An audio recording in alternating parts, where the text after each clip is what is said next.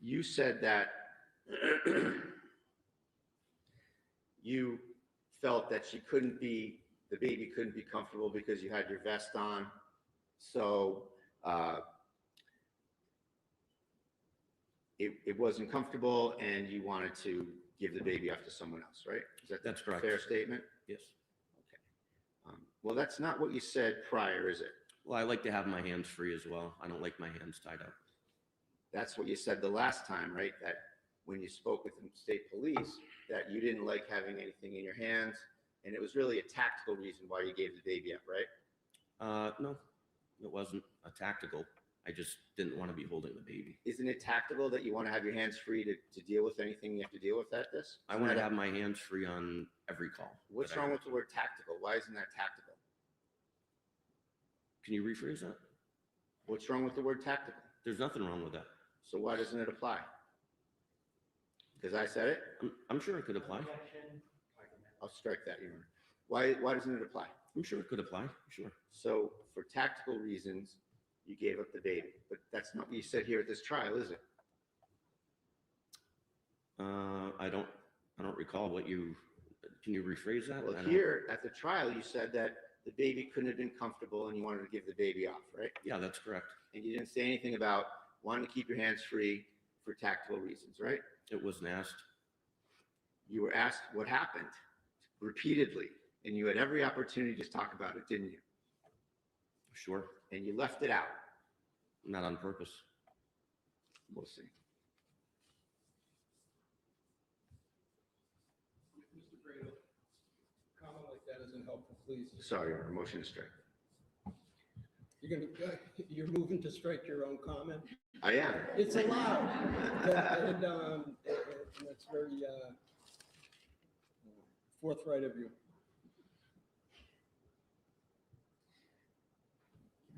Just a moment. Yeah, take your time.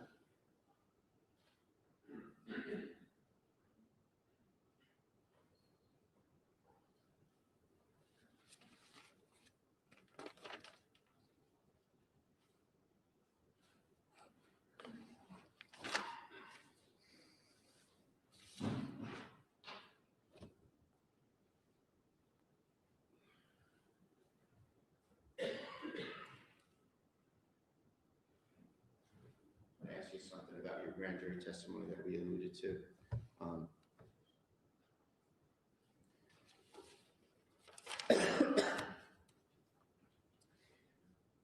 So your testimony here was that you didn't get the whole plan from Officer Houston on the phone, right? Yeah, that's correct. And my suggestion that your answer about the thing in sort of a matter-of-fact way was, okay, sounds good. And you disagree that you said that, right? I don't disagree. I just don't recall. You don't recall? Yeah, what I said. So isn't it true that you were asked, page 36. Who did you get a call from? Officer Houston. And what was that call about? Was the next question. And your answer was, he had asked me if Lieutenant Daly reached out to me. I said no. Officer Houston said, hey, can you meet me at the CCC, which is a little grade school behind the Atkinson School. He said, we have to serve papers to Officer Kelsey. I said, okay, sounds good. And I drove over to that location and met up with him, right? And Sure. You knew those papers were a restraining order for Kelsey to give up the baby, give up her guns, lose her job, brought by her fiance, right? I had no idea what was entailed in the restraining order at that time. At what point did you learn the job here? As far as the restraining order? As far as this job you were going to do at Kelsey's house? What job? The restraining order service, taking the baby, finding the guns, When I met up with sectioning her, Officer boxing her in, when I putting met her up into with Officer custody. Houston. Don't talk when I'm talking, sir. Box. Hold Sorry. on. Let's not argue back and forth and just ask your questions. If you just wait to answer until he's done. If you can restate, thank you. Sure. So you asked me what the job was. So my suggestion is that the job is serving the restraining order, going to get the baby, finding the guns. You thought about boxing her in and taking her into custody. You thought about sectioning her.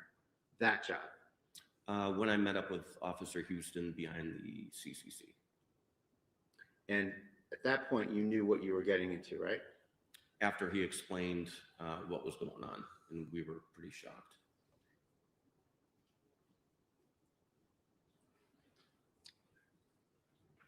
In all of the statements you've made prior to being here yesterday and today, you've never said that you were pretty shocked about anything, have you?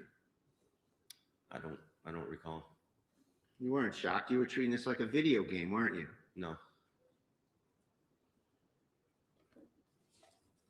Well, your first answer is, sounds good, like it's any other day, right? As to meeting up with him behind the CCC. Yep, sounds good. I'll see you there. Sounds good to meet up, okay.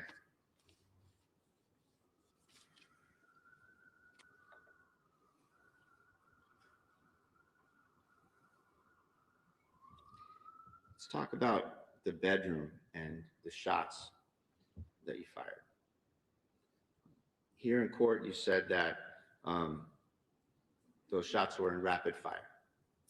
Rapid succession, yes. Okay. And like a boom, boom? Yes.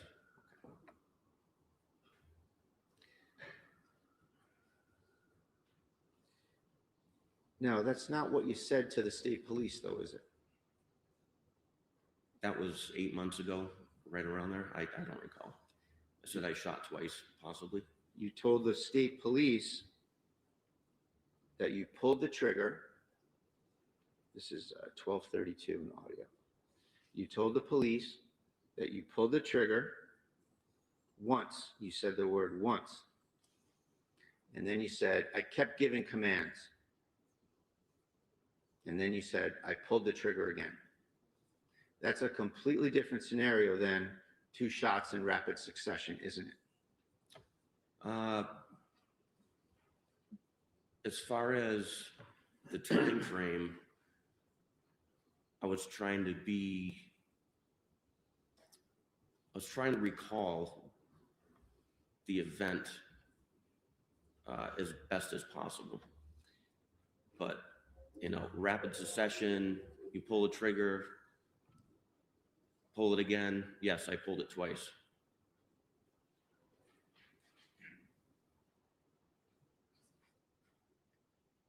So that was July 3rd, right after this incident, wasn't it? Yes, sir. So it's fair to say that talking then it's right after the incident. Now you're here in court. Both of those propositions can't be true, can they? I'm sorry, what? The proposition, I'll rephrase it. The proposition that you said here in court, that you made 2 shots in rapid succession, Yes. and what you said on July 3rd, 1 shot, giving some commands, another shot, both of those things can't be true, can they? They can be true. They can be true. Yes. So rapid succession, and then what? You talk really fast before the second shot? Oh, I was given commands. Don't do it. Don't do it. I'm asking you about this particular passage, this particular thing. Here you said you made 2 shots in rapid succession. Yes. You painted a different picture on July 3rd, didn't you? No. You shot, you gave commands, and then you shot again. That's the How truth. can that be rapid succession? Because that's how it went in rapid succession. You disagreed with me that it was a boom, boom. Yes. So where's the time for the commands between the shots? As I'm yelling them. Well, that's not what you said. You said you pulled the trigger once. I kept giving commands. I pulled the trigger again. Yes. So they're 2 different assertions, aren't they? No.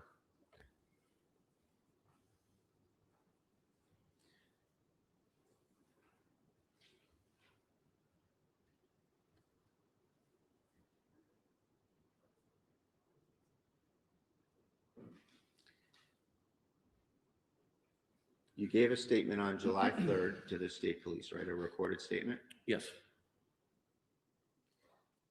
You testified yesterday and today. What was your preparation like for this case? To come in here and testify. I met up with Mr. Gubitosi, Attorney Gubitosi. How many times? I believe twice. And when when were those meetings? One was recently, I think last Thursday, and the one before, I can't remember. And when did you start prepping your testimony? On this past Thursday. Well, you probably started prepping your testimony about 5 minutes after the shooting, didn't you? No. When was the first time you were questioned about what happened? I think July 3rd. So everyone left you alone until July 3rd? Yes.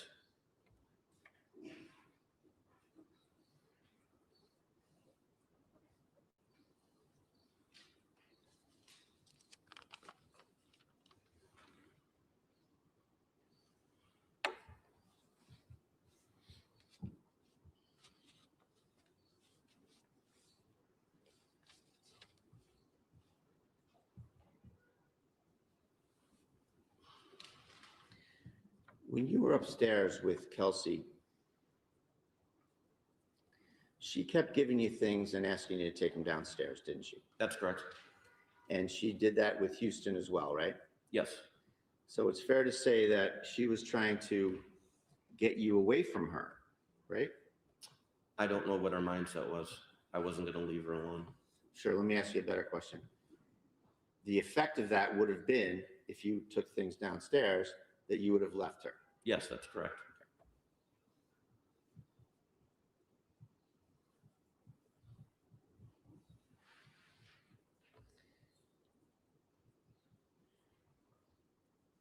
That's not consistent with her trying to kill you, is it? She's trying to get rid of you. Can you ask that question again? The fact that she's trying to remove you from the area where her gun is not consistent with her trying to kill you, is it? At that point, no.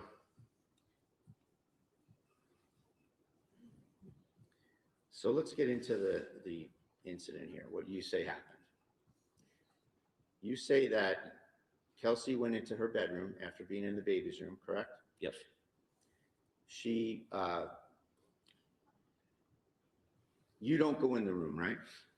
No, I stayed at the very top of the stairs, right before the door frame. So it's fair to say you're on the landing, the top of the stairs, looking into the room. That's correct. And the room's got a lot of furniture in it, a lot of things everywhere, right? Yes. So you say that Kelsey has a change in her demeanor, right? Yes. She starts to shake and get upset, shaking uncontrollably, you said, right? Yes.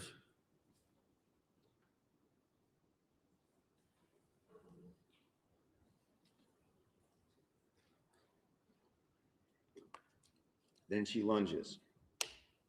Yes. She's on her knees. She was, I believe, on her right knee. You said that she pushed off her left leg and lunged, right? Yes. And at the time, you were 3 feet away from her, Yes. maybe less. Maybe. So can we agree that's arm's length? She was a little further away than arm's length, I would say. So arm's length if you reach over me. How about Yes. that? And your testimony is that she lunges over and obtains a gun, Yes. right? And she assumes a certain stance. Can you elaborate? Well, you were there. What stance did she assume? She pointed a gun at my face and pulled the trigger. And yesterday, when you were being questioned, you assumed a two-handed stance to show that, didn't you? That's correct. And what do you call that kind of a stance? I don't know. It's like a modified Weaver stance? Yes. So she assumes a modified Weaver stance. Can you stand up and show? a modified Weaver stance, Your Honor. That's just what it's called. Okay.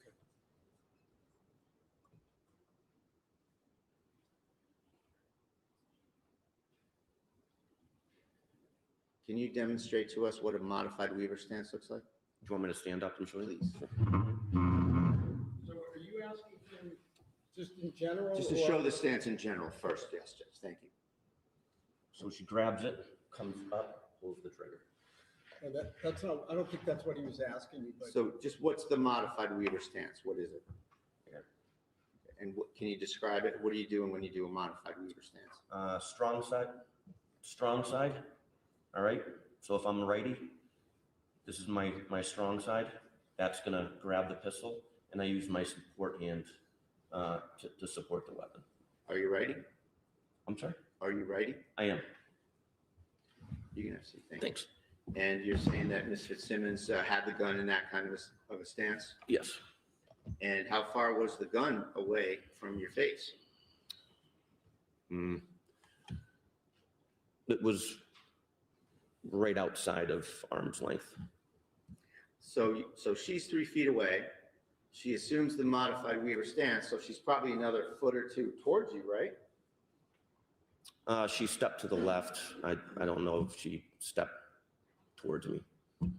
Well, your testimony was that she immediately lifted the gun to you and Yes. pulled the trigger and tried to shoot you right in the face. Yes. So the gun didn't go off. No. And there she is with the gun there. The guns didn't go off, and you're within feet of her and the gun that didn't go off, right? That's correct. And you didn't just grab her, did you? No, I was in complete shock. And then she started backpedaling immediately and trying to tap and rack that weapon. Right. So your testimony is that Kelsey goes from a wounded bird shaking uncontrollably to a female movie action hero, doesn't she? Those aren't my words. That's your description of what happened, isn't it? I didn't describe that either. in So those words. she gets the gun.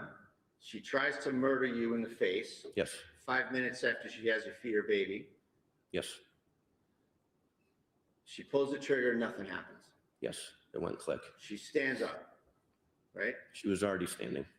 So as she's standing, she shoots you, she tries to shoot you in the face. Yes. And then she started to backpedal. So first she backpedals, then she sidesteps, she tap racks again, right? Yes. So in all this time, this is like the longest tap rack in history, isn't it? It's 4 seconds. So she gets up, she sidestep first or backpedal first? Backpedals. So she backpedals first. And How then many sidestep.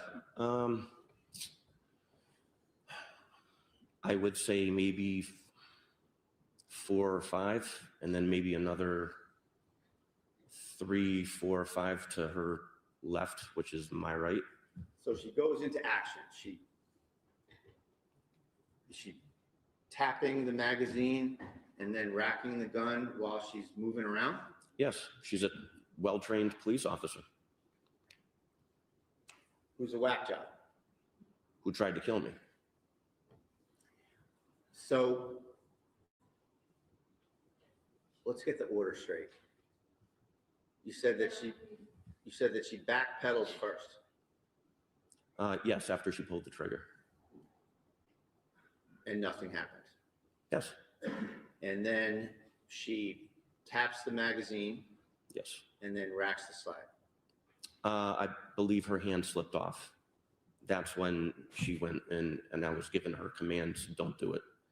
And she re-racked and started to bring her right arm up. And then she does it again, right? Yes.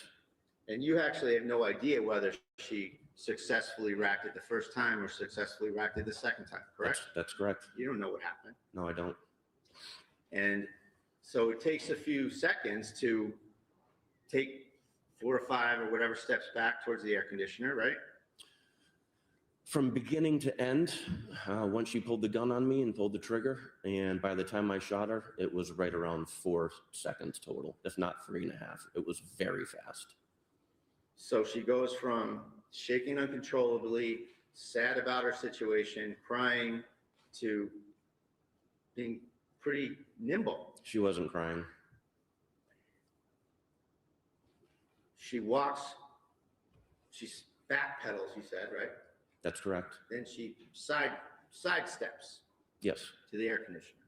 And you had a look of panic on your face at that time, didn't you? No. You were flustered, weren't you? No.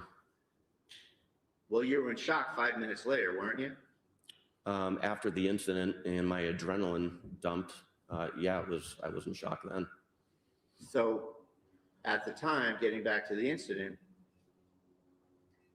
Kelsey's by the air conditioner. She's backpedaled, she sidestepped, she tapped, she racked, she tapped, she racked, and then you shoot her. Yes. And you shot 2 shots. Where are we on the rapid succession? Which one do you want to go with? Rapid succession, or you shot, gave commands, and shot again? Which is it? I was given commands and shooting at the same time. Okay. Well, your prior testimony was that you shot, you pulled the trigger, gave commands, and you pulled the trigger again. Yes. So was it that, or was it boom, boom, rapid succession? It all happened in 4 seconds or less.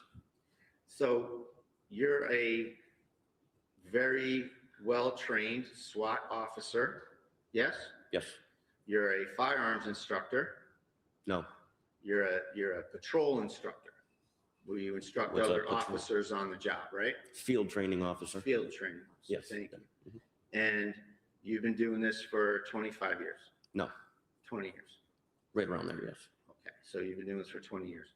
And one of your thought processes was that you wanted to give your training and experience back to the North Andover PD where you started, right?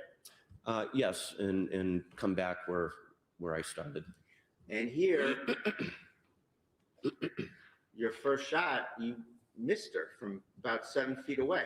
I did. It was longer than 7 feet. It was at that point about 15 feet, 15 feet. I would say. Do you have any measurements on this? No, but if you 15 remove the feet? bed and you were to walk diagonal from where I shot, it was probably around 15. So the first shot you missed her and you hit the air conditioner.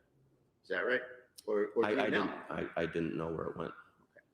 And the fact is that we have only one spent projectile in this case, right? I'm sorry? We only have one spent projectile in this case, correct? I don't know what state police collected. You weren't curious as to any of the paperwork or anything that happened in the case? I believe they told me that there was one on the bed and one on the floor, I think, but I don't know where that one projectile comes from. Did you know that there was one in the curtain next to the air conditioner? No. Have you looked at any photos from this at all? Some, yes. Did you know that? Nope. Yeah, Coach Ron? Yeah, it's just a photo. Yeah.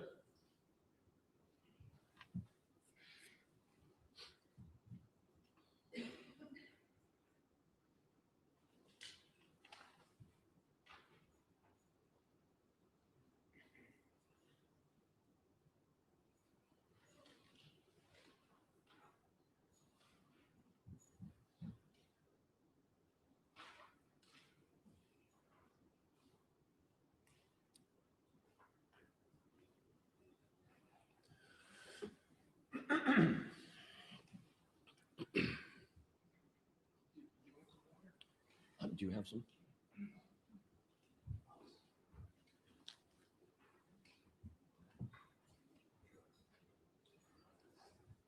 Thank you, sir. All right, I appreciate it.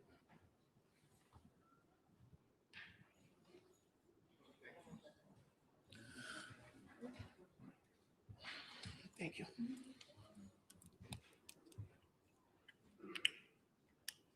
I'm going to show you for the record, Exhibit 49, sir. See that? Yes, that's the entrance to her bedroom.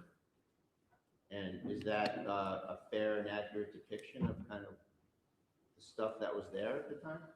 I didn't see any of that at the time because I was facing forward. That's at a completely different angle. Well, that's the area where you say that she lunged to, right? There, yes, that would have been my left. Now, at some point, there was a safe there, wasn't there? A green safe. I have no idea what was there. Didn't you speak with Officer Core at the scene? Yes, I did. And Officer Core, you said that you ordered him to do something. You remember that? I did. You ordered him to take the gun and get it out of there? Secure it. And what were you doing at the time you ordered him to do that? Rendering aid to Kelsey Fitzsimmons. So you're over by the bed. He would have had to go in that area to get the firearm and secure it, right? So I placed the firearm. You can't see the right side of the door frame. So if you were to walk into that bedroom and look right, there's some sort of I don't know, nightstand or something. I put the weapon right there. I'll show you Exhibit 75. Is this the? Oh, it's the Yeah. white. Yes, that's it. Is that where you put the firearm? On top of that. Now let's just go with This exhibit what? 75, Your Honor. Thank you. So let's talk about who touched the firearm. So Daly picks up the firearm, right? Yes. And the firearm was under Kelsey's leg, correct? I don't know where it was. I was covering down. I know he flipped her over and found the weapon. I don't recall where it was. Okay. You heard, strike that. So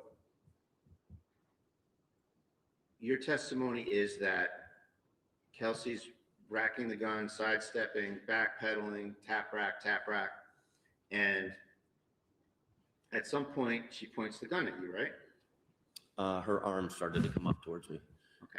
So it's fair to say that she's back again, like we said earlier. She's starting to do this, right? No Weaver stance. Okay. So one hand. It was. Is that the FBI crouch? What do you call that? Is that A one-handed. it's not called the FBI crouch? I've never heard that term. Okay. So she starts to point the gun at you. So we agree then that the gun is out in front of her, right? It was in the upward position. It was coming up towards me. When I fired my second round, I saw her kind of buckle and she lowered her weapon and I stopped shooting and then she went to the ground. You hit her in the chest. She goes flying back and lands on her back, right? She didn't go flying back. She landed on her back, correct? She went down to the ground. I don't know which way she went. I think she crouched over. Well, you knew she was on her back, didn't you? I don't remember. As far as that goes, that's kind of a blur. So the idea that she's got the gun out in front of her, she falls on her back. If the gun's underneath her, is this some sort of a magic gun? I don't know where you're getting at. Doesn't it make sense that if the gun is out here and she receives a force of a 9mm bullet pushing her back this way, how does the gun get all the way behind her and under her leg? I have no idea. It's the way she fell. So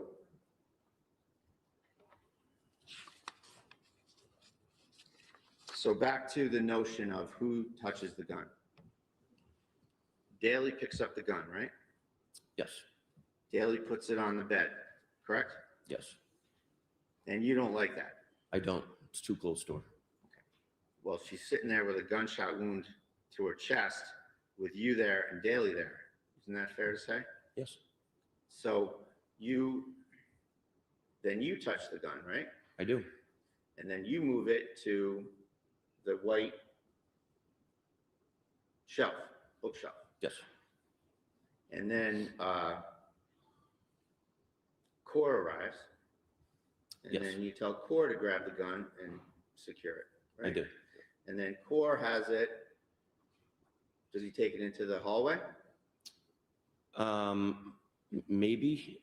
I remember just focusing my attention on Kelsey. Sure, understandable. So you're focusing on Kelsey and you're giving her first aid. Yes. Well, Lieutenant Daly was starting to work on her. Well, is it fair to say that at first you still had your gun on her, but then you helped with the first aid? Yes. Afterwards. So that was your primary focus, was once you felt that she was not a threat to you on your testimony, you started to assist with the first aid, right? Yes. And you and Daly are rendering first aid, and then Core comes, right? Yes. Yes. And you say, get that out of here, secure the gun. Yep. Make it safe. Okay, so it's fair to say that Core does that, but your attention is not on what he's doing, it's on rendering first aid, right? That's correct. So you don't have any knowledge or observation of what Core did with the firearm, right? No.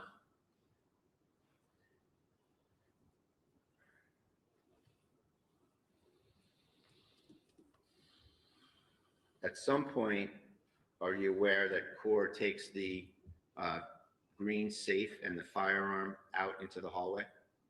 I didn't see him do any of that.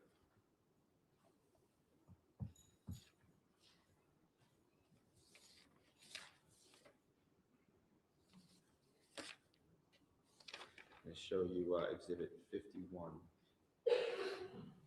Do you recognize that? Yes, I do.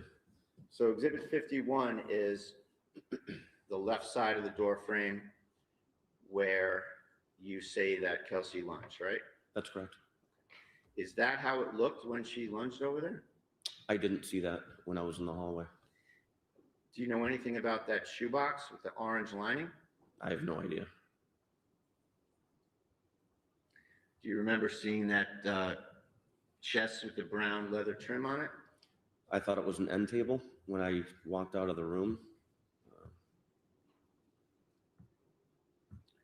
Do you think that the gun came from any of those areas there?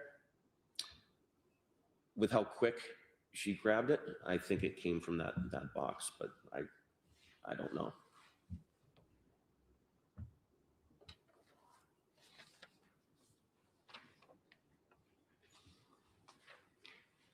Exhibit 36.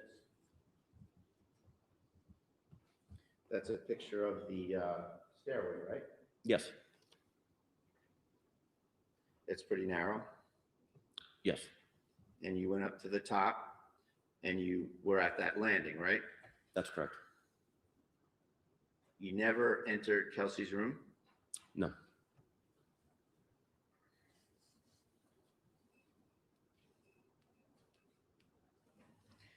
So you said that you were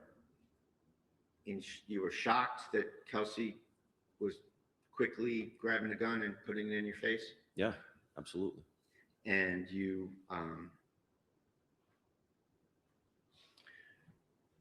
that she'd gotten the drop on you, right? Yes. And at that point, you feared for your life, you say, right? Absolutely. And you panicked and you shot her. No. Well, you missed her from just a few feet away. It's hard to shoot a moving target or anything moving.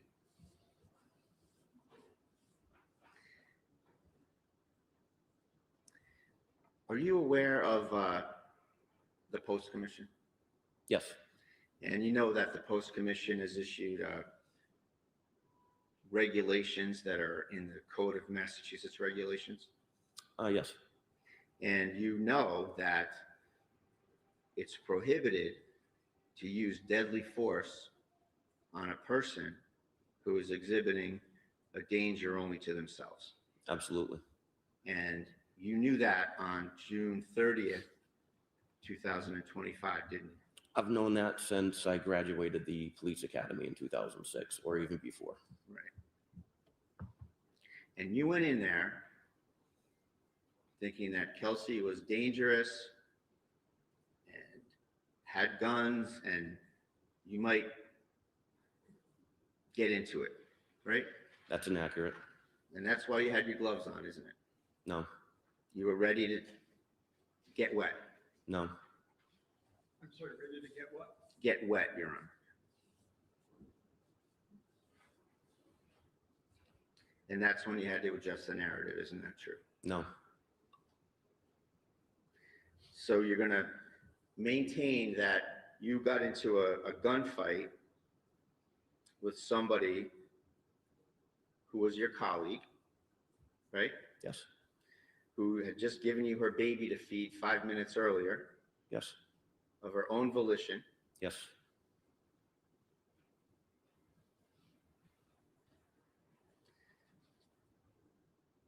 She developed some sort of a homicidal animus towards you for what Justin Elaine just did to her, right? I don't think it was, unbeknownst to me, I didn't know Justin was in the house. I think I was standing in her way for her to get downstairs and kill Justin.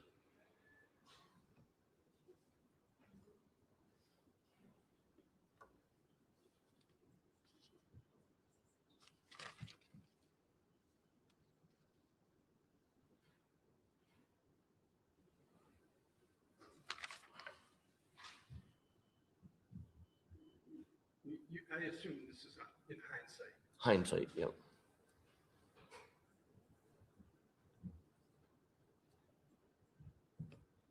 Very sorry, one moment, please, Your Honor. Take your time.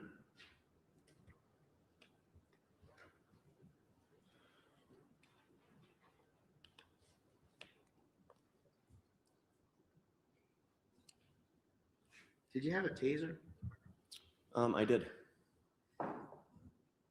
Did you think maybe to use the taser when she pulled the trigger and the gun didn't go off? No. You meet deadly force with deadly force. She's 3 feet away from you? Yes.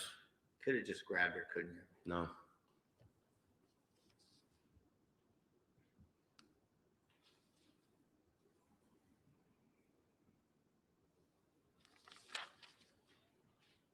And if there was deadly force, you wouldn't have stopped at 2 shots, would you? You would have emptied that magazine right into her. I stopped when she stopped. And that's what I'm trying to do. Stop the threat, not empty a mag.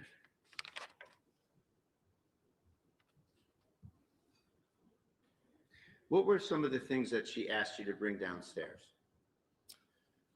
I think there was a basket of books, and I believe some clothes. I think she put him in a car seat.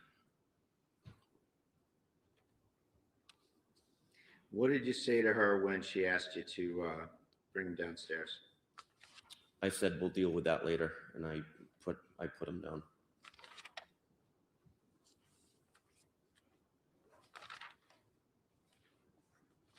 What was her reaction? She just kept packing stuff.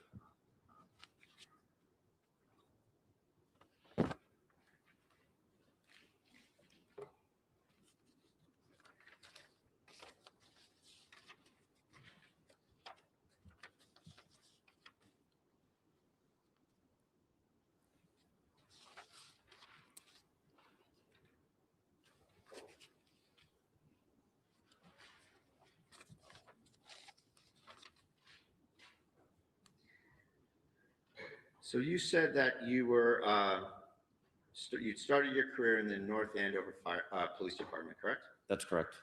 And you left for the Lawrence Police Department in what year? 2011. And then you were on the SWAT team from 2019 to 2024, correct? That's correct.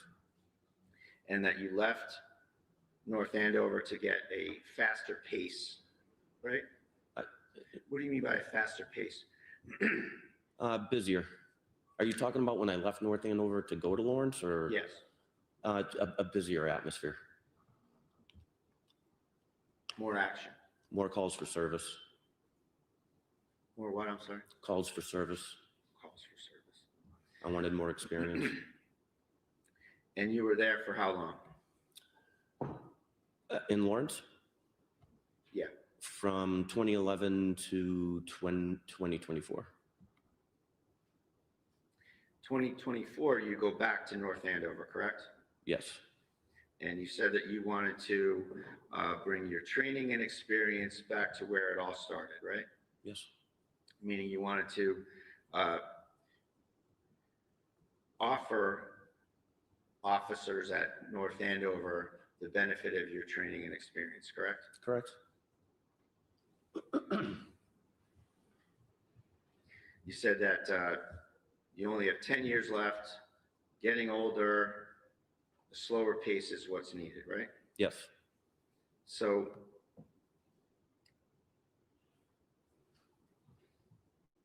is it fair to say that the stress of a busy urban department was getting to you? no, Well, you did tell Kelsey that you had PTSD, didn't you? absolutely not.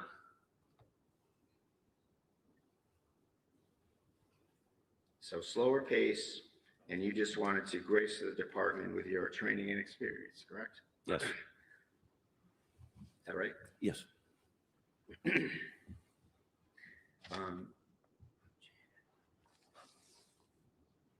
Judge, I told counsel that I would ask for a sidebar before the next topic. Sure.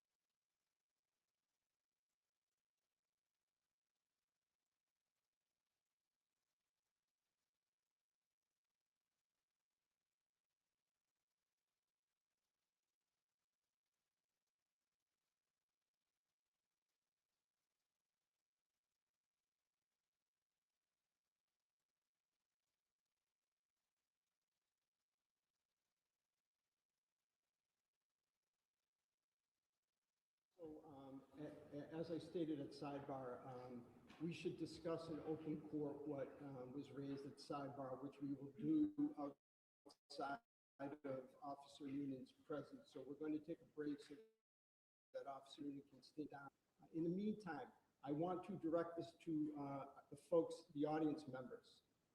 In case you weren't here yesterday, you should know there should be no recording, audio, video, photographs by anyone at all other than our couple of media representatives that have expressed permission, okay? If you are caught doing so, you will be removed from this courtroom and the courthouse and told not to come back, okay? Do we understand each other? Thank you. We'll take a break. All rise.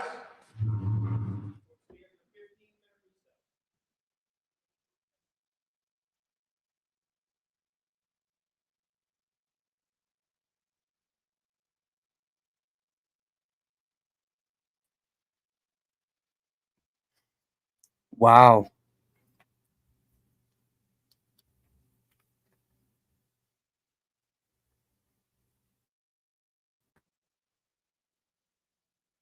What a punishment, huh? Hold on. Somebody got caught.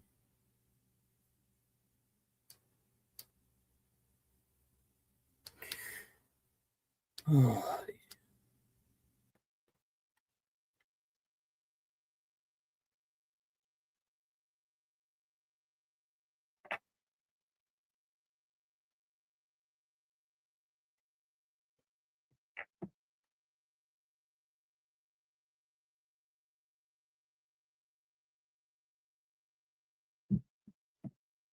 Mic check. Can you hear me?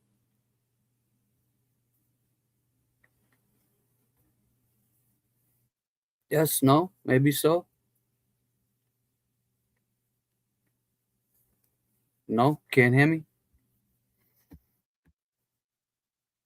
Thank you, Becky. Yeah, this thing is ugly. Let me see if I can remove this for now.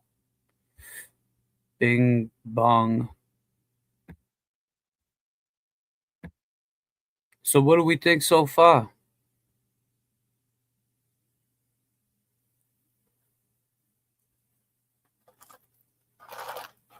No recording.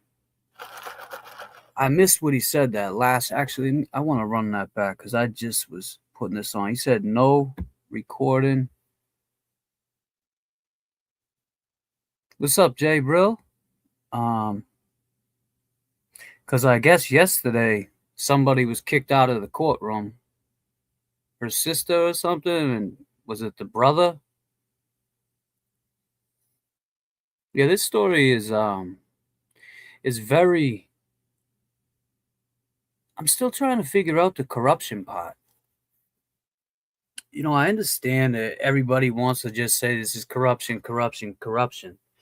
And I guess where you could say that is, let me throw up a disclaimer because I know people are going to say, well, it is corruption. They took her baby. But Kelsey, as far as she was trained, you pull a weapon on somebody, R.I.P. Justin Root, look what happened to him. And he didn't even have a real gun, and he was going through mental health issues. So postpartum, obviously I've never experienced it. But I mean, you pull a gun on somebody.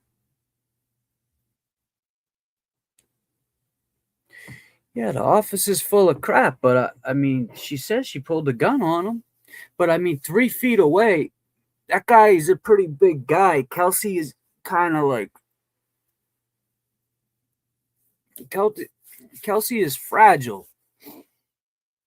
Yeah, he could have tackled her. He could have swept the leg. He could have yoked her up her hand. He could have done something. He didn't have to resort to just boom, boom. And now if he said she was arm's length away from him. He shot a hole, so he shot down right in her chest. Like, he was definitely trying to kill Kelsey. And that's where I guess people are saying the corruption. It's back on.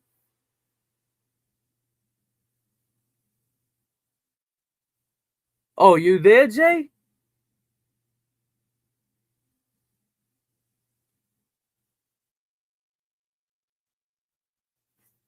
Jay Brill, you there? I didn't see. The corruption would be if you believe she was pointing the gun at herself and they are covering it up. I see. So he's basically testifying that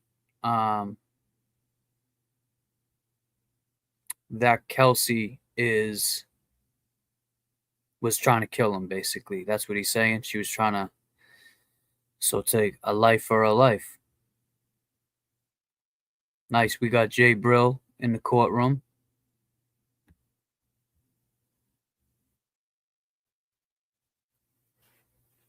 I wonder what it's now in that court. I know like how they with Karen, they only let it was such a high profile case where they only let certain reporters and certain camera crews and stuff like that media pass. Oh yeah, this is what I was doing. So I don't know if so bright.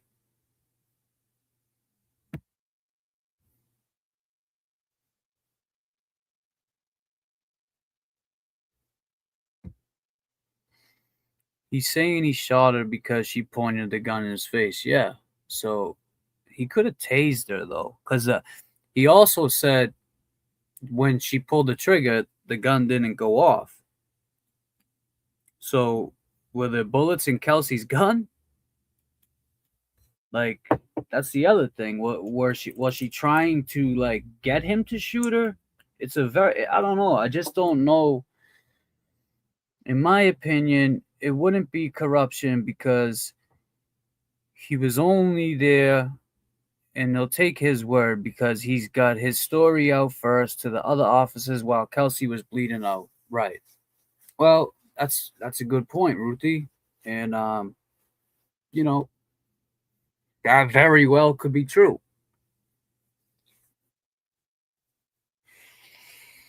Jay Boogie says it's very confusing. I mean, is it though?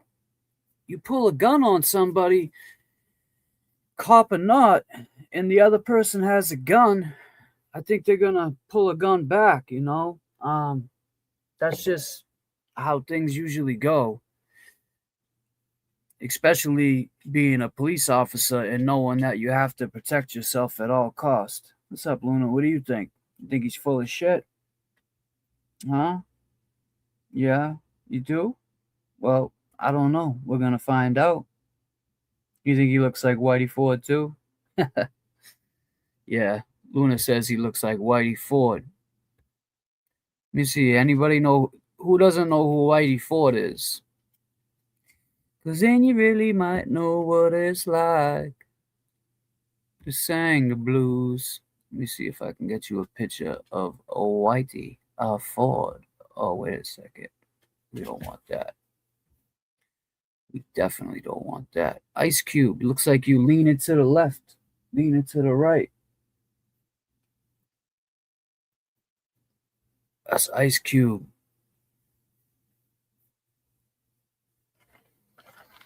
Whitey Ford is a baseball manager? No, Whitey Ford is actually, he's the guy from House of Pain. What's up, Jimmy? Good morning. Whitey Ford, let me get a picture for you guys while we're waiting.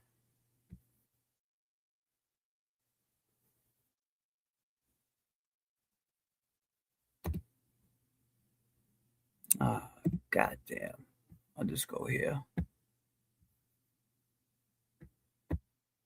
Get you even something better. Something better. Yeah, so I know a lot of people are streaming the case today. I appreciate everybody that's here, everybody that shared, like, comment, super chat, all that.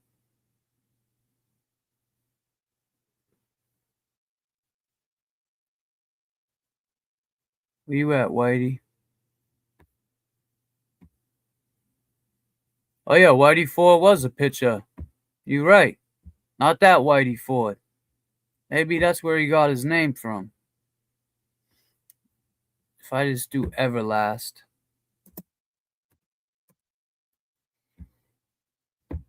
Here we go.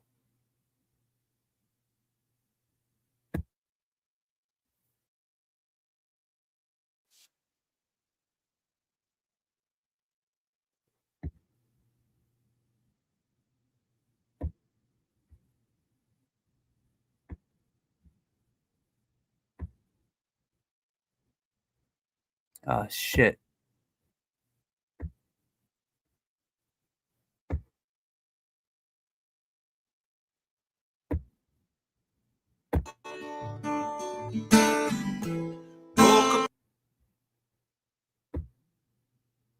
You guys see, doesn't he look like this guy here? Hold up.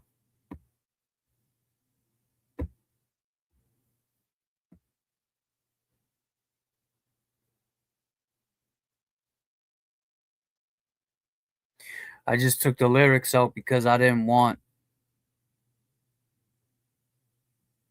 get the copyright.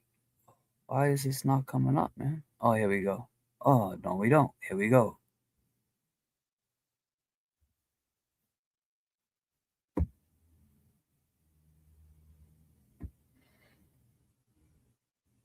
Right there. There he is, the guy testifying.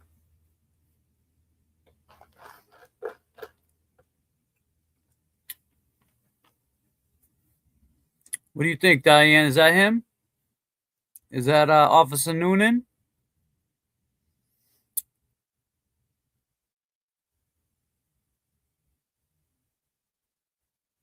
Tell me that doesn't look like Pepper. Does that not look like him? God damn. There he is. Officer Noonan singing the blues. I didn't mean to shoot her.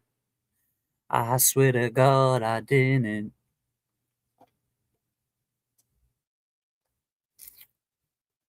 He's like, 'cause baby might know what it's like. Spitting image for real. Look at him. Sing it. Sing it, Noonan. Sing it. Luna, get down. Oh, goddamn. Hey. Who do you think you are? Who do you think you are? Huh? Who do you think you are? Acrobatic? Get calm down, baby girl. Hey, hey, hey, hey. Luna, enough. Go down. Each. Good girl. Cause then you really might know what it's like. God damn, Luna. Yeah, they are twinning. Let me make sure. Is it back on yet?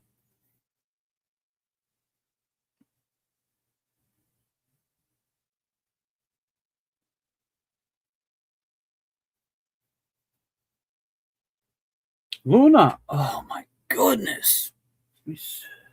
Can't keep getting up. Luna, come here. You want this? Here. Yeah, that's what I thought. No, she's being fresh right now. That's what she's doing. We back? We back or what? Let me see. So that's him when he's not shooting at his partner.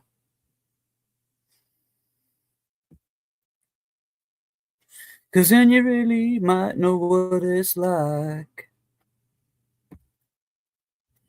Cause then you really might know what it's like. Oh, god damn.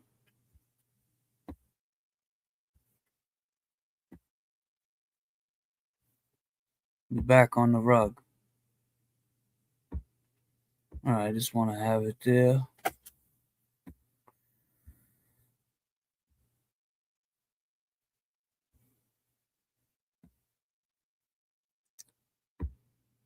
Happy birthday to E-Pags. Happy birthday to my dad.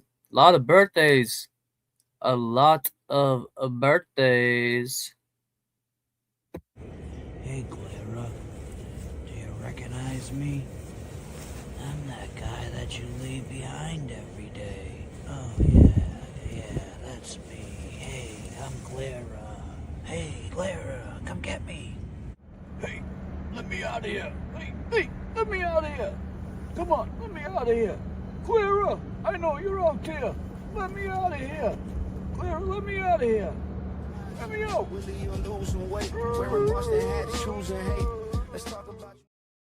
Moving state to state. Let's talk about you moving state to state. Randall supporter. Actually, let me get to these real quick. I want to thank everybody again for being here with me. Man, why is this shit in my eyes like this? Willie, you losing weight. Wearing Boston hats, choosing hate. Let's talk about you moving state to state. Caught a case, high-speed chase.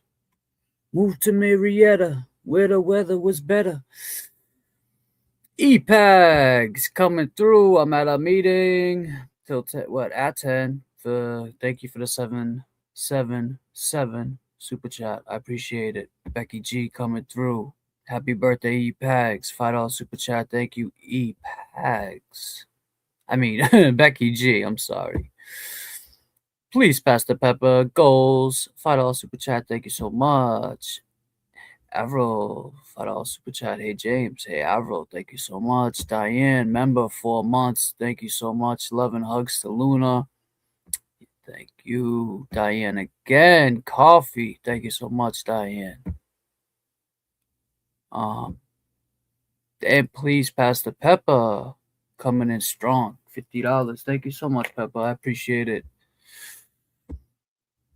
Please, Pastor Pepper, again. Goals. I got goals. Diane gifted 1 James Jackson membership. Thank you so much. Whoever got that membership, stick around. We do walks with Luna. We do a lot of things. We have fun here. Rando supporter. Luna parkour fun. Yeah. Half on the bed, half on the safe. Wearing Boston hats, choose and hate. Thank you guys all so much. Appreciate you. Who else's birthday is today? Today is Brown Eye's birthday too? Man, I guess we're just gonna... What's this?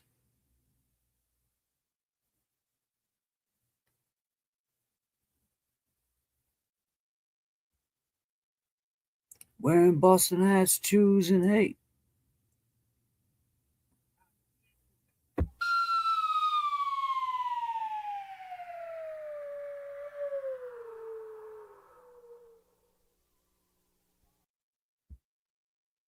Don't know what that is.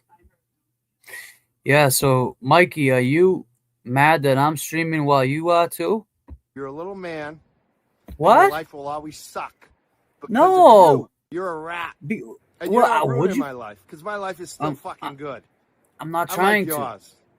What are you that's talking the best about? Revenge. My life is going to be good, and yours is Oh, going yeah? to continue to suck because you're a piece of shit. You'll Why? turn on your friends. You don't even know what friendship is. You're a rat. No, I'm not. I'm not laughing either. my ass off. You're a piece of shit. You're a rat because my life is still fucking good, unlike yours. Oh yeah. And that's the best revenge, bitch. God damn, Mikey. Can't even catch a break. Can't even catch a break.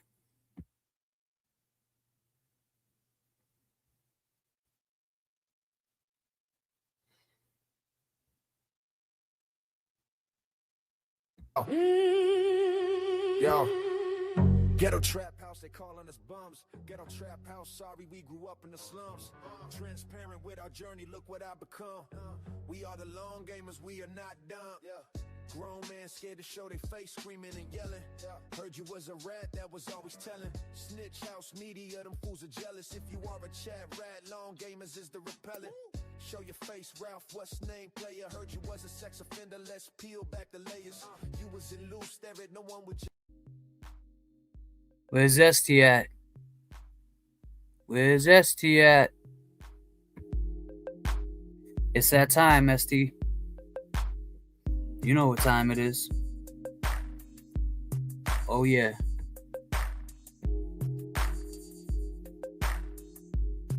Oh, yeah. Luna, you ready? Remember those ducks? We're gonna feed them. Feed the ducks. Feed the ducks. Goddamn. Feed the ducks. Goddamn. Feed the ducks. ST. Feed the ducks. ST. Feed the ducks. ST. Feed the ducks. Feed the ducks. ST. Feed the ducks. ST. Feed the ducks. ST. Don't bite it. Just like it. Don't bite it. Just like it. What the duck? What the duck? ST gon' feed you. What the duck? ST gon' feed you. What the duck? ST gon' feed you. What the duck? ST gon' feed you. What the fuck? ST gon' feed you. What the duck? She gon' feed you. She don't need you. ST gon' feed you. What the duck? Feed those ducks. What the ST gon' feed you. What the duck? Feed them. Give up. Damn, man, what'd they take? Lunch or a 10? ST, we're done feeding ducks, girl. You want to keep feeding?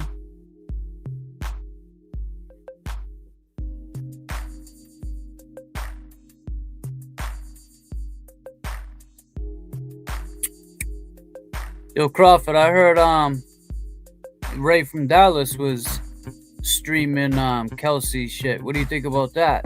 You're a little man, and your life will always suck because Okay. of you. You're a rat, and you're not ruining my life because my life is still fucking good, unlike just yours. And that's the best revenge. My life is gonna be good, and yours is gonna continue to suck because you're a piece of shit. You'll turn on your friends. You don't even know what friendship is. You're a rat. I ain't Alright. crying.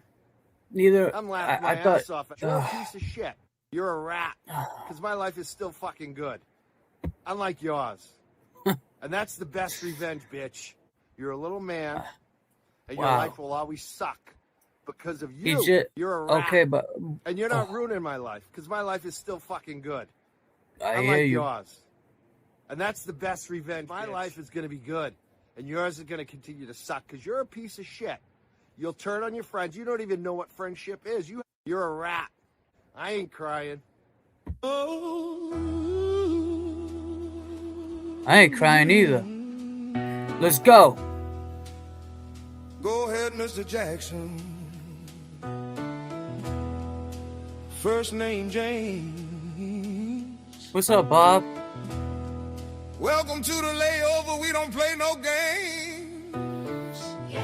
Yes, you guys see this? We're working too. Yeah. We working too. Sit back, relax before you catch your connecting flight. Journalist Jackson, and we're ready to fight. Corruption. Fight. Corruption. Come on. Come on. We're working to Luna by my side. For the ones that are gone and the ones trying to stay sober. Welcome to the stream. This the layover. For one's gone, rest in peace.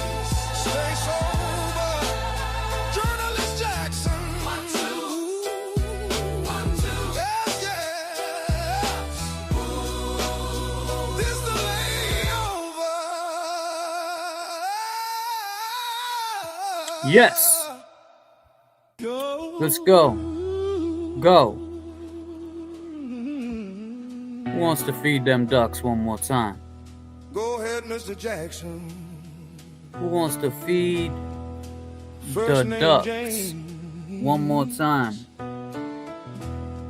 Welcome to the layover. We don't play no games. Yes. Yeah. We're working too. Yeah. We working. Sit back, relax before you catch your connect. Your connecting flight. Journalist Jackson, and we're ready to fight. I need everybody right now. Put your peace signs up. Boston skyline, roll the streets at night. City of champions, and we shine so bright. We never give up, and we always down to fight. Put your hands high for that Boston skyline. Boston skyline, roll the streets at night. City of champions, and we shine so bright. We never give up, and we always down to fight. Put your hands high for that Boston skyline. This is something real life, shout out to the real ones. Wake up every day, no excuse, get it done. Heroes are unsung, and the whole world so petty. It's 2019, yeah, the world ain't ready. Slide in the Chevy LT4 Digi Dash. 96 vet, what, with that pretty ass. Represent Mass, home of the Supreme Teams. We out here, your favorite rapper on green screens. Fiends lean, they faking sobriety. Trying to pick y'all up, praying for society. The devil trying me. My sister lost her mind, got me praying for my daughter. Thinking about my bloodline. Monster schizo, fucking with my mind. Dad died in 06, he lived a life of crime. Rhyme after rhyme, beginning to the end. Shower shoes, wreck deck, news at 10. It's that Boston skyline, roam the streets at night. City of champions, and we shine so bright. We never give up, and we always down to fight. Put your hands high for that Boston skyline. Boston skyline, roll the streets at night. City of champions, and we shine so bright. We never give up, and we always down to fight. Put your hands high for that Boston skyline. Excuse me, it's the truest. I just do this, get fly, but don't abuse it. Get by, it's therapeutic. That's something to get me loose with that gas. Keep me fueled, and I'm fast when I be moving through past. What you doing? Upper echelon dawn. They see me, know I'm on. They can't beat me, I be gone. Kept my head up in belief in God and believed in Nas when he said the world is ours. Youngins aboard the boat like we've been scheming all along. My brainstorms are like money showers. Dining rhyme co-founder. Got the power like flowers in high tower. To a shark from a flounder. Got your face sour. Cowards get devoured. This a one-rounder. Ballin' like TB12 every day I get better. I'm Jason Tatum with the step back under pressure. Foot up in the game and my drive can't be measured. 911 by this beat leaving on a stretcher. It's that Boston skyline, roam the streets at night. City of champions, and we shine so bright. We never give up, and we always down to fight. Put your hands high for that Boston skyline. Boston skyline, roam the streets at night. City of champions, and we shine so bright. We never give up, and we always down to fight. Put your hands high for that Boston skyline. Always on my grind until I get mine. I guess nobody really cares about you till you die. If there ain't nothing to a G, I gotta stay fly. Took a gamble in this game, I had to roll the dice. Lynn Sin City, that's the hood where I'm from. Just a young fly king coming from the slums. Gotta grind hard, gotta make it in this game. What you really doing, man? You gotta pave your own lane. It's 2019, and years keep passing by. What? Don't let them pass Don't you let by. them pass you by. I said it's 2019, and years keep passing by. Don't let them pass you by. It's 2019. 2019. Don't let them pass you by. I said it's 2019, and years keep passing. You know what? It's crazy because that was 2019. That was JFK and Wade Barbara. And that song aged so well. It's one of my favorite songs. I have a lot of songs that I like with JFK, but that's just up there with one of them. What, baby? Why are you staring at me? I got a stalker. I mean, can you take out ROs on dogs? Like, what's the matter? What is it? But so part of the album that will be this Thursday, is gonna be, that's JFK and Wade Barber together. They go together as far as music goes. They go together as well as JFK and I go together streaming. They got this, they click. JFK was more or less like Wade Barber's mentor. He taught him a lot, brought him around a lot of people that helped him and stuff like that. So it's natural. It's a natural, what's the word? A natural vibe. It just goes, it clicks. It's like peanut butter, jelly, ham, burger. I don't know. What the duck? Yes, chemistry. Their chemistry is impeccable together, and I look forward to seeing them back working together. It's been a minute. It's gonna be fun. There's gonna be a lot of people that come out. There's a lot of mass underground artists that people may not have heard, may have heard on like a song and just don't know who it is. So it's definitely gonna be dope to watch it live. I know that I'll be probably live streaming too from my channel. I don't know how JFK wants to do it yet. We haven't really talked so much about that. I do know he'll be here tomorrow. Today I have a few things I got to get done before he gets here, because as far as like, it's just, he knows if I want to go grab a new t-shirt, he's like, bro, you don't need a new t-shirt. Why you need a new t-shirt for? Because I want a new t-shirt. You'd be like, you don't need a new t-shirt, bro. You got thousands of t-shirts. Who cares? Nobody cares. I care, man. That's why I need a new t-shirt or a haircut or something. I don't know. So I'm going to try to get all that stuff out of the way, because I know he's only here for a few days, and we got to get a lot done while he's here. Yeah, it's just the way it is. He knows how I am, though, So we'll be out in Peabody, I think, the next day, getting some content out there. Sky Zoo. I don't know if anybody knows who Sky Zoo is. What kind of t-shirts do you like? I like all white t-shirts. It depends. I like fresh. Yeah, see, there you go, rando supporter. I like the fresh white tee with I haven't decided yet what I'm gonna wear. I have a lot, to think about. It's gonna be a tough day figuring out what I'm gonna wear tomorrow. I mean, excuse me, not tomorrow, on Thursday. But Jimmy, if you're not busy, I know during this is a long break. I think they usually do like 20 minutes. So we'll see. Damn, please pass the pepper coming in. Gifted 10 James Jackson memberships. We are getting there. Let's go. Who got them? Whoever got a membership. I hope you enjoy it. I hope you guys stick around. I hope that they went out to people that have been here for a while. I can't see who got them for some reason on my computer. Yeah, the fan was way better to look at, right? Oh, here we go. I can see it on here.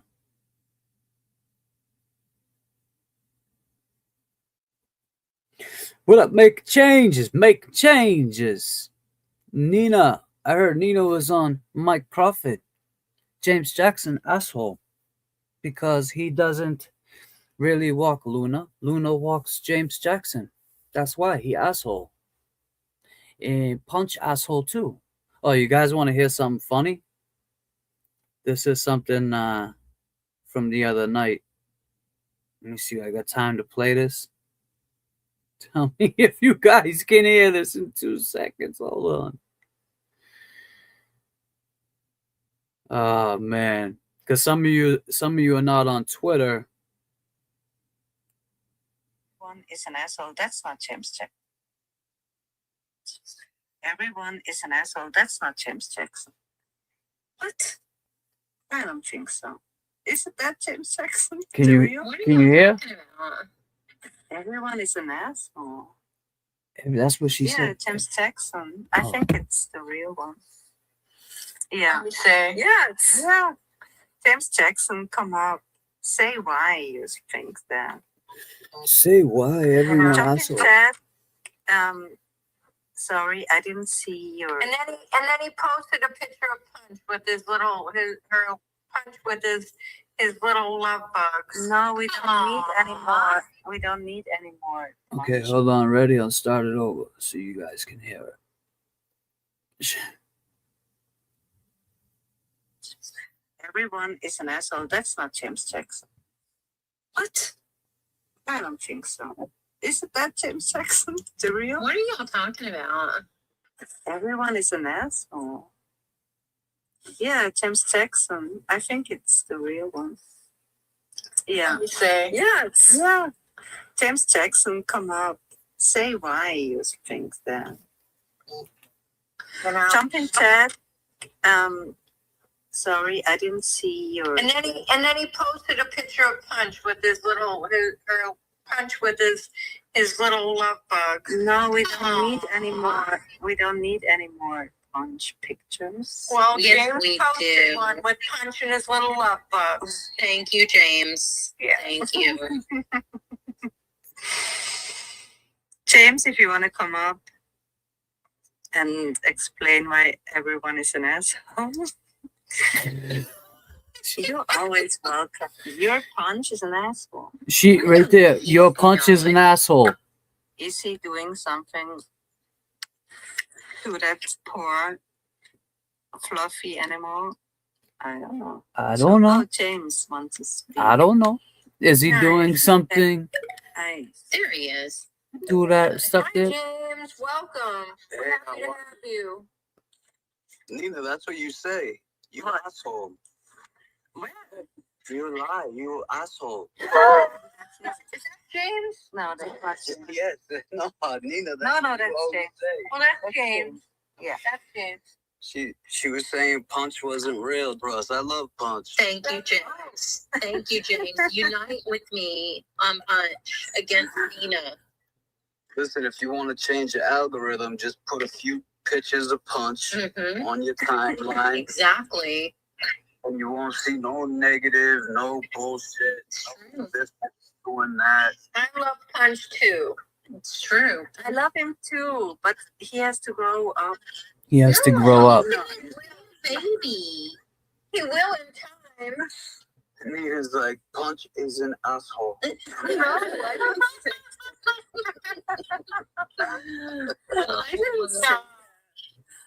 I didn't say that. That's an accusation.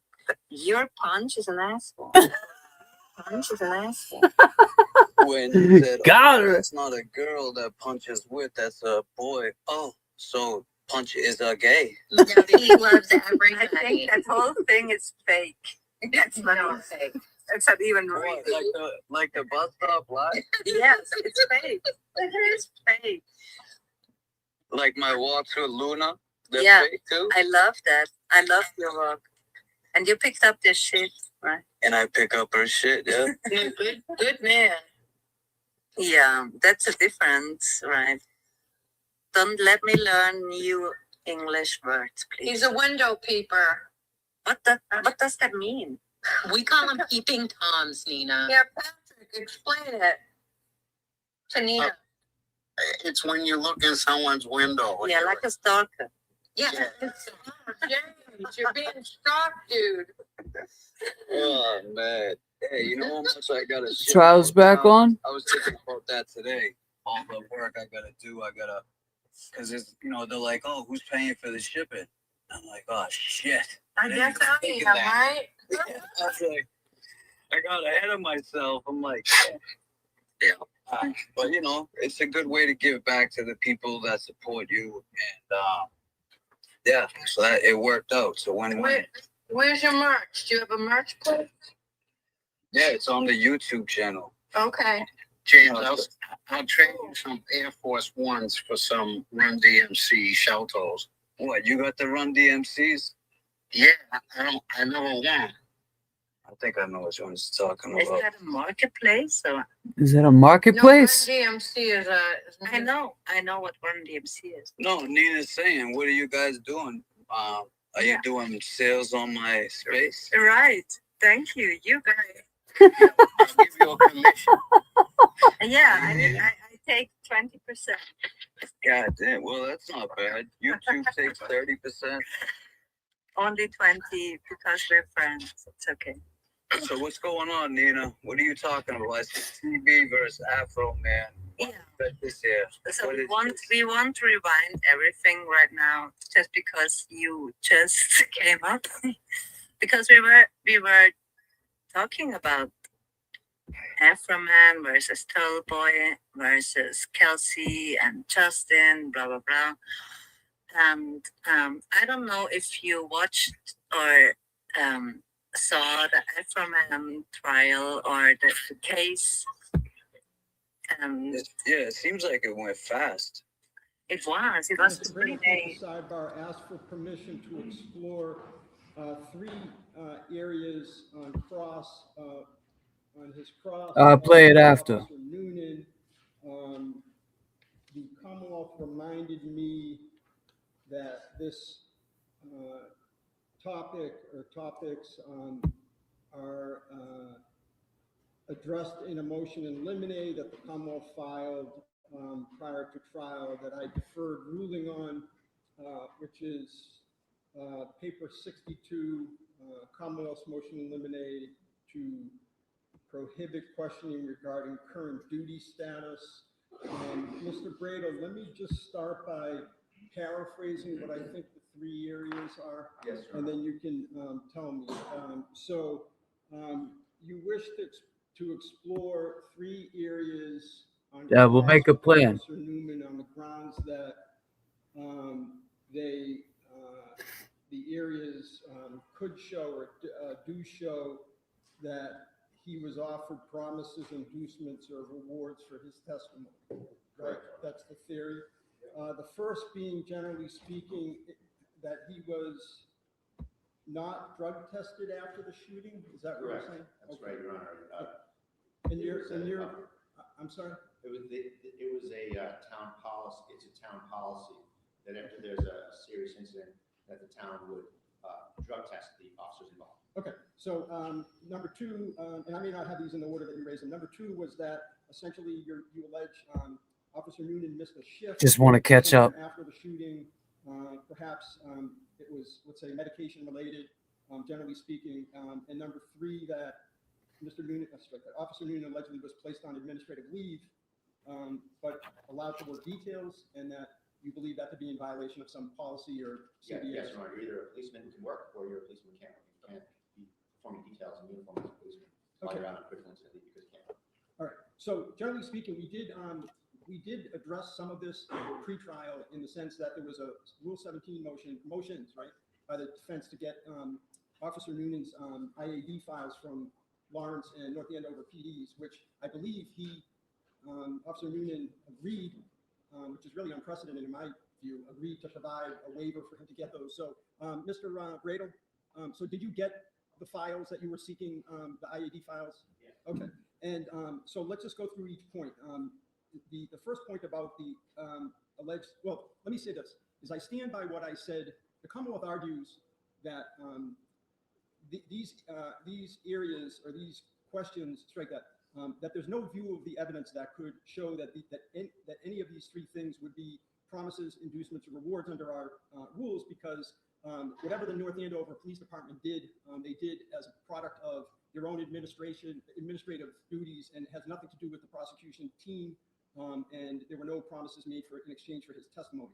So I'm sure that Ms. Moriarty could articulate that much better than I did, but let me try to cut to the chase. I agree with the Commonwealth, as I said before at the Rule 17 hearing, but I think arguably, and I want to hear you folks, that they could be asked, again, I need to drill down more, but they could be asked to show some kind of bias in the sense that North Andover police, let's say, allegedly,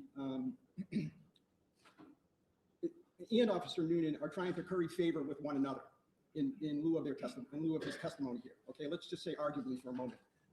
But let's just go back now, Mr. Brado. What's your basis for saying that, for alleging that he wasn't drug tested and that there's some policy, or does the Commonwealth concede? The Commonwealth concedes he wasn't drug tested, but that the Commonwealth position that it's not a policy, there's no violation of policy because the collective bargaining unit policy trumps the general personnel policy of the city. And so, in that way, there's no potential conflict of words. Can I put something else? Yeah, please, please. Sure. I think, again, it's both conflict of words. Officer Noonan provided grand jury testimony and or written to the Commonwealth days and then in August. And all of these incidents happened well subsequent to that. And there's no claim that Officer Noonan has substantially changed his testimony from what he gave in grand jury or what he told the police on July 3rd. So again, there's no plausible showing of consideration in exchange for a testimony that has been remarkably consistent since July 3rd. What do you say to that? Remarkably consistent? Yes. Okay. So I don't think that's really the issue right here. No, it is because the Commonwealth raises a good point. So even on my own theory, I'm just give me a moment. Even on my theory that arguably, let's say that each side, again, not the SXDA's officer, the prosecution team under Rule 14, but let's say the police department and Officer Noonan are trying to curry favor with one another. Ms. Moriarty does make a valid point that there still needs to be some showing that he's changed his story. Sure. I know that's a familiar topic that we all use in this area. Oh, they didn't change their testimony. That's not this. And here's why. This is a reward. It's after the fact. They're giving him rewards for his cooperation to keep him happy. So he does well. So he's economically enriched. So he's treated nicely. And it's a reward. That's why that doesn't apply here, Judge. He is being rewarded for his continued cooperation. It's not the typical one that we often deal with. No, but let me just push back on that. So he's cooperative, but does his testimony? But he gave I think this is what I heard, is he gave a recorded statement to the state police a few days after the shooting, right? So he's being rewarded for cooperation, for doing his legal duty, that is, show up when he's summoned to testify in open court? I think the fact that there's a legal duty attached to someone testifying doesn't eliminate the fact that you can be rewarded for what you're doing. You can get special treatment outside the rules. And I think that goes to the heart of cross-examination, where if someone has a rule made up just for them, that they can be a cop on a detail, but they don't have to be on the schedule because they're out on leave because they can't perform their job. That's a remarkable, unprecedented, in my research and investigation, an unprecedented accommodation. Well, is it unprecedented or is it legally binding part of the CBA? No, it's a violation of that. Okay, so I don't, go ahead, Mr. Moriarty. I'm frankly less concerned about this issue.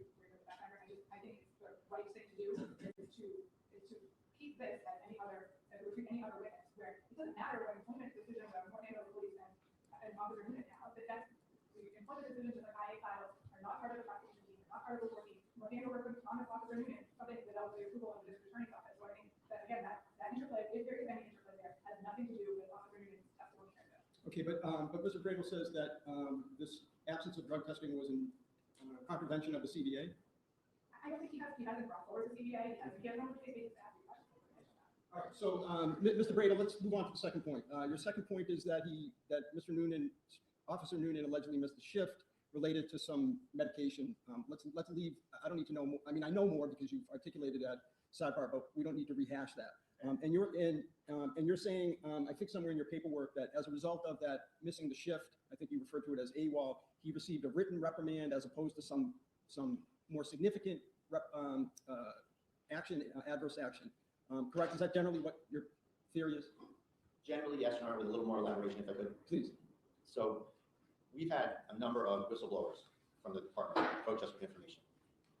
And as a result of that, I will proffer to the court that I have a good faith basis to assert that. To assert generally what?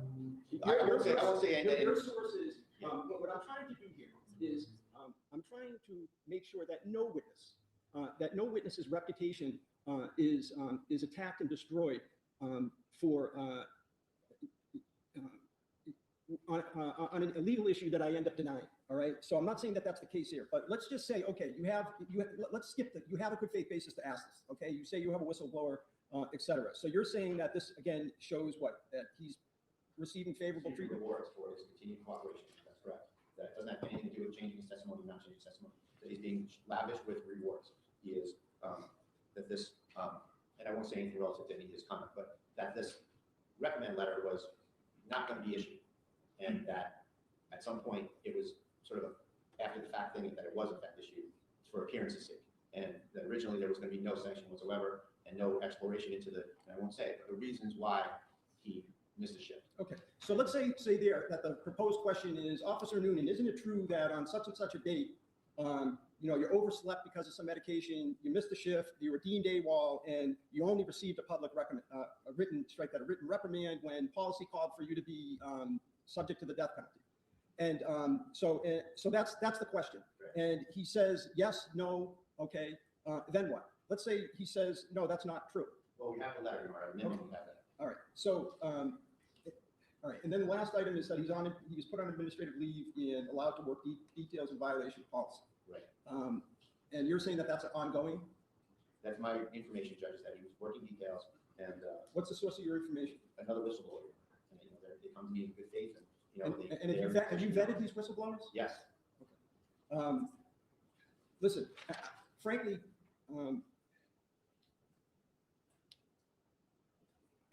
if this was a jury trial, and I realize I'm talking out of two sides of my mouth again, because I said yesterday we're going to treat this just like a jury trial. If this was a jury trial, this would be an easy decision. The decision would be not even close on your proffer, denied. The objection would be sustained. I'm going to allow one question each as to each of these areas. Mr. Brado, you'll accept whatever the testimony is under oath to that answer to that question. I'll just remind you, because I'm reminding you, I'm really saying this for our audience, not you personally, but I'll just remind counsel that questions of witnesses are not evidence. The evidence is their answers. So that's what will be used or could possibly be used in your closing argument. I'm going to allow one question each as to these areas, and you'll have to live with the answer that is provided under oath. Okay? Yes, sir. Okay. And do you need to speak with Officer Noonan about this before he returns to Commonwealth? Okay. All right. So he may resume the stand, Officer Noonan.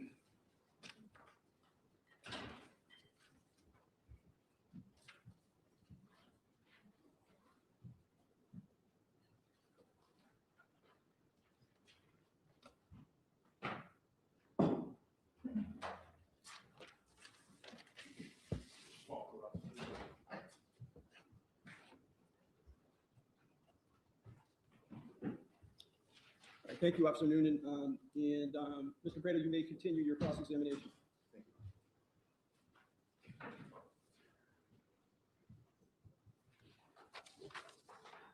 you. Sir, I want to ask you some questions about some of the treatment you've gotten by the North Andover Police Department since this incident. Sure. Okay. Now, after this incident, immediately after this incident, you were not drug tested by the town or the police department, correct? No. And you're aware that's a policy of the town? That I don't know. You don't know the town policy? As far as the drug testing, no. Now, you also are on critical incident leave right now, word to that effect, right? Yes. And that means that you're not able to perform the duties of a police officer for the time being, so you get put on leave, right? Yes.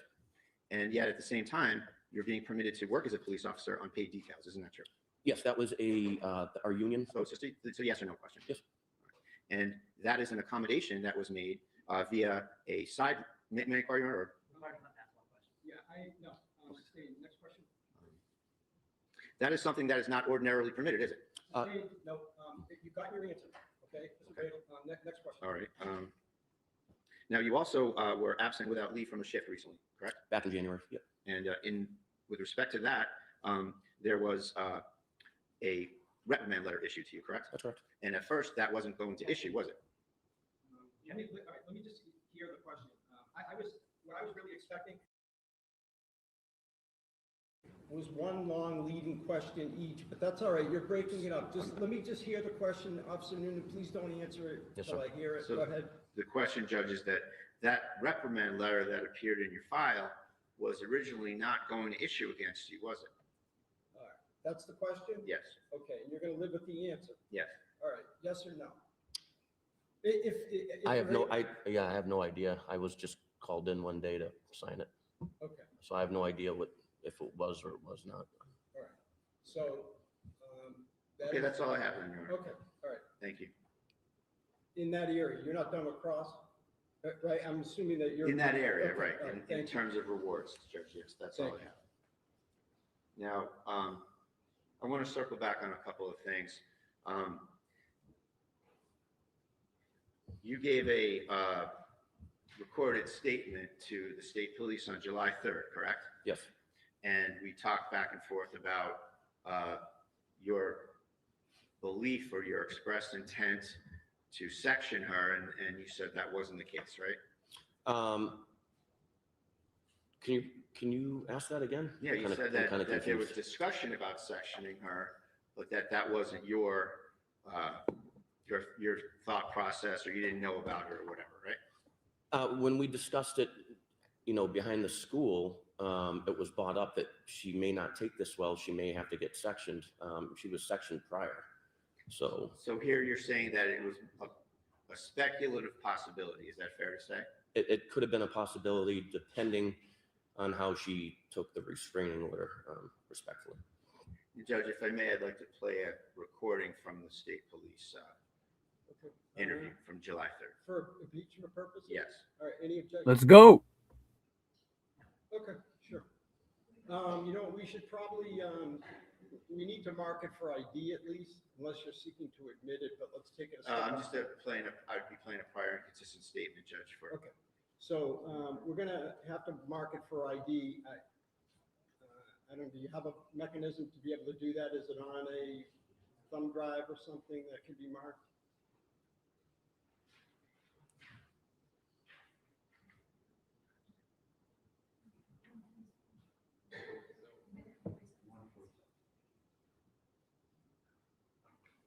If you're not able to do so today, tomorrow morning, just please bring in the recording that's being played and we'll mark it. Certainly. Okay. All right. Fiancé had just taken out a restraining order, and we were there to serve it, confiscate her firearms, and then we were going to section her. So that's what you said on July 3rd, that we were going to section her, right? Yes. So at the time, you had it in your head that she was someone who needed to be sectioned, right? If that's what I said in the statement, then yes. In other words, somebody who was mentally ill and a danger to themselves or others, right? Yes. And that never panned out, right? No, it didn't. Because she was shot in the chest and went to the hospital for 53 days, right? Because she tried to kill me. He didn't ask you that.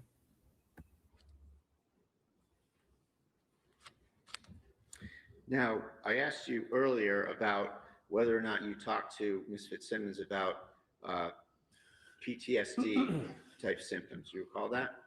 No, I don't. You recall me asking? Oh, you asked me, today? yes. Okay. And isn't it true that you went on a call with her in August of 2024? That was a extremely difficult call involving a murder-suicide where the murder was of a baby. Yes, right? it was horrific. And you and Kelsey went to that call, right? With other officers, yes. And you had shared some texting after that, right? Yes, I was being a senior officer trying to help out a rookie go through a traumatic event. And your phone number, I don't want to give out the phone number, but it's fair to say that you had Kelsey had your phone number. Yes, I think we were all in a group text. And it's a 978. Just leave it there. That's correct. Okay. And so, in that text, you said to Kelsey, relating to your past career, I spiraled down a rabbit hole, a very dark place. This happened years later in my career. We can speak in person about that. I have a guy I've been going to for years, like 10. And when I feel like I'm off, I call him, and all I have to say is, I need a tune-up, and he does me in. Right? What? I don't recall that, but if that came from my number, then I had that conversation with her. I don't remember that at all. All right. May I approach you? Yeah. I apologize. I have to do this on the cell phone. This just came up this morning. I can show you. Okay. What type of tune-up do you like? What type of tune-up do you get? I need a tune-up? That's crazy. What do you think the tune-up was? Couple of Xanax, couple of Clonopins or something? I have a guy. Can you still hear me? May I approach on? Yeah. So I'm going to show you some of these two screenshots, first of all.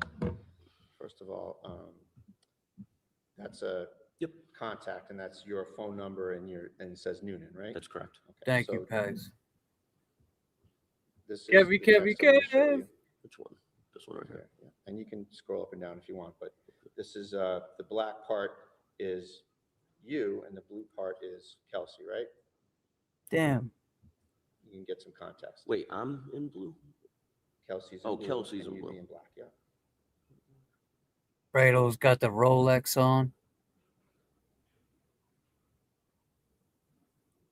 So can I just make an observation? So you asked the witness about this particular text, about essentially that perhaps he had therapy and needed a tune-up, et cetera. Yes. He said his answer was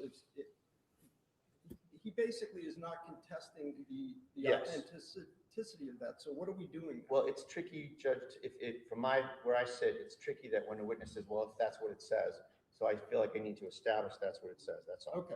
And so, Fair enough. and I think I can leave it there. Officer, is that what it says? What I suggested? It does. And so we agree that you communicated that to Kelsey? Yes.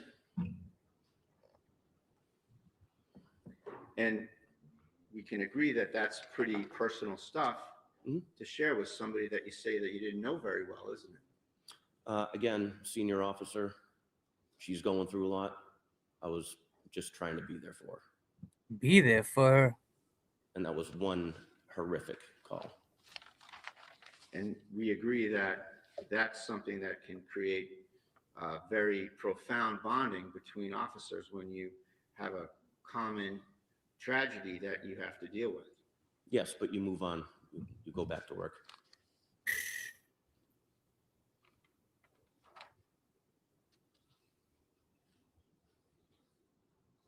You get a tune-up, is what you do. Dr. Kevorkian. Yes, I just saw some horrific shit. And yeah, Xanax. Okay, I'll take some of I'm gonna those. go Yeah. back to the bedroom where Kelsey's on the floor and you stop holding the gun on her. You assist Lieutenant Daly with first aid. Yes. Okay. And you were asked by the ADA, what did she say when she was on the floor? Recall that? I Just don't yes, remember just that. Yes or no, just the context of being asked that. Maybe. Okay. And see if this refreshes your memory. You said that she said, it hurts.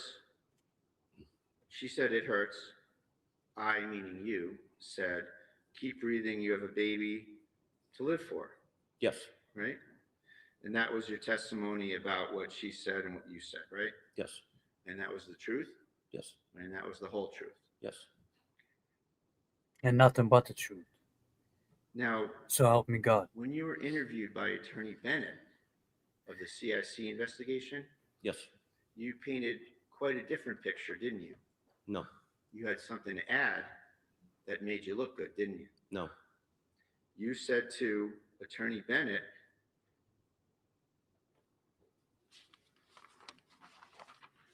if I could have one moment, Judge, I just want to get this exactly right.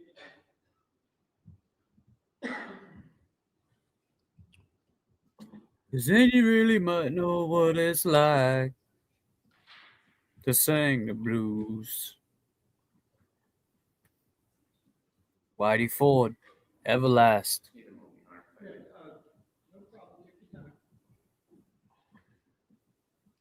Hey, how you doing? What's up, Whitey? You singing the blues?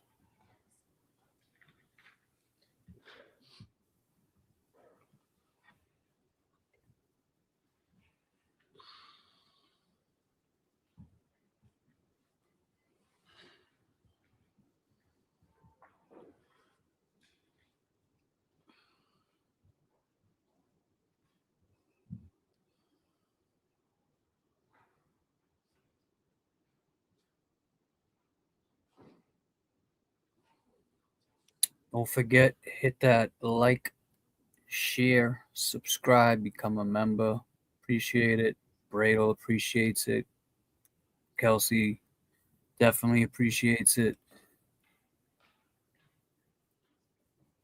And I appreciate it. Yeah, she definitely didn't. I don't think she tried to kill him, especially with a gun that wasn't loaded. Page 11, counsel. The 80-something page report, 9-page report. Oh, shit. He's going to have to make a phone call, Becky. He knows a guy. He knows a guy that knows a guy. With respect to the CIC report, you did say the part that she was saying it hurt. I told her to just keep breathing. Do you recall that? Sure. You have a Yes, you son. get- You know you wanted to hear for your kid. Does that ring a bell? I didn't hear that. I'm sorry. You have a son. You know you wanted to hear for your kid. Okay. You said that to Mr. Bennett. If it's there, yes. Then you added something quite memorable that you didn't say here in court. Isn't that correct? You tell me what's in it. I don't know. You said that she reached up, she grabbed my hand, I held her hand, consoled her, and then I asked her, why? And she stopped talking and just literally just looked right through me, death stare. If That's it's there, what you then said. yes. If it's How the hell is he going to forget that you said all that? I didn't remember. You Totally forgot about that. should have called the doctor. He would have tuned you up. You forgot about something like that. Mm-hmm. Nothing further, Your Honor. I'm sorry. No more? You're done? Yes. Okay, redirect. So I'm going to show you some previous remarks as exhibit number 57. No, there's no way he forgot that. Yes. Area that you put the gun. Yes. That officer court took. Yes. You also stated just during cross-examination that you knew Ms. Fitzsimmons had been sectioned before, correct? That's correct. And did you know that before the call? I did. Okay. And did that factor into how you were assessing the situation in the house? Yes. Did that factor into the team, you, Houston, and Daly, about the fact that you were never going to take your eyes off her? That's correct. Counsel had asked you about the first time you making a statement about what happened was July 3rd, correct? Yes. Did you tell anybody what happened before that? Before I didn't hear that. Oh, sure. I'll say it again. Counsel had asked you whether you had, the first time you made a statement about what happened in the room was July 3rd, correct? Yes. Okay. Did you tell Officer Core what happened? I did. Did you tell Lieutenant Daly what happened? I did. Did you tell Officer Houston what happened? I did. What did you say? I said she tried to shoot me. Thank you. Nothing else. Objection, Judge, that's hearsay, and I have a motion to strike. Okay, it's overruled.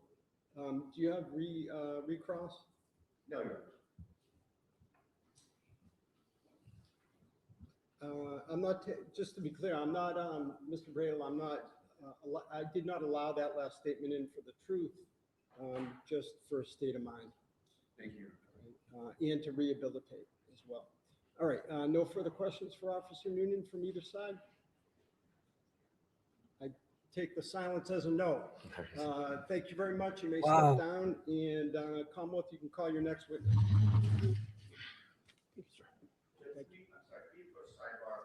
Well, before the witness departs, oh, you were almost out of here. You didn't move quick. You didn't move fast enough. All right, yeah, we can go to sidebar. Yeah, I just don't understand, like, right? It wasn't like Bradle it wasn't one word, it was a whole sentence. And you forgot you said all of that? I mean, come on. How we gonna look at this dirty ass carpet? Kevy Kev, what's up? He'll make a nice Santa next year in the mall. Yeah, he also makes a nice Whitey Ford. He could do a great Whitey Ford impression. Actually, I'm thinking about it now. Get in touch with Noonan. Hey, you want to do a show? Yeah, we'll say that he's Whitey Ford from House of Pain. Everlast. Kevy Kev, if you guys are not subscribed to Kevy Kev, subscribe now. Kevy Kev, if you want to drop that link in the chat, I will put it up for you. It's dropping. Numbers is dropping. Come on, guys. I know I'm no Melanie Little, but we definitely got some stuff to play during piece of shit half where Nina will come in and talk.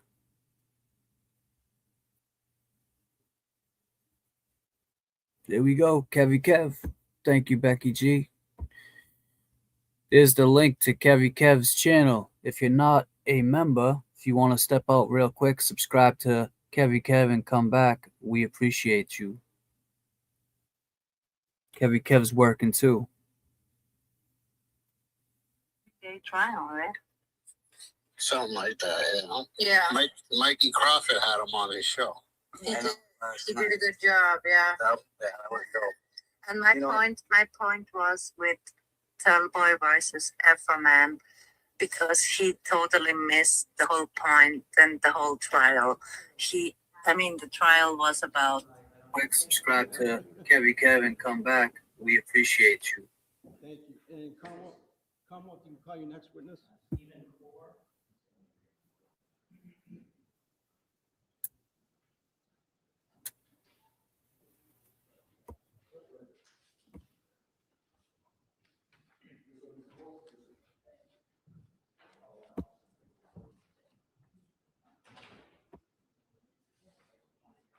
Could you raise your right hand?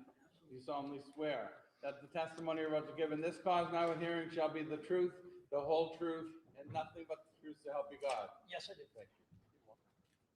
Good afternoon. You can have a seat, or I guess good morning still. Hey, good morning, Your Honor.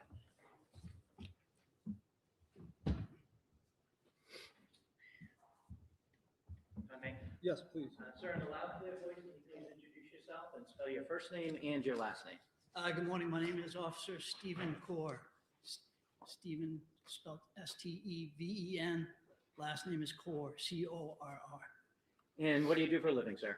I'm a police officer with the town of North Andover. And how long have you been doing that? About 15 years. Okay. What are your duties and responsibilities now? I'm on patrol 4 to 12 shift. We respond to everything, 911 calls, domestics, motor vehicle accidents. If somebody calls the police, we answer. Okay, I'm going to turn your attention back to June 30th of last year. You were working that day? Correct. Okay, at some point in the early evening, did you get a call to go somewhere? Or did you get a call that you decided to respond to? There was a call. We had several officers involved in a document service. Okay. I was assisting another officer at a time with an arrest. Okay, and the document service was a restraining order? Correct. Fair to say that was being served on Kelsey Fitzsimmons? Yes. Okay, did you know where she lived? I did. You did? Yes. I'm sorry. I was about to say I didn't hear your answer, but he repeated it. So you knew where she lived. I do. Yes, correct. Sorry, we're having trouble hearing the gentleman too. If you could Well, just I'm try sorry. to Excuse me. voice up. Thank you, sir. Sir, you said you were on another call, correct? Correct. Whereabouts was that?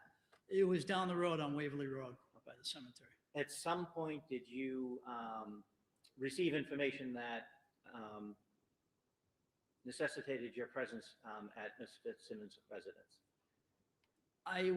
After I had cleared that call with another officer, I had saw on the control board of my cruiser that they were getting out at that residence, and I started floating that way prior to receiving radio transmissions. Okay. And before you got there, did you receive another transmission? I did. Okay, what was that? I believe it was Lieutenant Daly had called off And in the background, it was just a woman screaming and him saying shots fired. And so did you head that way? I did. When you got there, was anybody else outside when you got there? There was another person in a small red car that had pulled up next to me as I had gotten out. I spoke with her briefly about somebody running down the street with a child. Okay. Had you seen Damn, man. down the street? I did not. Justin took off running. After I stopped, I grabbed my med bag and I radioed up to Lieutenant Daly. I said, "Where are you, sir?" And he answered me on the radio, said, "Upstairs." I think he said upstairs. Had you ever been in that residence before? I have not, no. Okay. So where did you go? I went in the porch on the left side, went in through the front door. I could hear a female screaming. I think I went inside and asked her, "Where are they?" And she said, "They're upstairs." I went upstairs, and there's a weird kind of layout of the house where you come in the front door and the stairs are right behind it. Okay. Now you said the woman screaming. Was that the woman downstairs was screaming? Woman downstairs, a living room, family room on the left, yes. Okay. You went upstairs? Correct. When you got upstairs, what did you see initially? I got upstairs, there was a landing way with a left exit and a right exit. There was two doors. I could hear commotion on the right side, so I entered that doorway. Okay, and who did you see when you entered that doorway? I saw Lieutenant Daly, I saw Officer Noonan and Officer Houston. What were they doing? They were performing first aid, rendering aid to Ms. Fitzsimmons. At some point, did Officer Noonan ask you to do something? He did. What was that?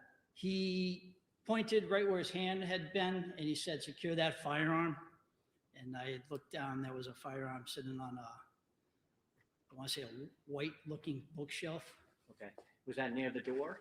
Correct. I thought another officer secured the firearm. I'm going to show you what's been previously marked as exhibit number 57. Do you recognize that? I do, yes. And what is that? That was where the firearm was located, on top of the white-looking bookshelf. I guess it's not a bookshelf, but this is the room you're in. I thought he said it was on the bed. The other officer. Is this the area where the gun was? that's where the gun I saw was, yes. Okay. And so you didn't know anything about the gun at the time, whether it was loaded or not, right? No, I did not. Okay, so what did you do? I had gloves on at the time. I picked up the firearm. There was a small black box on the bed. I saw that was an open box where I could store the firearm because I knew paramedics and fire department was going to be coming in that room. It's not a huge room, so I wanted to get it out of the way so it wouldn't be trampled, wouldn't be disrupted or anything.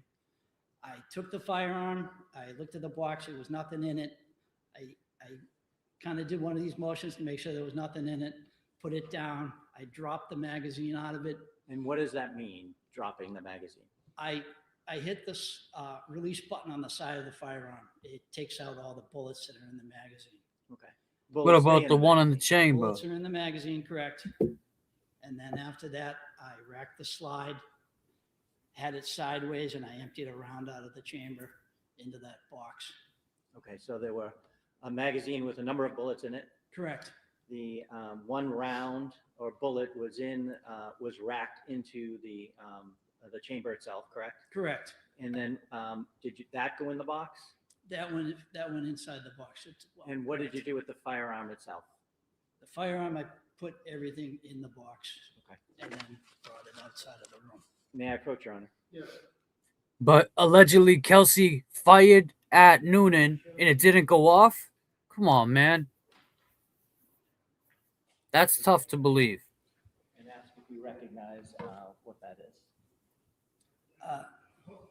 So this image. It's a gun safe, man. Okay. All right. My question was, and you just answered it by your movement, was whether you wanted me to look at what was on the screen. No. All right. So you've handed him a photo. Do you recognize what that is? I do. What is it? It's the box that I placed the firearm on the ammunition in. Okay, can you see the firearm, magazine, and the round itself? I can. Okay. Where is the pick? What did you do with the box after you placed the items in it? Like I said, it was a small room. The landing that was at the top of the stairs. I backed up out of that and I put the box in the corner away where I kind of stood over it, made sure nobody messed with it as the fire department came up and down for medical aid. Thank you. I draw right off of this picture is the next exhibit. Any objection? No, Your Honor. Okay. It may be admitted. Exhibit 80, Somar. If I may publish it. Please.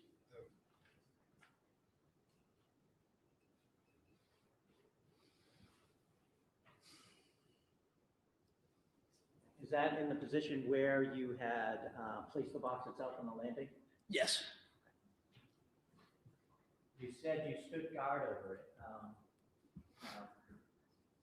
Until when?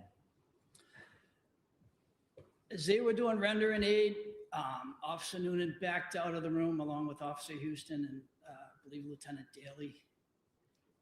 As she was being removed from the room downstairs, there started to be some issues. I asked Lieutenant Daly, who was standing next to me, I said, do you want me to go down and make sure the fire department's all set, putting her in the ambulance, make sure nobody interferes with that? And he said, yep, I'll take watch over the firearm. And he basically stood over it and made sure nobody, after I had left. Okay. When you initially went into the room and you saw Ms. Fitzsimmons on the ground, I'm assuming? She was blocked my view. I could see feet. Okay. I assumed that was her. Once everybody kind of moved out of the way and I walked in, I said, what do you guys need for help?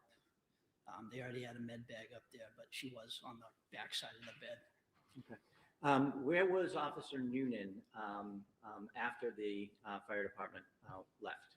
Standing next to me in the hallway, the landing area, I want to call it. Did you do anything with regards to him? Did you make any observations? I asked him if he was good. It's basically me making sure he's okay. Adrenaline's rushing. As I came up the top of the stairs, there was a little glass door on the left, and it looked like there was like a pinhole through it. I thought he might have been shot at, so I asked him, "Hey, did she get a round off on you?" And he basically, I don't know. Overruled only because it's been admitted and it's of marginal relevance. Just to explain the scene. Sure.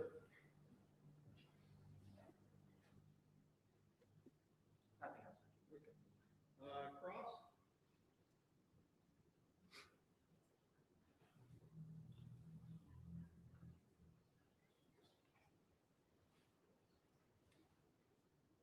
Mr. Brito, cross. Yes, take your time.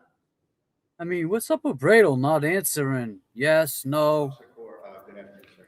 Good afternoon. Now, I'm sure that you memorialized all these important facts you testified to in a police report somewhere. No, we didn't generate a police report at that time, no. Of course not. We're from Mass. We did. I'm asking if you did. I did not know, sir. Oh, sorry. I mean, Bradle's not. I don't know. Maybe it's too soon to. Everything you testified to was not memorialized by you in the police report, correct? No, I did not write a police report. Like, is he worth all the bucks that he'd be talking about? I don't know. Now, also, you weren't interviewed until 30 days after this incident, correct? Exactly. By the state police. I don't remember the exact time frame. Isn't it true that you were interviewed on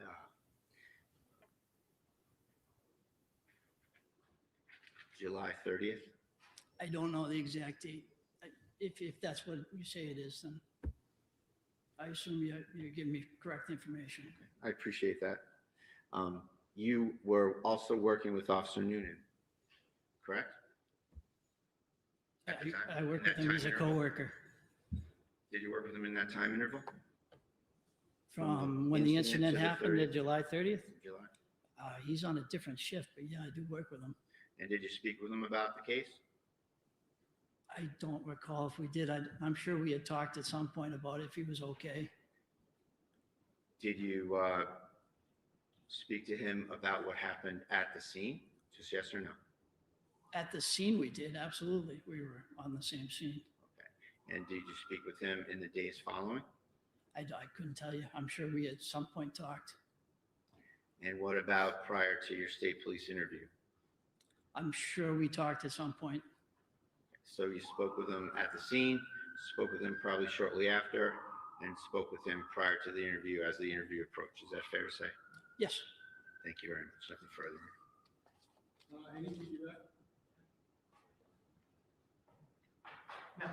Okay. All right, thank you, officer. You may step down. Thank you. Commonwealth, you can call your next witness. Thank you for wasting our time. I mean, what was that all about?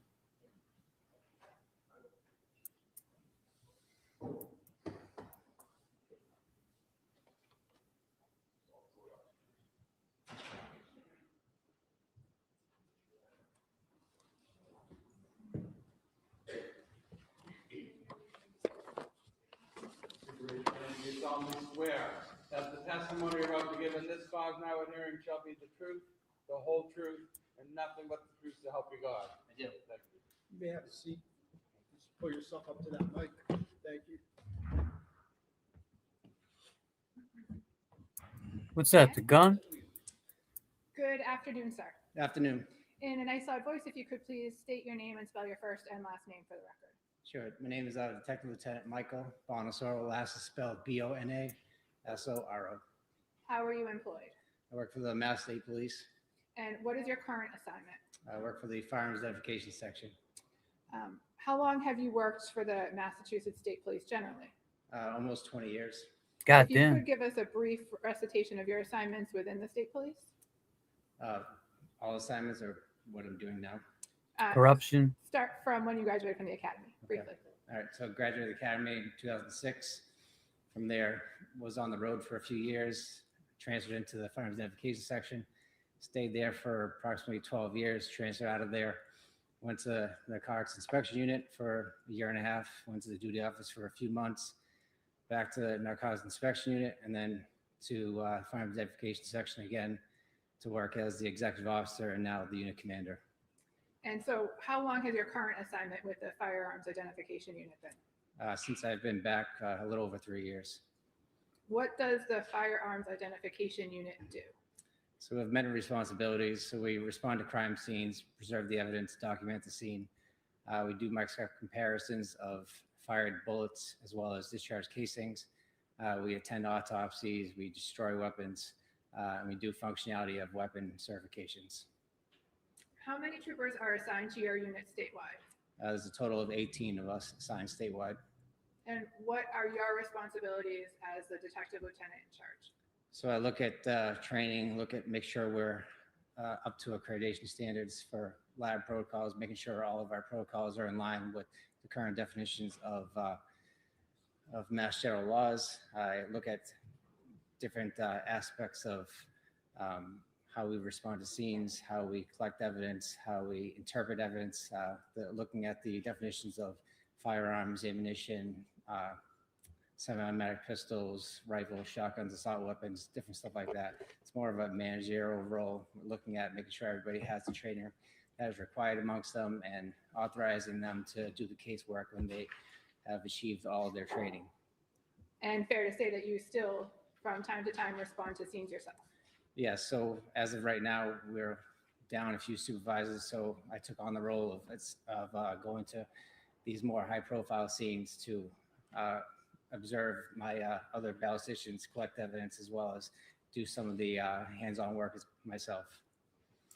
Can you briefly summarize some of the specialized training you've received over the years with respect to firearms? Sure. So when you go into the firearms identification, it's a 2-year apprenticeship program. We work with other senior ballisticians. You're looking at casework, seeing how to do the casework, making sure it aligns with the protocols that we have documented. You're doing test fires of weapons, numerous weapons, analyzing ammunition, magazines. You go into armors courses, you go into different conferences to look at the field of tool marks and seeing how these tools are making these markings and how they're transferring over to these discharge casings and projectiles. So it's an ongoing process of different trainings here. It's training from other examiners, see what they've discovered in the field and making sure you're up to date with all the standards. And the armorers courses that you've gone to, have you gone to numerous with respect to the common gun manufacturers in the United States? Yes, I've gone to several rifle, shotgun, firearm armorers courses, Can you estimate how many weapons you've examined over the course of your career? hundreds, And how many weapons have you test fired? over hundreds of them as well. And do you also have the opportunity to examine ammunition as part of your work in the firearms identification unit? Yes, looking at the components of ammunition, yes. And one of the components of ammunition is projectiles. Correct. And you've examined estimate how many projectiles over the course of your career? Thousands, And how many scenes have you responded to? hundreds of scenes. And have those been both fatal and non-fatal shooting scenes? Yes, Have you conducted and participated in the microscopic examination of ballistic evidence? yes, several. Approximately how many times? I would say over 100 cases. And have you had the opportunity to testify in the courts of the Commonwealth? Yes, several courts. And if you could name a few of those courts. Middlesex Superior District, Suffolk Superior District, Worcester Superior District. And today you're in Essex. Yes. Before I ask you specific questions about the case, I just want to ask you some general questions about how firearms work and how ammunition works. Can you explain the components of a live round? So we have several components. So you have the casing that encompasses everything. You have the powder that's inside of it, and then you have the projectile, and you also have the primer. So you need all these components to make ammunition. So all these components combined will make one combustible material. You'll have what's called a firing pin. It'll strike the primer. Primer will ignite the powder inside of the casing, which holds everything together. Once the gases build up from the burning of the powder, projectile will leave that casing. So the projectile is what's commonly known as the bullet, Yes. and the casing is what is often recovered at crime scenes. It's also referred to as a discharge cartridge casing. So it's been extracted from that firearm. Is there a way for you to determine whether a round has been discharged from a working firearm?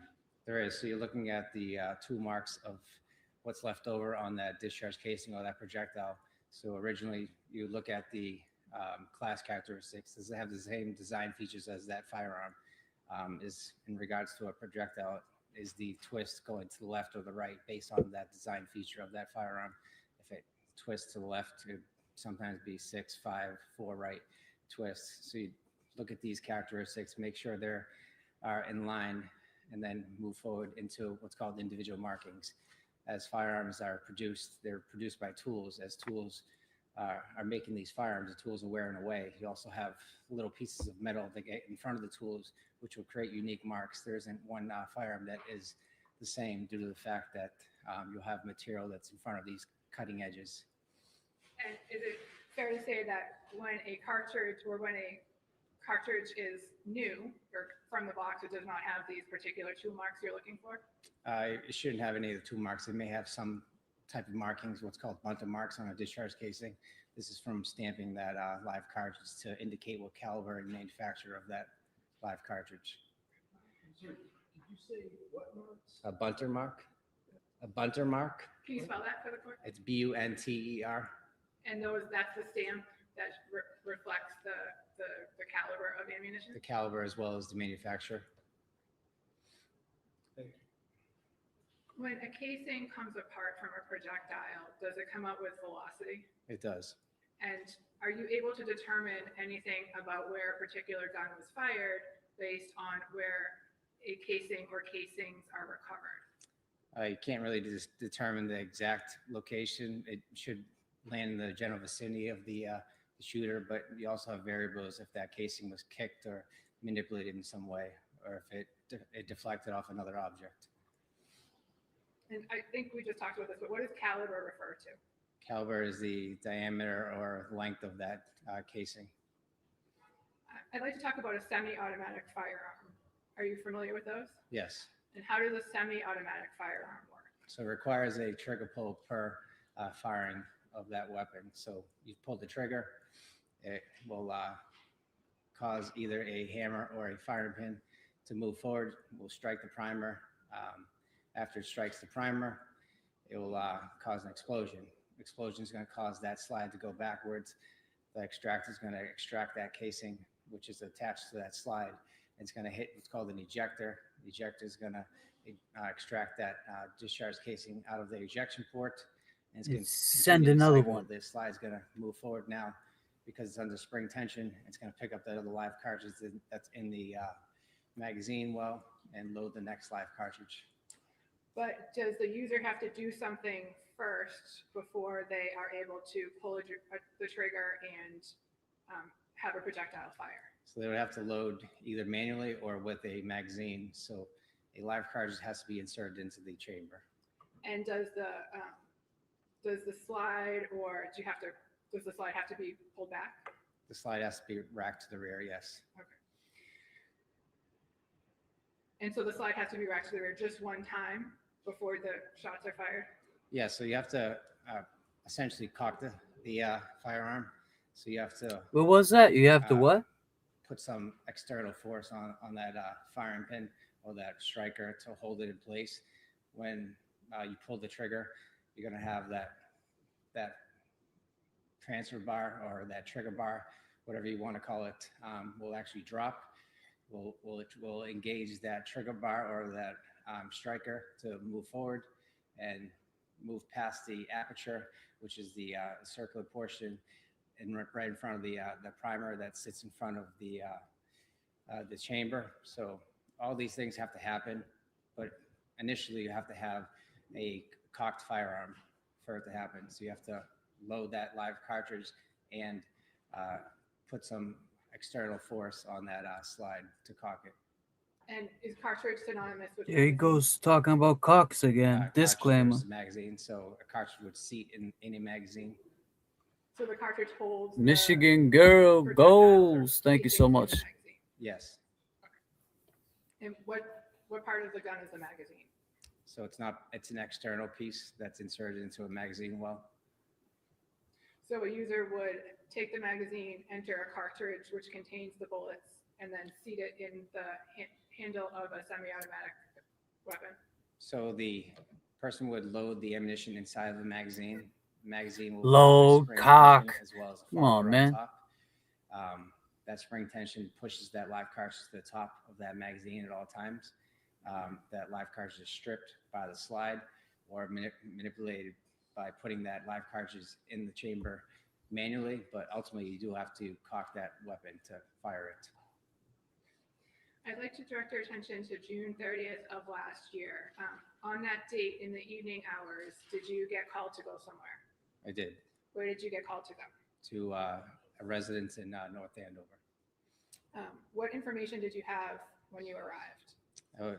Information I had was there was a police-involved shooting, which required a supervisor to attend the scene. And that's why you went? Yes. Okay. What time did you arrive? I don't recall exactly what time. It was in the evening hours. Did anyone else from your unit respond? Yes, I had a trooper, Chris Pierce, as well as trooper Andrew Valeri. Do you know Trooper Buchanan? Firearms identification unit? Yes. And what was your purpose on scene? We wanted to document the scene. We wanted to inventory all personnel Trooper that Paul? were involved in the shooting, whether they fired or not, to inventory their weapons, to account for all live cartridges. That's who he reminds me of, And Trooper again, Paul. that's He the sounds like officer him for too. officer involved shooting? Yes. When you responded, who was on scene? There was several detectives from the Essex County Detective Unit, as well as Andover police personnel. North Andover police personnel? North Andover, yes, Mike, sorry. Were you directed to a particular part of the house?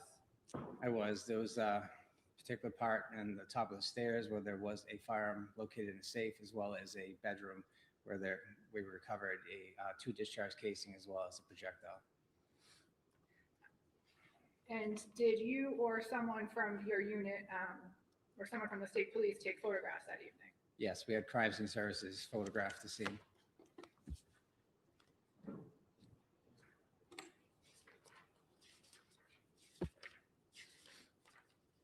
And what is crime scene services? So they're a unit in Massachusetts State Police. So they document, they photograph the scene, they videotape the scene to preserve the scene, as well as do prints on firearms casings and so on, as well as footwear impression markings. How come none of this happened with John O'Keefe's scene? Yes.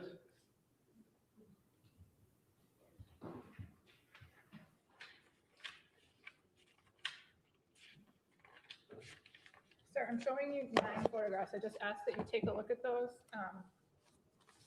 and let me know when you're done.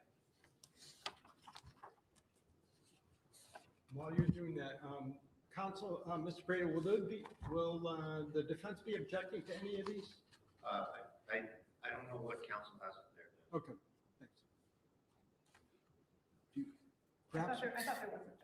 Okay. Thank you, Hold on, Maurice. hold on one second. Perhaps when you're done, when the witness is done, if you can show them to Mr. Bradle, and if, to the extent that you were able to mark a few and you can object to a few or all of them.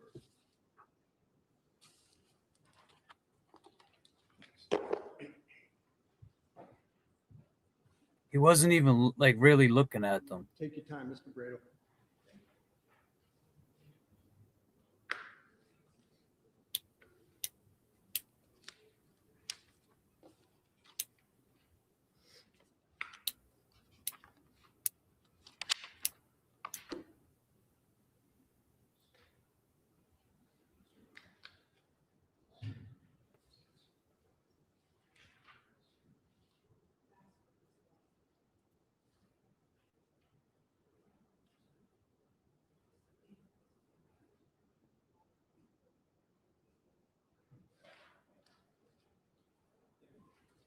I understand there's no objection. No objection. Okay, let's have Mr. Wayne mark those individually.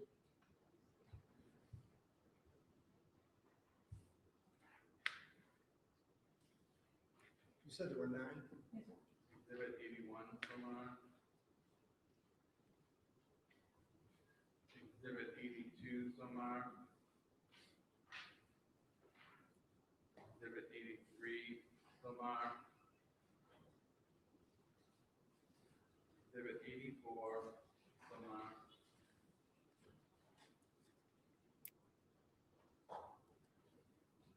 Exhibit 85 somewhere. 86 somewhere. You're a little man, and your life will always suck because Jesus. 88 somewhere. because of you. You're a rat, and you're not. Thank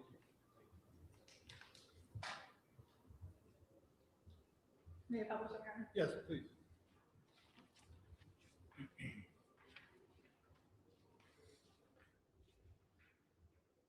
Sir, I'm showing you first what's been marked as 81. Do you recognize that picture? The picture dictates plaque number 3. I believe there was a discharge casing around that vicinity of plaque number 3. Sir, what number was that again? 81. 81, thank you. Is exhibit 82 a different angle of that same, you were trying to photograph that same discharge cartridge casing? It is. Showing you exhibit 83. What does picture 83 show? Discharge cartridge casing with the closer-up appearance. Has it been moved? I believe it has been moved. And why was it moved? Where it was located was kind of in a confined space in the corner of the room.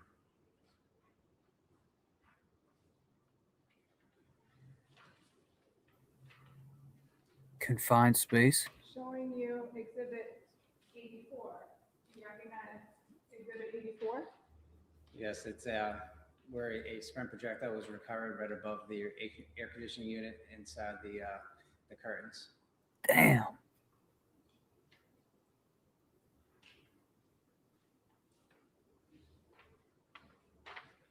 Exhibit 80. I'm sorry, can you just give me a moment? Do you need the picture? Do you mind putting that back on?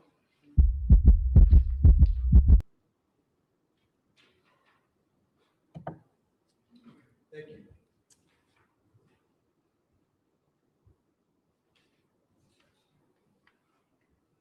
What does picture 80, exhibit 86 show? It's a close-up picture of placard number 4 of that spent projectile that was recovered in the curtains.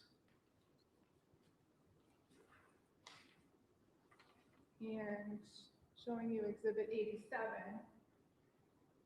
What does exhibit 87 show? The projectile from placard number 4 that was moved for a close-up photograph.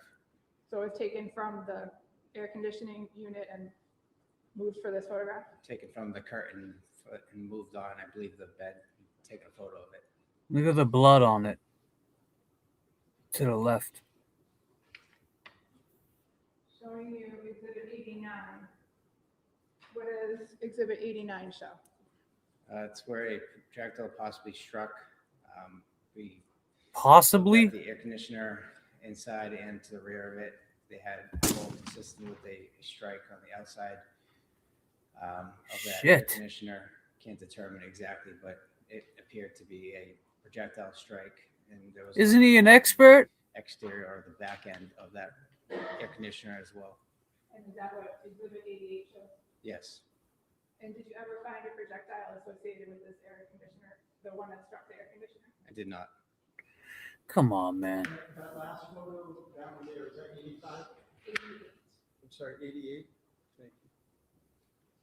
It's probably outside in the lawn somewhere. They found that.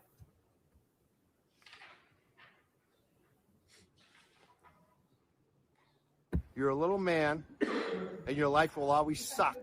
Showing you exhibit 76. Do you recognize what's depicted in exhibit 76? It appears to be another discharged car's casing by placard number 1.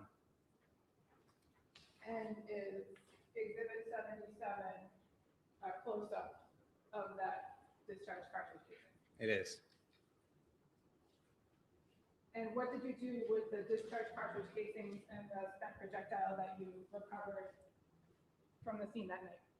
So all pieces of evidence were documented, where they were located by placard number, the time of location, who recovered that evidence, and any particular features of that discharge casings, the head stamps. They're talking about it now. So you collected the evidence and documented it, fair to say? Yes. And is it, in summary, fair to say that you recovered Facts. 2 discharged cartridge casing and 1 spent projectile? Correct.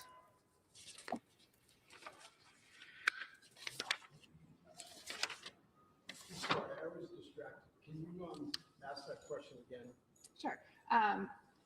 In summary, is it fair to say that you recovered 2 discharged cartridge casings and 1 spent projectile that night? That's correct. Thank you.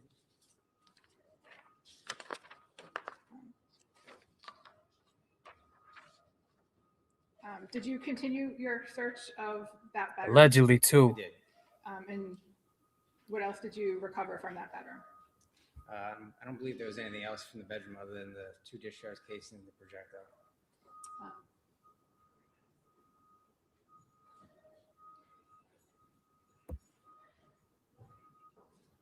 Because of you, you're a rat. Yes. Oh.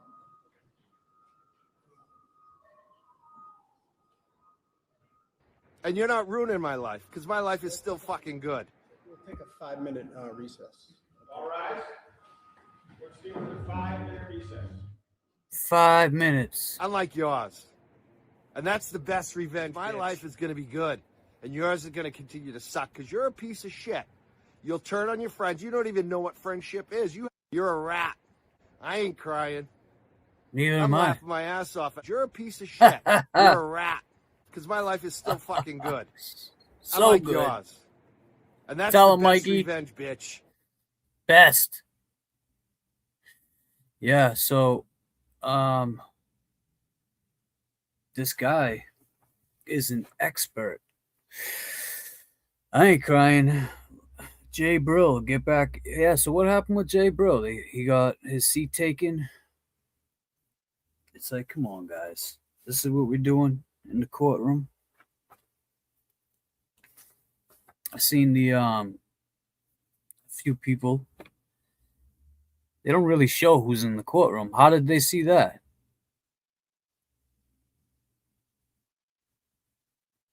I guess someone said Jay Brill got his seat taken during the last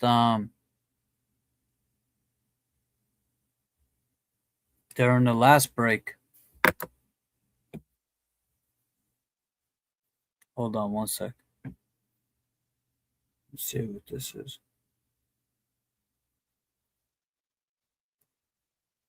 Yeah, that was dope. Trial or the case. We were talking about Afroman versus Tallboy versus Kelsey and Justin, blah, blah, blah. And I don't know if you watched or saw the Afroman trial or the case. And Yeah, it seems like it went fast. It was a 3-day, 2.5, 3-day trial, right? Something like that, you know? Yeah. Mikey Crawford had him on his show. He I know, did. last He night. did a good job, yeah. That was dope. And You know- my point was with Tallboy versus Afroman, because he totally missed the whole point and the whole trial. The trial was about free speech, right? Which is Tallboy's defense or whatever, or his argument against his cases. So, and he totally missed to cover that case. And the whole internet and the whole world actually covered that case. And So, little boy, you're saying asshole for not covering case? I'm saying that if your own case is about free speech in your mind, right, then the Afroman case would be the perfect case to cover, because the whole world was covering it and was celebrating it and was talking about it. So he missed it. He didn't cover it at all. He completely missed it. The party. He came after the DJ left. He came after the DJ left. He didn't cover it, Nina. No, not at all. And then he was like, "Oh, I missed it, but I will talk about it later." And he doesn't get the point. It's over. It's like, and Mike Crawford already had Afroman himself on an interview. So what you're saying is, it's too late, Turtle Boy. You cannot do this now. Right, Okay. right. And it was about free speech, James. And then when he realized that this Afroman case was blowing the internet and cracking the internet, he realized it and he was like, "Oh fuck, I missed it." And then he was like, "Oh yeah, I will cover it tomorrow." Right. So how do you know all this, Nina? You just come in and you know everything. Okay, guys, Aiden wants to come up. He unblocked me. He unblocked me to come up. What do we think? Let him up. I don't know what he wants to say. Let them know. Free speech, Nina. You were just talking about free speech. Okay, but you all have to mute because I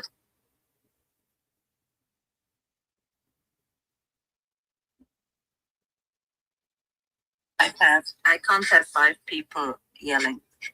Gotcha. It's your thing. It's your thing, Nina. Yeah, and I let you speak, but not like 5 people. Do you understand that? Thank you. On something. Yeah, so do you have a problem with me covering this case? Is that the problem? No, I don't have. You no problem. All right. I said that. Okay. Okay. No. And I know I was just listening to you guys talk about Afro Man, how I jumped on the so I'm moving this week. I'm very busy.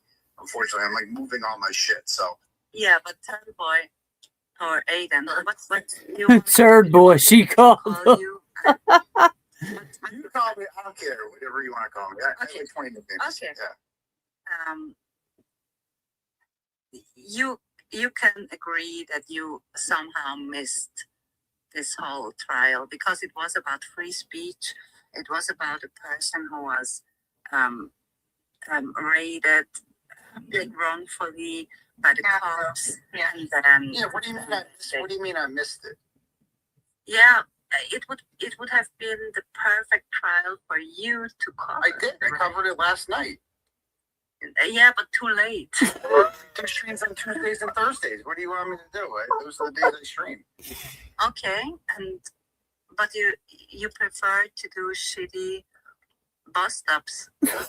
Speaking of the bus, Nina, do you believe that the bus stop live is real now? It's fucking fake. You know, did you see how he now is always showing the bus? Mm-hmm. Yeah. He's trying to prove it now. Yeah, You're changing the world, Nina. yeah, he's always showing the I bus. don't know what to think anymore. I don't. Well, what if he did that for you, Nina? I mean, He did, right? You're right, James. And you agreed with me on your life. You said, "Oh, I always thought this is fake." But how do we know that that's even the bus? That could be any random school bus from the back. Sorry. Crazy. We're back on record on the Kelsey Fitzsimmons matter. All counsel and the defendant are present. Okay, you may continue, counsel. Thank you. Detective Lieutenant, is it true that you took possession of a number of firearms the night of June 30th, 2025? I did. And whose firearms did you collect? There was 2 North Andover police officers' firearms and another firearm that was recovered at the top of the stairs at the residence. And the 2 North Andover police officers, was that Tim Houston and Patrick Noonan? Yes. And did you also inspect Lieutenant Daly's firearm on scene? I did. And what did you determine with respect to Lieutenant Daly's firearm? He had. This almost only happens in Lawrence.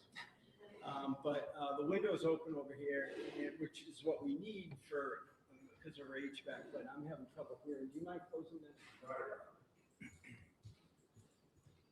Sorry, you're gonna have to repeat those last question and answer. I didn't.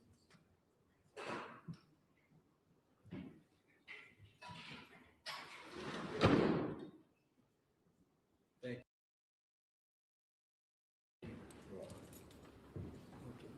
Can you repeat that?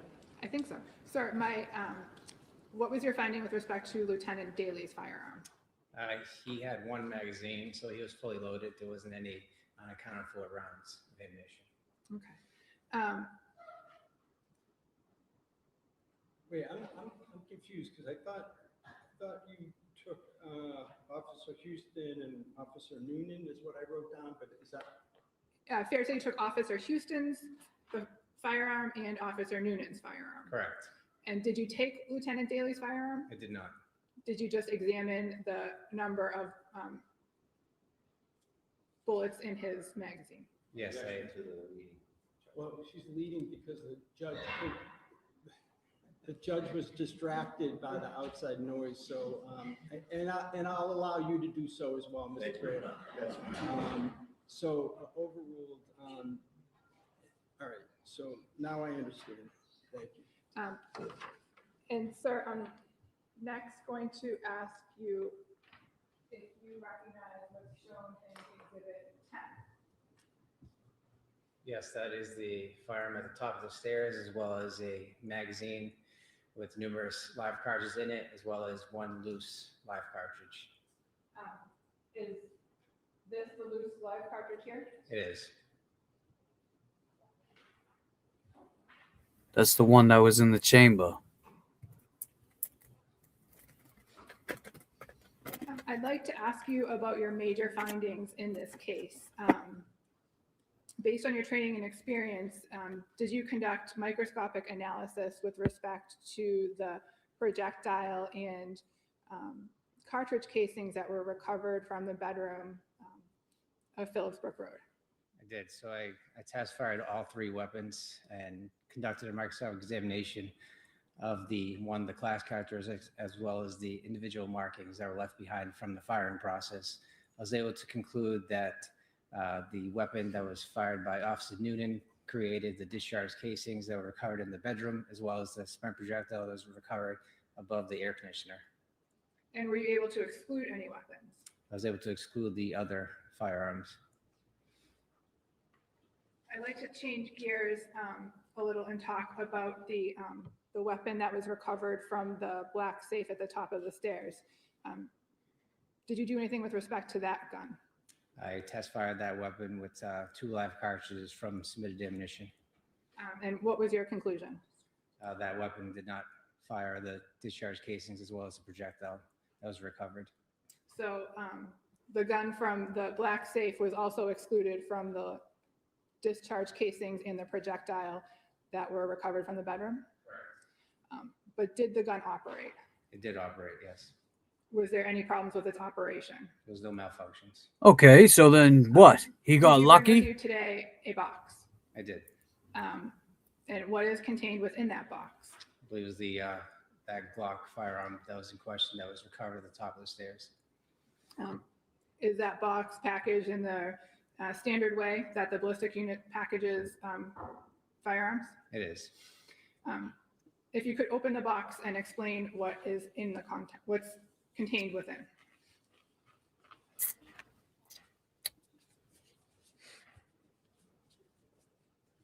So I just don't I understand. assume that someone's made sure that this is safe to begin with. I'll do it again, Your Honor. Don't worry, Your Honor. It didn't fire the first time, so you'll be all All right, right. we have a trigger lock that was provided later. We have the firearm in question. It's safe and empty. There's nothing in the chamber. The slide is locked back to the rear. There's nothing in the magazine well. The weapon is safe and empty. Also, contents of this is you have the 2 magazines that were recovered from the vest that were downstairs on the first floor of the residence. Okay. You have the magazine that was recovered in the safe. It was originally loaded with 16 live cartridges. But it had nothing to do with. You have 2 test fires that conducted using that live ammunition from that magazine, as well as the single loose live cartridge that was recovered in the safe. Are you going to ask more questions about that? Because I couldn't keep up. Or should I have them repeated? No, I will ask. Okay, thank you. But in the meantime, may the box and the contents be marked for as an exhibit?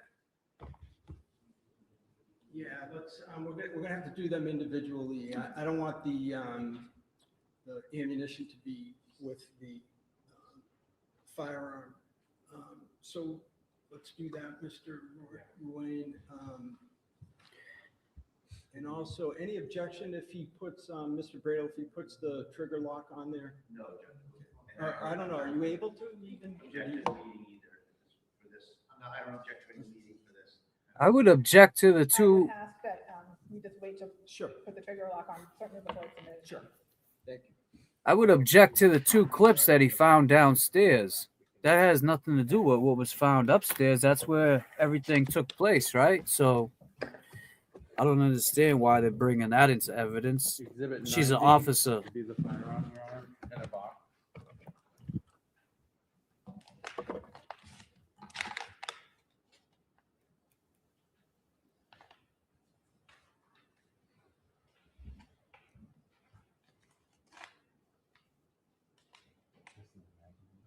'91 is a magazine, Your Honor.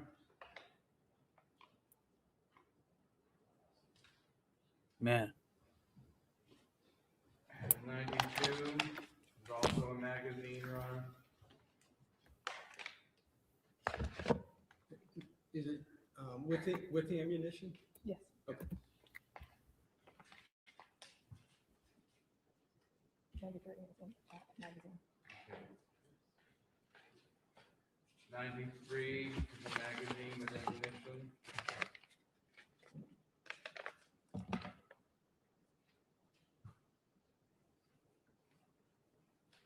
Live round. 94 ammunition, 1 round.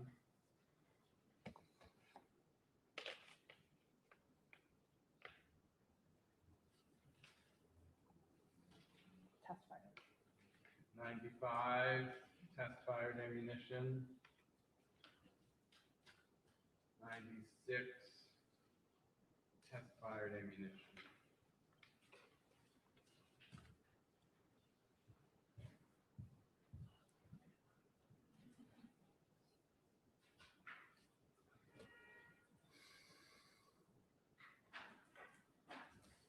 The magazine that you recovered from the gun in the black safe, what was the total capacity of that magazine? 17 live cartridges. And is that how many live cartridges that weapon can hold? That's how many cartridges the magazine can hold. So what's called a top-off method. So you load the magazine with the 7 live cartridges. You would chamber around. You take the magazine out of the magazine well, and then insert another live cartridge. So essentially, the magazine will be fully loaded with 7, and then there will be 1 live cartridge in the chamber. So you said 7, not 17. My apologies. No, I'm asking, that's a question. You mean 7, right? Not 17? The magazine is 17 live cartridges capacity. 17. 17. Is the capacity. Okay. 17 is the capacity for the magazine that was recovered from the black box. Correct. And so when you add an extra round, what's the capacity for the weapon itself? So we'd call it 17 plus 1. So essentially 18 live cartridges.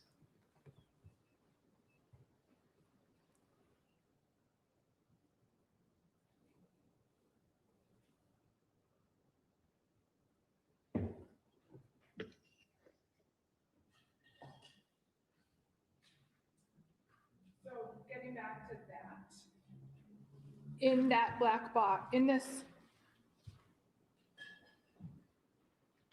I'm showing you Exhibit 80. Exhibit 80 is the gun, the magazine, and the single live projectile that is contained within the box in front of you. Is that correct? Yes. And when you examined this firearm, how many bullets were in the magazine? There were 16 live cartridges in the magazine. And how many live projectiles were in the safe? There was 1 loose round live cartridge in the safe. And that is reflected in the 1 loose round cartridge. That's in Exhibit 94, is that correct? Correct.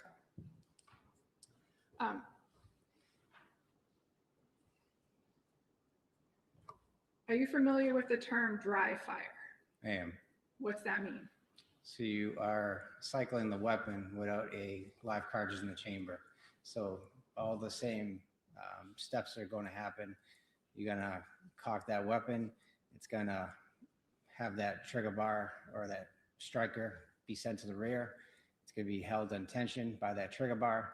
When you depress the trigger, it's going to create that trigger bar to drop. The firing pin is going to move forward through the aperture and potentially strike any live cartridge that's in the chamber. And what happens if there's not a live cartridge in the chamber? So you'll hear an audible click. With the court's permission, may Detective Lieutenant demonstrate? Any objection? No. Demonstrate A dry fire with no projectile in the weapon at all, no projectile particularly in the chamber. Yes. So if you could stand up and demonstrate.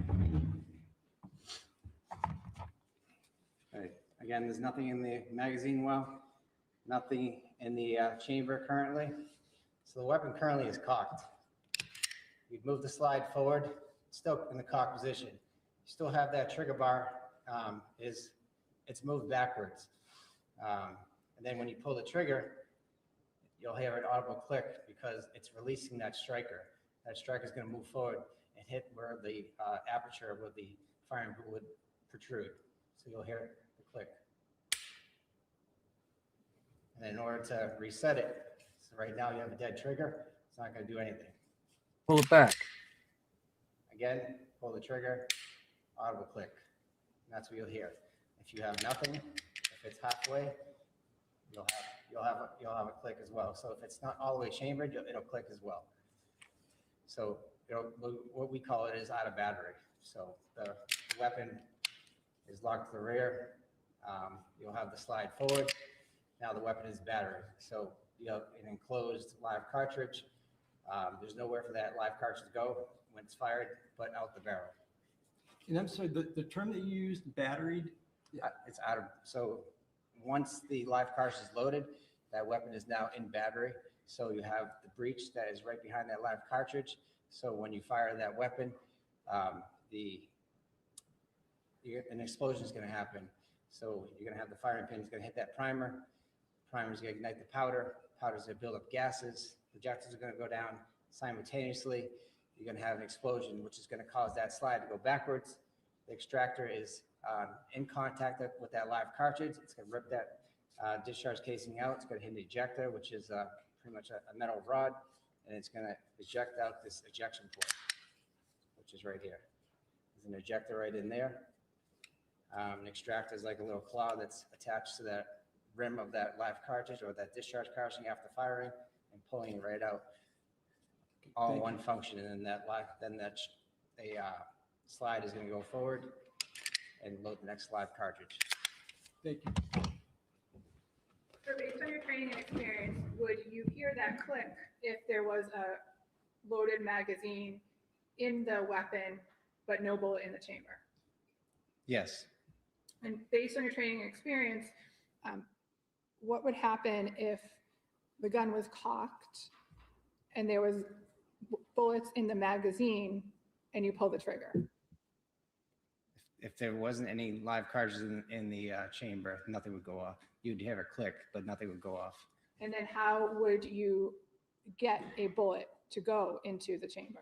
You'd have to physically, manually load that bullet or push that slide forward to load that live cartridge from the magazine. May I have a moment, Your Honor? Thank you. No further questions. You're a little man, and your life will always suck.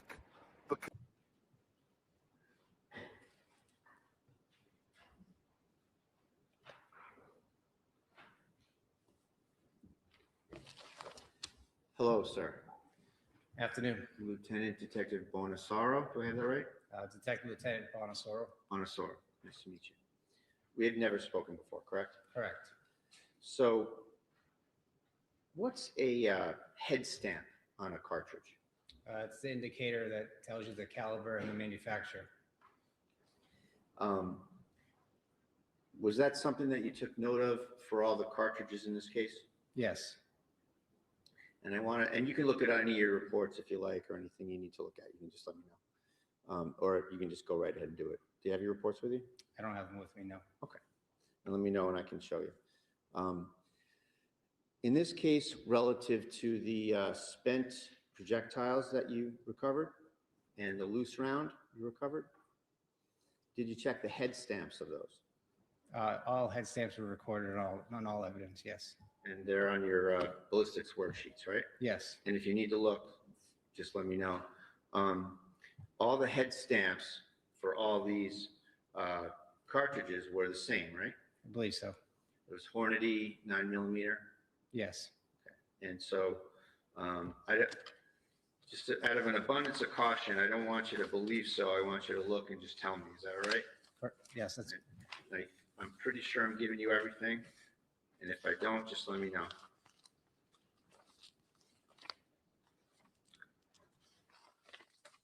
And I have 3 ballistics worksheets here. May I approach, Ron? Yeah. Let me show you those. Take a look. Take all the time. And then Just so I'm clear, Mr. Bradle, the question is whether all the ammunition recovered had the same head stamp? Yes. Okay, Correct, thank Your you. Honor. So with respect to, actually, I should qualify that a little more, Your Honor. Sure. The question was, the 2 spent projectiles and the loose round, do they all have the same head stamp? The 2 discharge casing as well as the loose live cartridges all have the same Hornady head stamp. And I apologize, and you just corrected me. I said spent projectiles. So that's wrong, isn't it? Correct. So I should rephrase that, Your Honor. The 1 live round, live cartridge, and the 2 shell casings all had the same head stamp. Correct. Thank you. And I said that right that time, right? Yes. All right. I'm just going to retrieve those from you. Sure.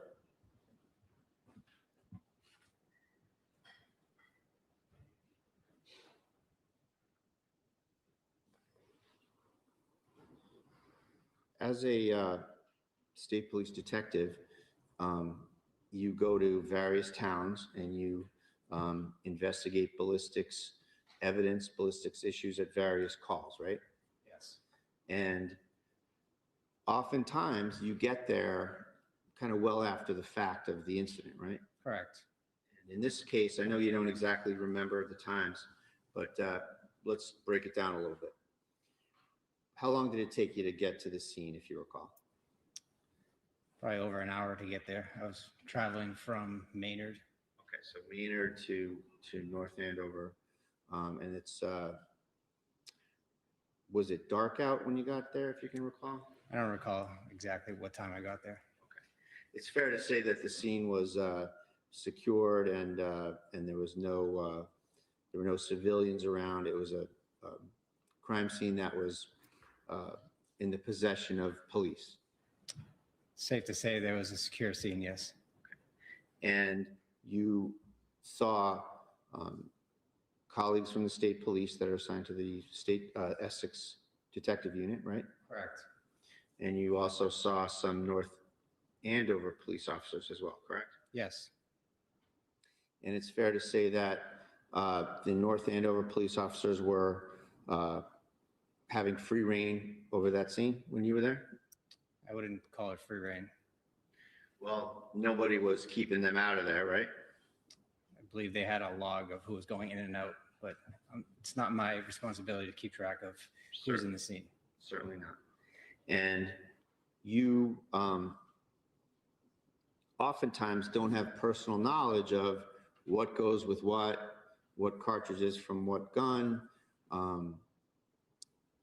things like that. Correct. And you often have to rely on what people at the scene tell you. Yes.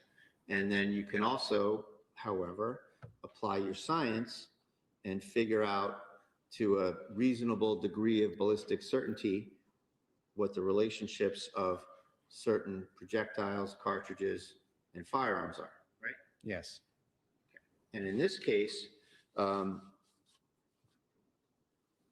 you don't have any personal knowledge of the chain of custody of these various firearms, do you? What was recorded in my notes of who I recovered these firearms from is all I can. Well, we can start there, and we'll go through it. So you wrote a report, and again, if you want to look at this, just let me know.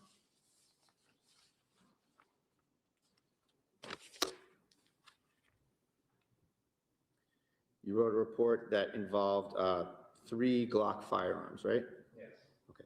And actually, it might be quicker, Judge, if I give him one of these, so I don't have to keep going back and forth with that.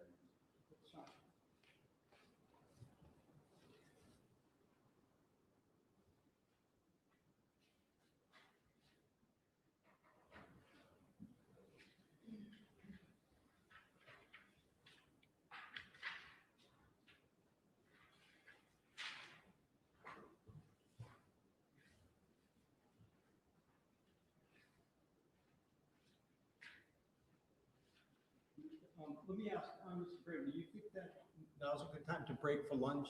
Do you think? Sure, And then, that's fine, Judge, and I'll have the paperwork for him, and we can just go without having to go back. Yeah, maybe let's do that. So we'll stand at recess and let's start back up at 5 of 2.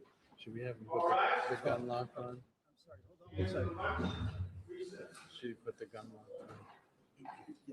Okay.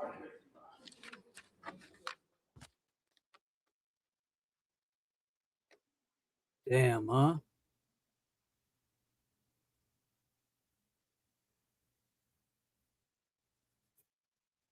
So he said that, Jay, if you want to come up, I'll send you a link. I know you said there's not much going on.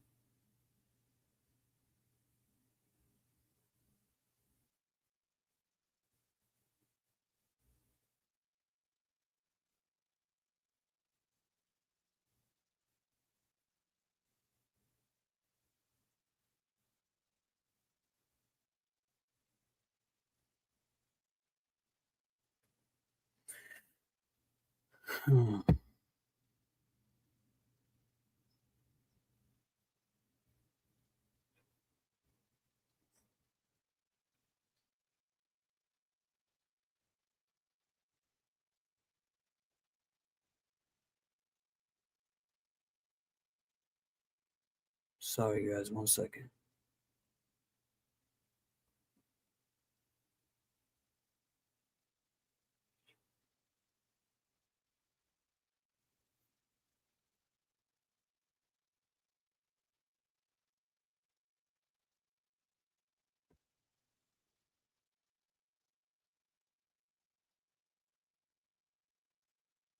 Take this off for a second.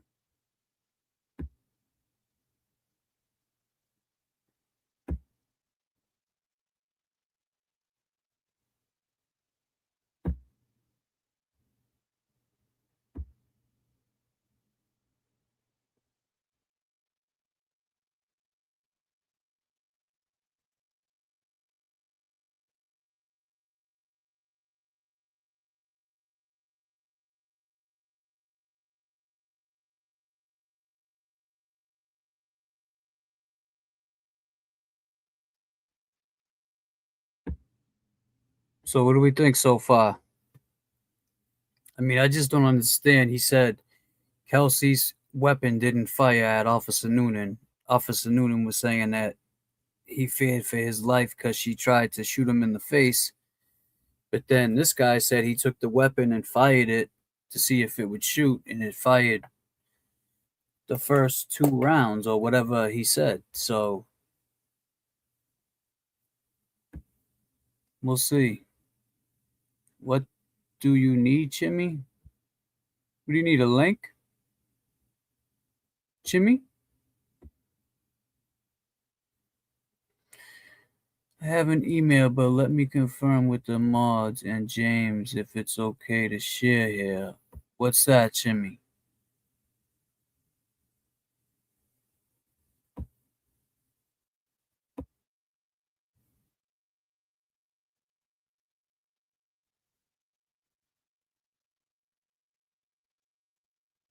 I don't know what it is. Oh,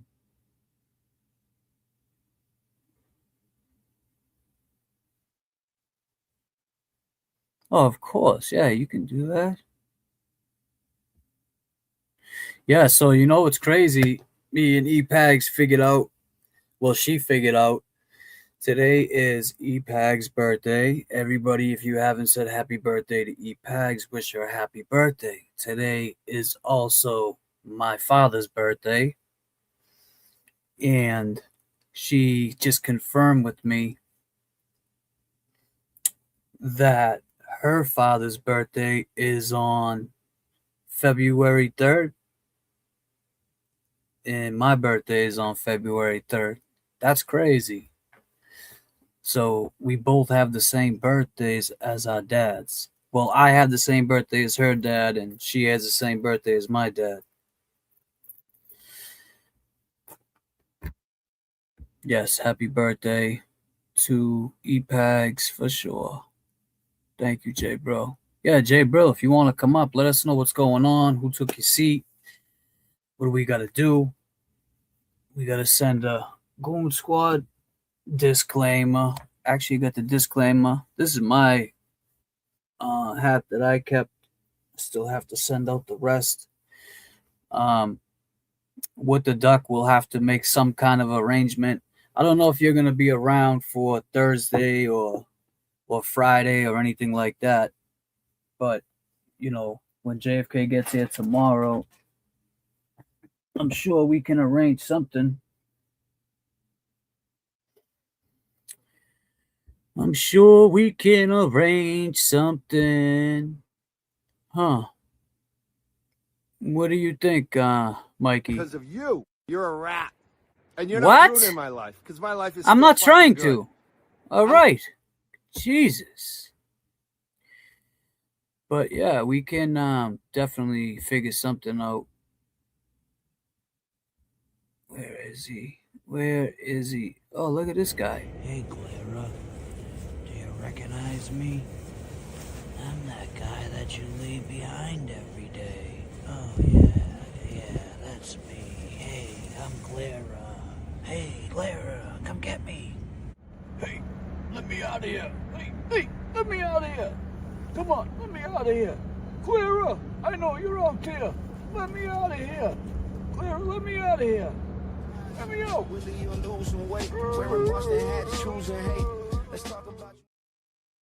Jesus Christ. Man, let me see if I can bring it up. Let me just pull up what's going on in here. Oh, look at X.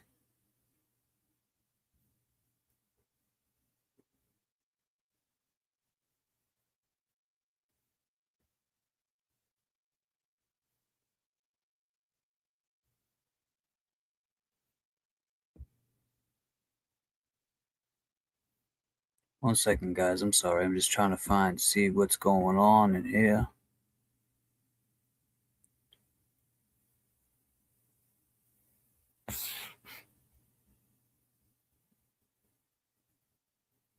Oh, wow. Officer Noonan testified that he's right-handed, but he's signing something left-handed.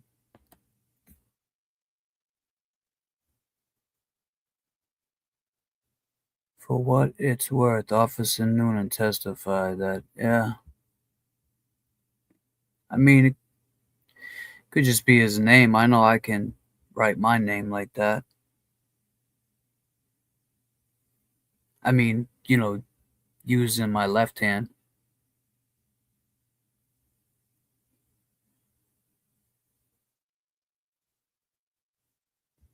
I don't see much on there about.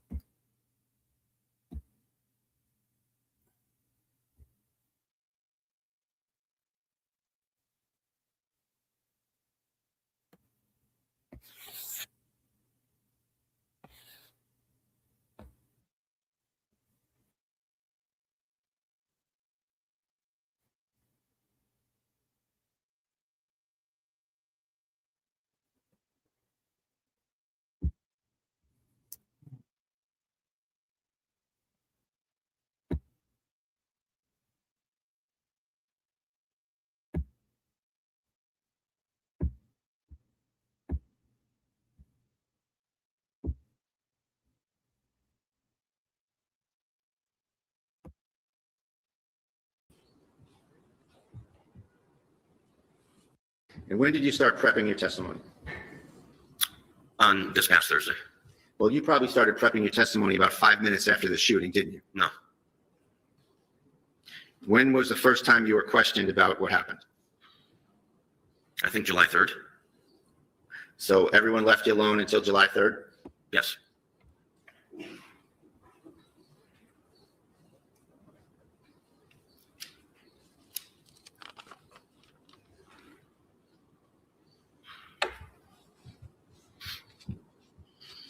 I don't understand what this.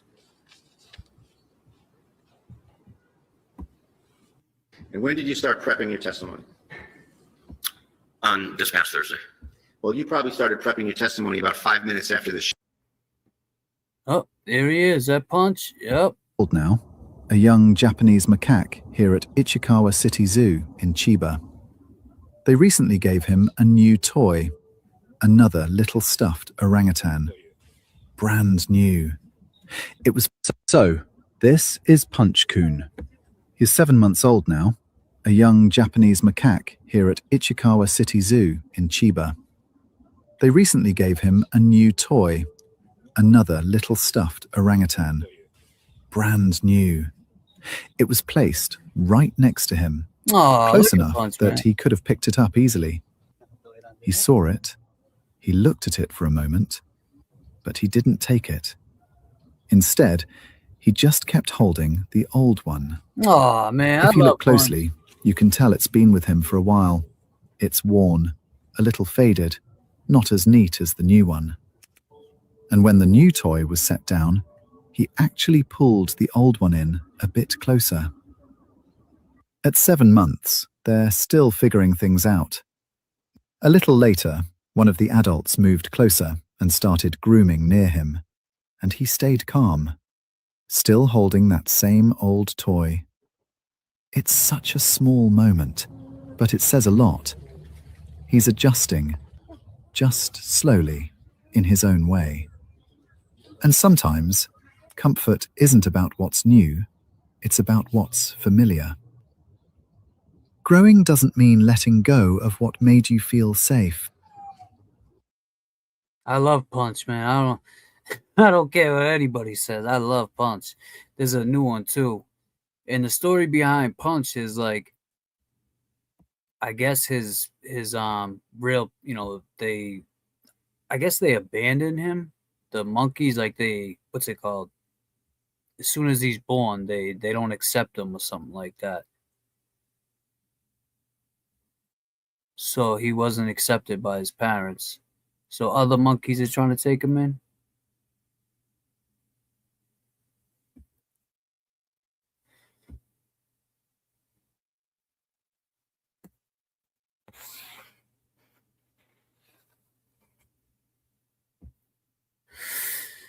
All right, so let me get off of this because it looks like just a shit show.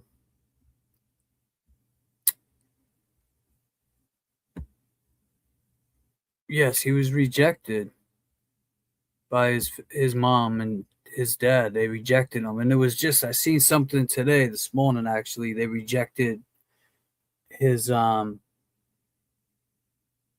me send Jay a link.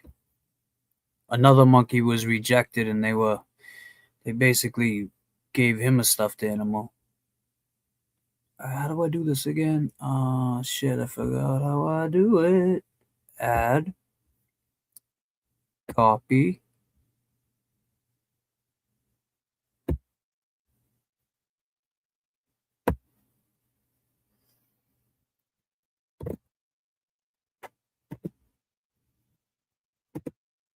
Oh, I did it. Wow, look at that. All right, Jay, this is for Jay Brilliant. This link, he's going to come up in a few when he gets a second and let us know what's going on. Who kicked him out? Who took his seat? Who did what? How it's going there? How's it looking? What's he think? I mean, to be honest, I don't think Bradle's like, first of all, he's no Alan Jackson, obviously. He's no, but at his level, you would think he would be maybe David Yannetti ready. I don't know. I don't see what the big, with him. I just haven't seen it yet.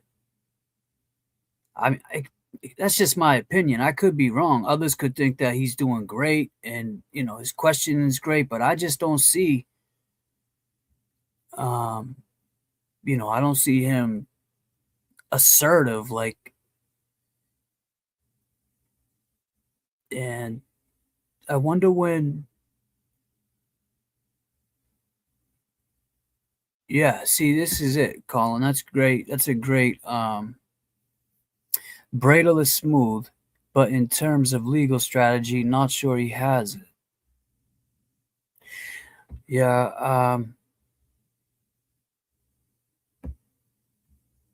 Bradle is very underwhelming.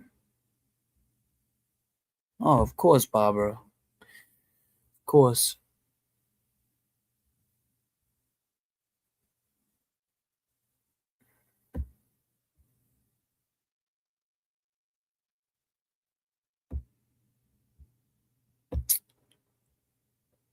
just have this ready.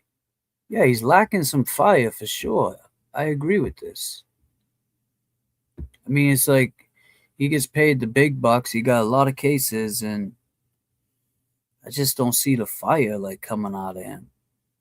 Because that's another thing. Maybe it'd be, we're not seeing it because these witnesses really, it's not really, I don't want to say an interesting case. It's kind of, whether or not you believe that Kelsey was trying to kill Officer Noonan, aka Whitey Ford Everlast. I mean, I just don't understand why he got lucky. The bullet didn't come, that when she fired that gun, it just it froze, or I mean it jammed up. I just can't see that.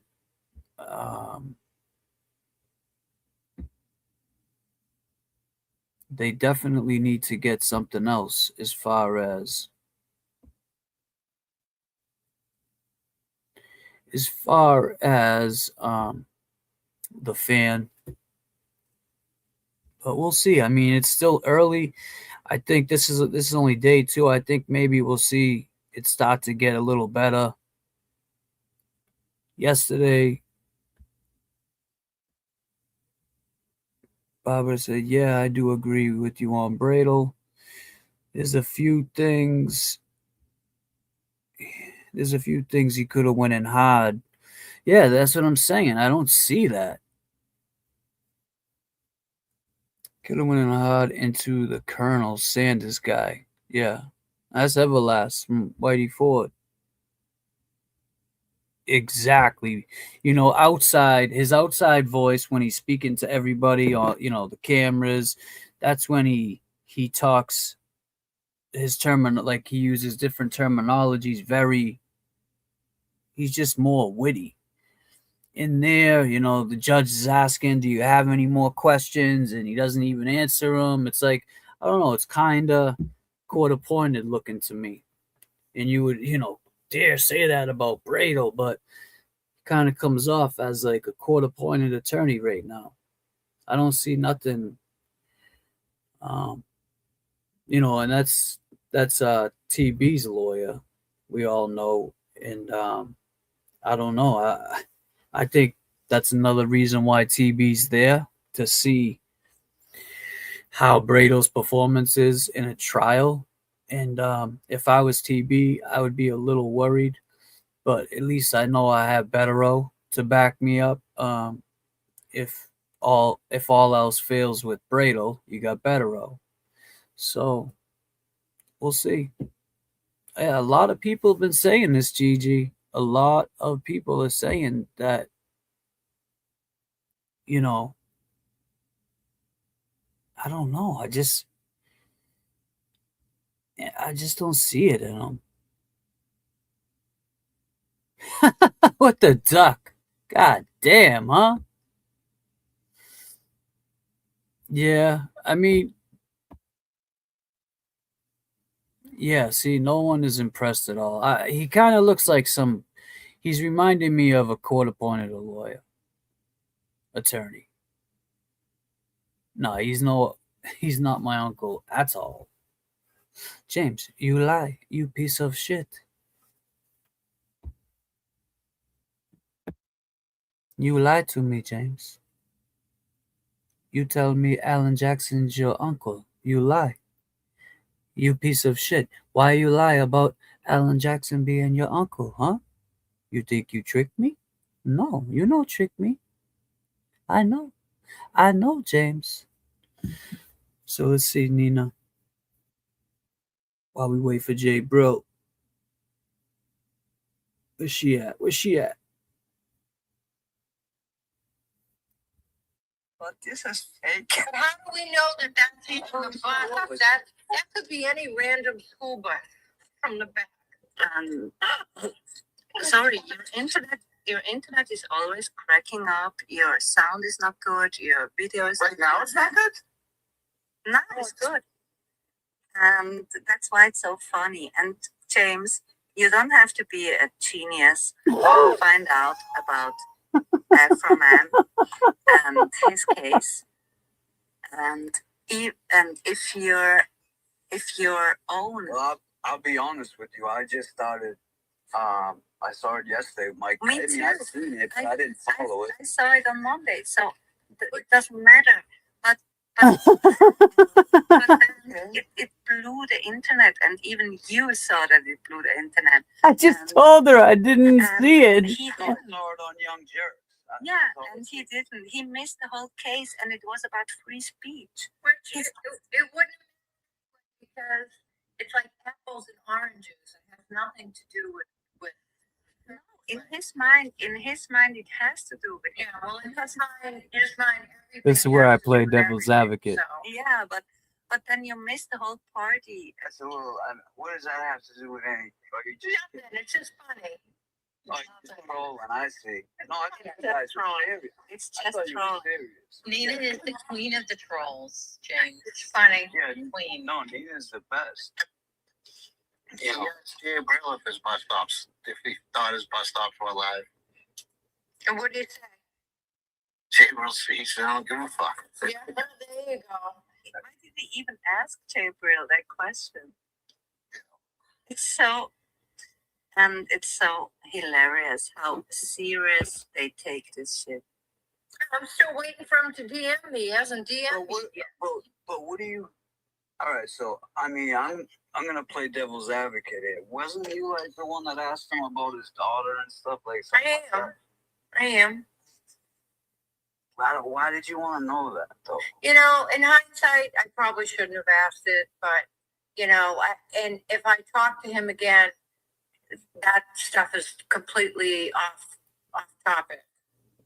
He unblocked me again. Interesting.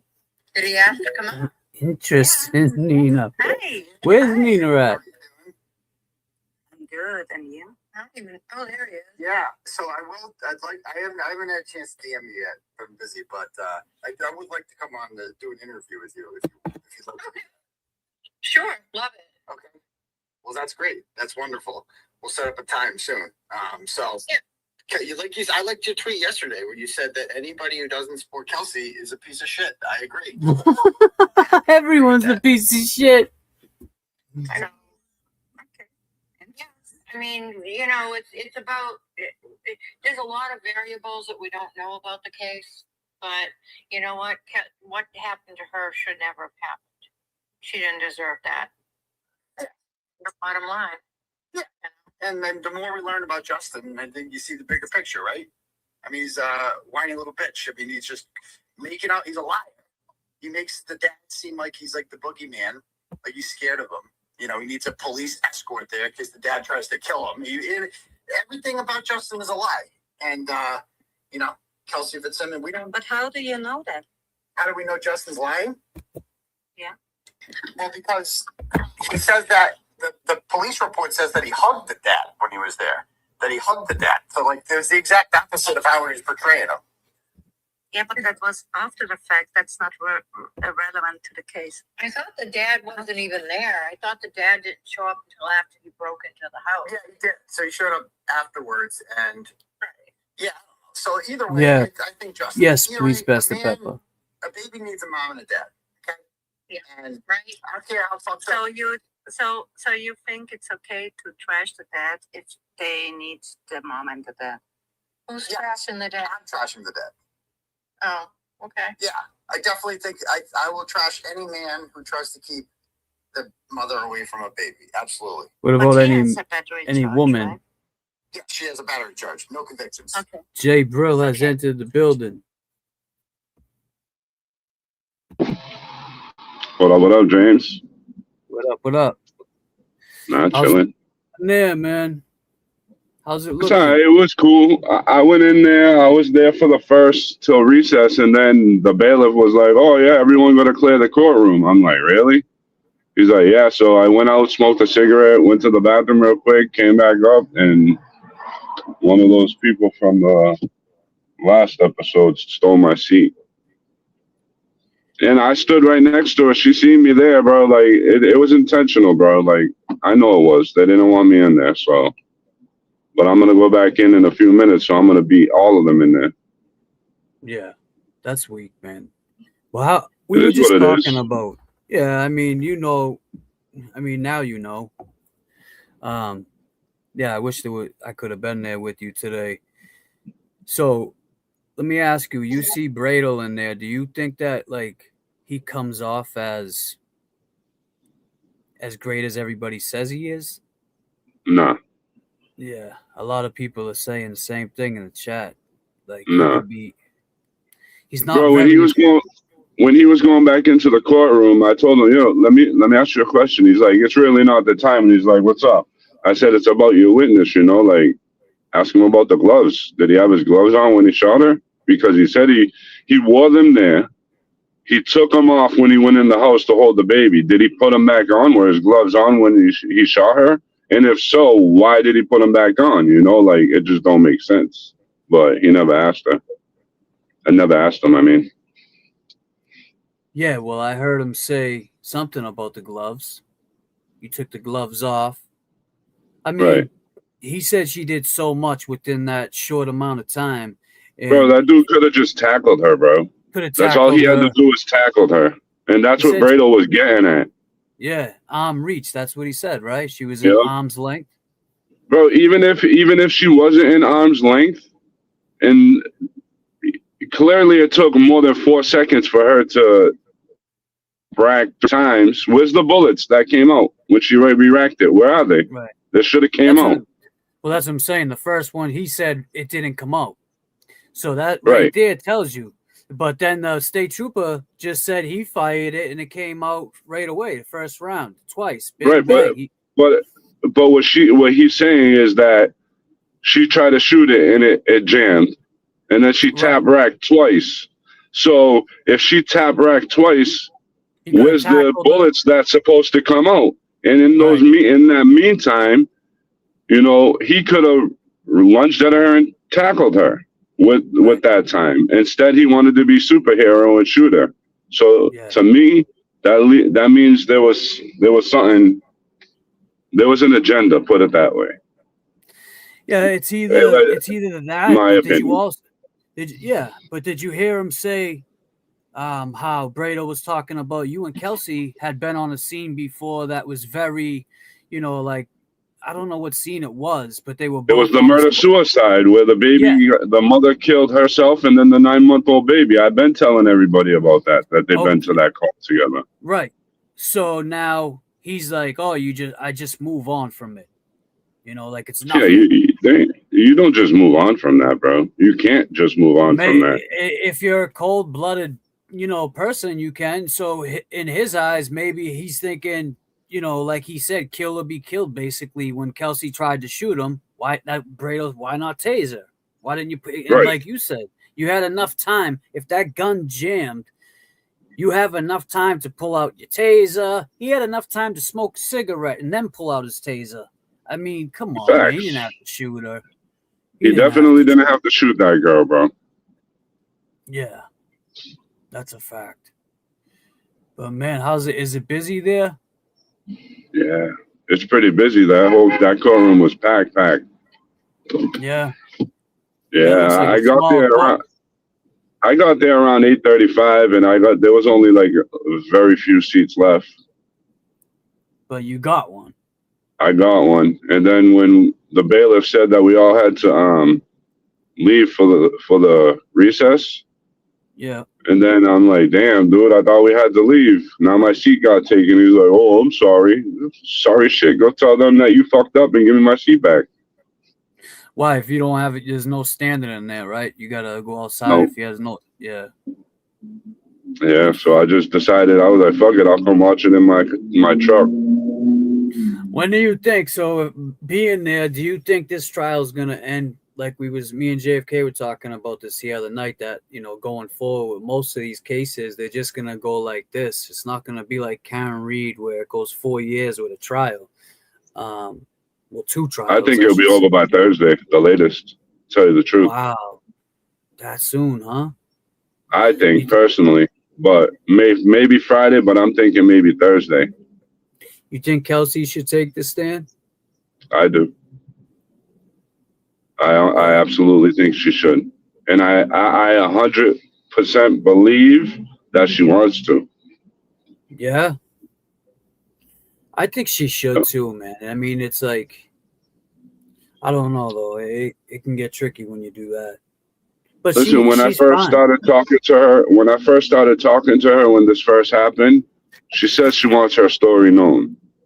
How are you going to get your story known other than, either talking about it on live streams, which she's not, Right. or talking about it at trial, which I feel that she's gonna. Well, I think if anything, she learned from watching Karen's trial not to talk on live streams while before the trial or while the trial is going on, because she knows now they can use that against her. Right. I agree with that. So I think that part is good. But as far as telling her story, even when you have good attorneys, they still don't get off what you want to say. Like if you want to say something, they'll put it in their terms, and you're like, no, I wanted to say it like this, and it's too late by then. That happened to me a few times. So yeah, I think that would be good if she takes this stand and gets to tell her side. I don't think she shot at him. Now that I hear that the gun that it didn't fire, if that happened and it jammed, bro, what's the odds of a police issued firearm jamming like that? I was just gonna say next to it's not like a gun that you buy. She got off the street that 5 people own. That shit was brand spanking new, and I mean, and well maintained.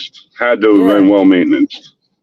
And yesterday there was a guy officer that said he testified to secure the gun. It was under her leg, and then it was to the side, and then he said he put it on the bed. And then this officer today said that he took the gun to secure it, and he put it on. It was on the No, he took the gun after Noonan moved it. He took the gun to secure it. So the cop that testified first yesterday, what was his name? I forgot. They were saying that it would look like Matt McCabe or something. Yeah, well, he's the one who removed the firearm to the bed. Noonan moved it further, and then that cop took it from the bed and brought it where he brought it. Yeah. So it went through three hands touched that gun. Three hands touched that gun.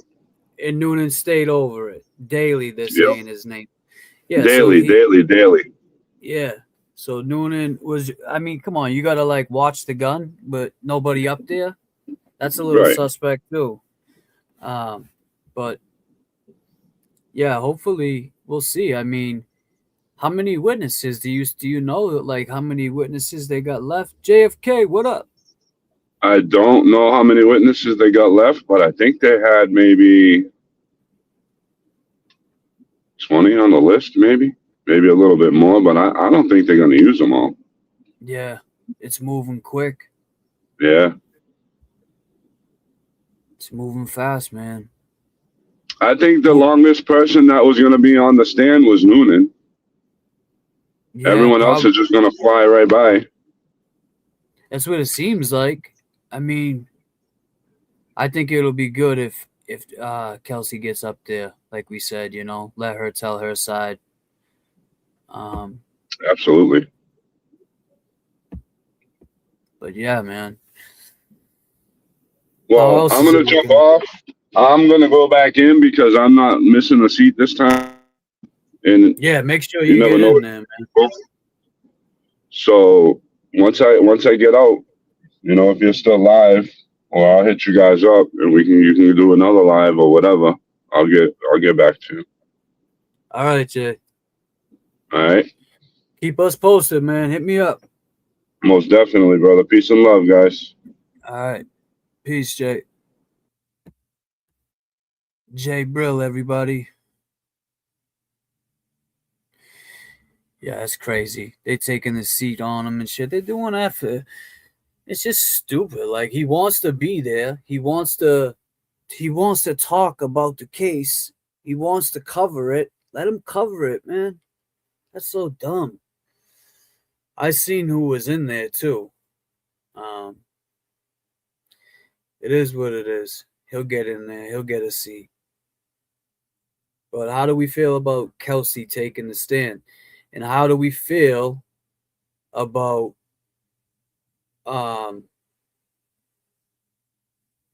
Bradel looking like a court-appointed lawyer?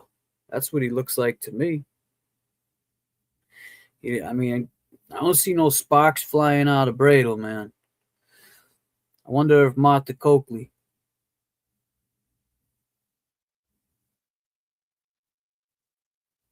Yeah, I think so too. She needs to take the stand. But Jay, what do you think about Bradel? He's not looking too sharp. I mean, if I'm TB, I'm sweating bullets in there, thinking that's my lawyer that's gonna defend me. I mean, shit.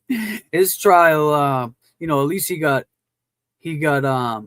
what's his name? Bettero to back him up when all else fails. But yeah, I thought Bradel, especially when it came to trial, he needs to start just being more assertive, just stepping up more. Oh, he's definitely not no Alan Jackson or David Yannetti.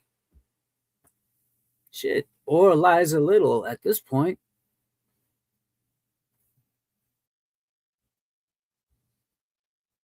I think she needs to take the stand, tell her story.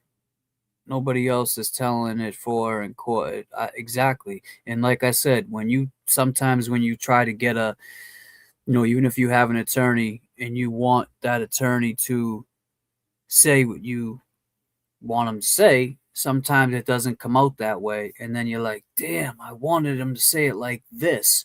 And they unfortunately they take it upon themselves to basically, say it how they believe it should be said.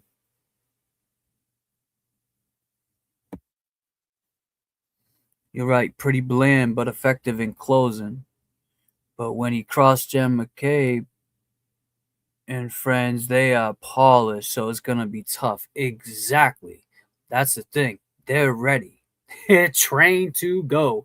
Like, they've been through this quite a few times. 2 trials.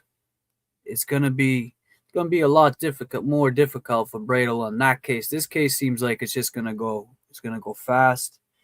Damn, Jay Brill said he thinks it'll be done by Thursday. Hopefully Friday, maybe we'll be able to all go out there, boots on the ground. Me, JFK, Jay Brill, if Kevy Kev can make it. That'll be nice. Let me see. 1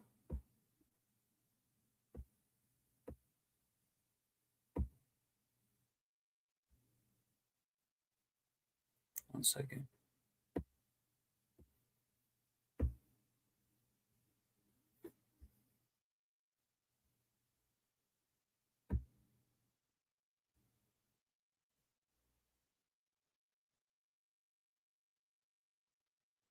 Dude looks just like Whitey Ford, though, huh?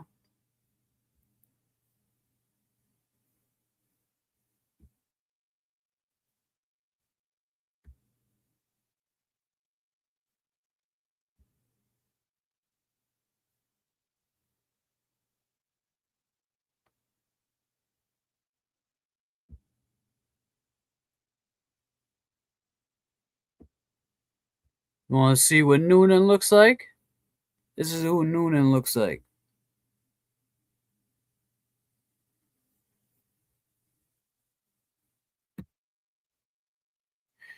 There he is right there. There's Noonan singing the blues.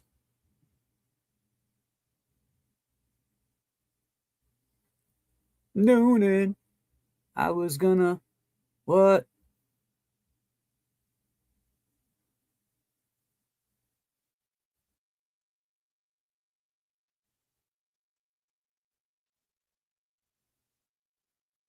Oh, yeah, she's gonna go through Gigi. It's gonna be like, I would say,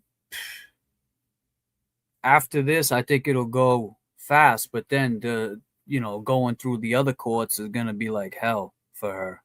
They're gonna, She's definitely going to have to get supervised visits, probably. She's going to be blowing in that breathalyzer for a while.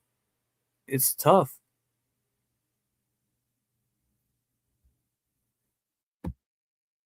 Absolutely. That's him right there, Jay. I walked in, I saw Kelsey. She was gonna shoot me, so I shot back. Nothing came out of her gun. That's the other thing, man. How did nothing come out of her gun? He said she shot at him, she was going to shoot me in the face and blow off my beard, and nothing came out. So I shot her twice. Come on, it's a brand new Glock. I mean, it could have jammed, but chances of that gun jamming, it's not no ghost gun.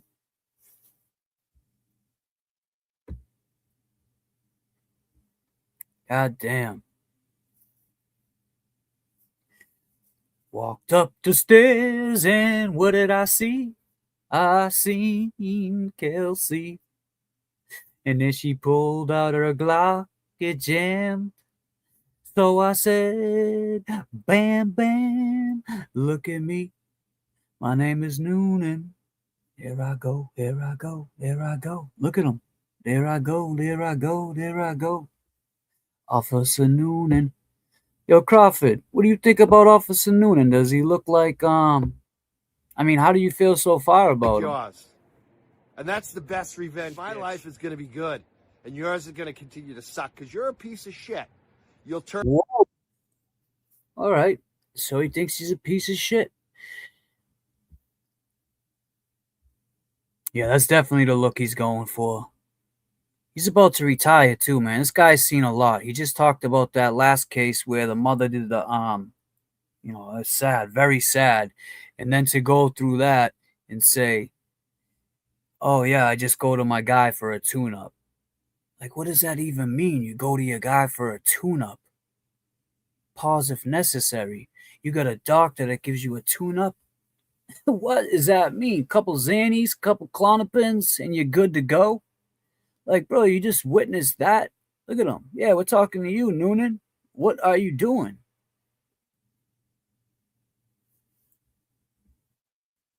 Prescriptions, yes. He got the Xannies. He got the bars. He got the good ones, the cake. He got the K cutouts. I need a tune-up, Doc. Can you help me? Sure. What do you need? Same thing you gave me last time. Trial's back. No, it's not. Wow, look at the old school Whitey Ford. It's an old school. Oh, look at this one. Come on, man. That's not Noonan. Oh, shit. God damn, Noonan. I got the call. I got a call. Let's see. How can we gotta make, you don't think so, Pags? That's not Noonan.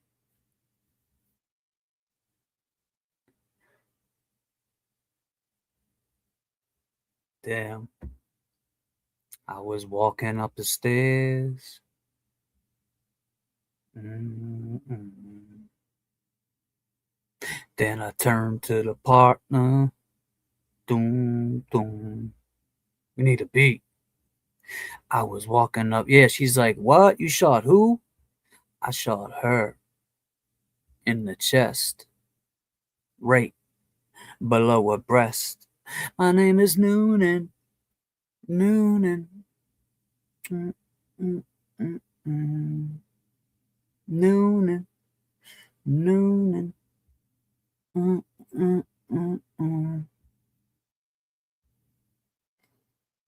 Whose bear looks too good? That's Noonan.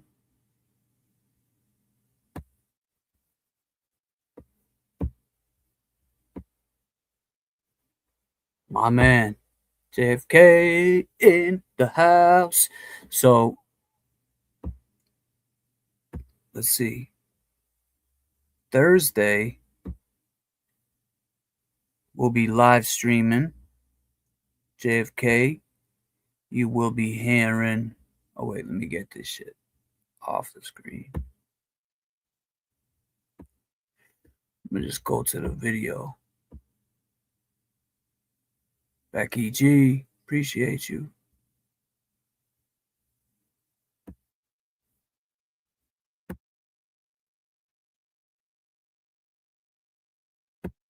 My name is Noonan. Noonan.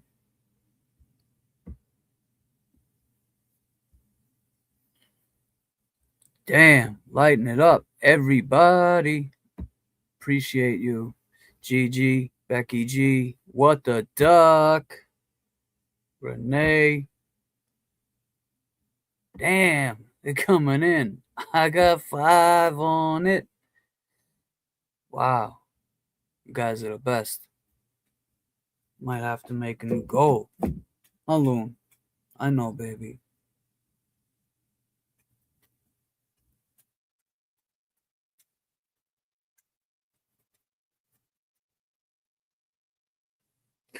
Her name is Noonan. Name is Noonan. Jimmy. E-Pags. Happy birthday to E-Pags. Yes, happy birthday to E-Pags. Peace signs up for E-Pags. If you haven't wished her a happy birthday, wish her a happy birthday. Today is my dad's birthday. When E-Pag's dad's birthday comes, it'll be my birthday. How crazy is that?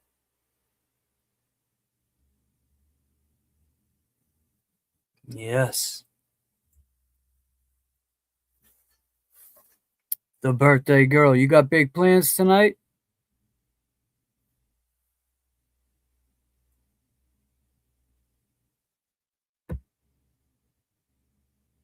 Hold up. Hold up, hold up, hold up.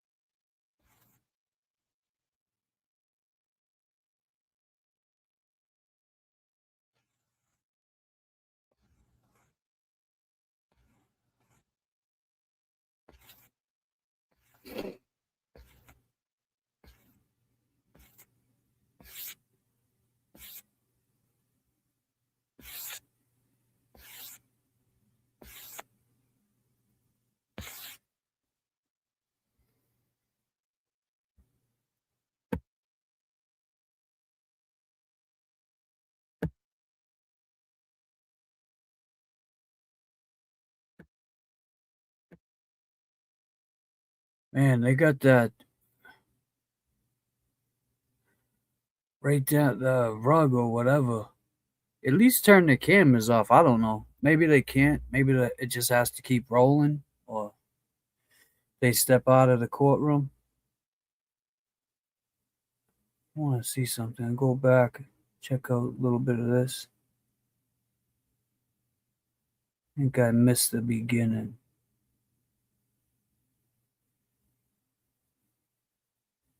I missed too much.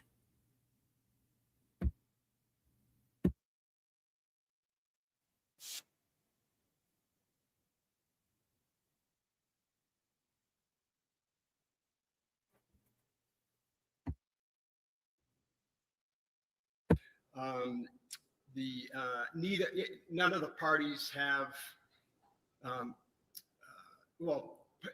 a party seeks access to someone's home for purposes of a view, and essentially my memory is, and just a quick look this morning, is that it's kind of a Rule 17 circumstance where the homeowner would need to be summoned, given an opportunity to be heard about whether we could go in there.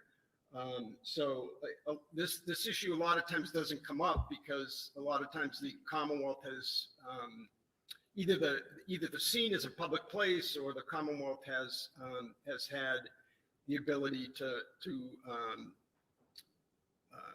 I guess to reach out to the owners and make that work. But the Commonwealth is not seeking a view. They have the burden of proof. And I guess my position at this point is neutral. I would, if the defense wants this is like not able to hold up. Set it up in a time. This is in the beginning. This is not. They're on lunch. If the defense was able to, They're on lunch right now. I just want to see some. In other words, reach out and do the legwork that the Commonwealth usually does. Is the Commonwealth opposed to it? Okay. Will the Commonwealth and your resources help us? Okay. Thank you. So we have. So I'm just going to leave it to you, Mr. Brado. I just don't want a last minute decision because we need to. Mr. Ruane especially needs to make plans for transportation, et cetera. So I just, it seems to me that as for whether I need it or not, I think it's not my place to say. I know I did, in fairness to both sides, I did say that yesterday. And after thinking about it, I don't think it's my place to say. The Commonwealth has the burden. The defense has due process rights, as well as many other constitutional rights. And I'm open to accommodating a view. Thank you very much, Ron. Just let Mr. Ruane know sooner than later. Very good. Okay. I can just tell you now that we don't want to, force these people to do it. We don't want to get into a thing with it, but. I can tell you this from my perspective. Here I am talking again out of both sides of my mouth, which from my perspective, it arguably is less helpful where the items Oh, or the shit. layout, or even like the bed and all that aren't the same. And I can't passive resistance valve. Okay. All right. So just to point out, and this is why I was running late. I was trying to remember. There was a case from a couple decades ago. Isn't it true you left Kelsey? Do some last minute research on the motion for a view. And wanted to talk to you folks about it. So paper 88 is the defendant's motion for a view. And I guess at this point, is the defense still seeking a view? Judge, we haven't had any progress on the other end of it. Excuse me. At this point, I am satisfied with your discretion. If you would like a view, we'll do it. I did file a motion. If you feel that at the close of the evidence you would like a view, we'll make it happen. Okay, well, let me just tell you my present thinking. So, and I think some of this you're implying, so I don't think I'm patronizing you by any means. But, so I was told at sidebar yesterday that Ms. Fitzsimmons no longer owns the home and it belongs to a third. It is now owned by a third party. So, has the defense been in communication with the current owner? Not the owners themselves, some representatives, Your Honor, and it's just honestly kind of getting a little bit of passive resistance about it. Okay. All right. So just to point out, and this is why I was running late, I was trying to remember, there was a case from a couple decades ago, Commonwealth versus Mattis, which goes through the procedure under circumstances where none of the parties have, a party seeks access to someone's home for purposes of a view. And essentially my memory is, and just a quick look this morning, is that it's kind of a Rule 17 circumstance where the homeowner would need to be summoned, given an opportunity to be heard about whether we could go in there. So this issue a lot of times doesn't come up because a lot of times the Commonwealth has either the scene is a public place or the Commonwealth has had the ability to I guess to reach out to the owners and make that work. But the Commonwealth is not seeking a view. They have the burden of proof. And I guess my position at this point is neutral. I would, if the defense wants a view and you're able to set it up in a timely manner, Commonwealth, if the defense was able to set up the view, in other words, reach out and do the legwork that the Commonwealth usually does, is the Commonwealth opposed to it? Okay. Will the Commonwealth and your resources help us? Of course. Okay. Thank you. So we have. So I'm just going to leave it to you, Mr. Brado. I just don't want a last minute decision because we need to. Mr. Ruane especially needs to make plans for transportation, et cetera. So I just don't. It seems to me that as for whether I need it or not, I think it's not my place to say. I know I did. In fairness to both sides, I did say that yesterday. And after thinking about it, I don't think it's my place to say. The Commonwealth has the burden. The defense has due process rights, as well as many other constitutional rights, and I'm open to accommodating a view. Thank you very much, Ron. Just let Mr. Ruane know sooner than later. Very good. Okay. I can just tell you now that we don't want to force these people to do it. We don't want to get into a thing with it. But I can tell you this from my perspective. Here I am talking again out of both sides of my mouth, which from my perspective, it arguably is less helpful where the items in the bedroom or the layout and even like the bed and all that aren't the same. And I can get I get a sense that this is a pretty narrow stairwell, et cetera. But in any event, I'll leave it to you folks. You folks are better at doing your jobs than I am. We'll take one more We'll reach Sure out one more about time and see that? where it goes, and we'll advise the court by the end of the day. Okay, no problem, no problem at all. And other than that, I think we left off with Officer Noonan. I'm sorry, were you going to say something? No, I just had 2 more questions for him. And then, For him. Okay, all right, that's fine. So we left off near the end of direct examination of Officer Noonan. He can be recalled.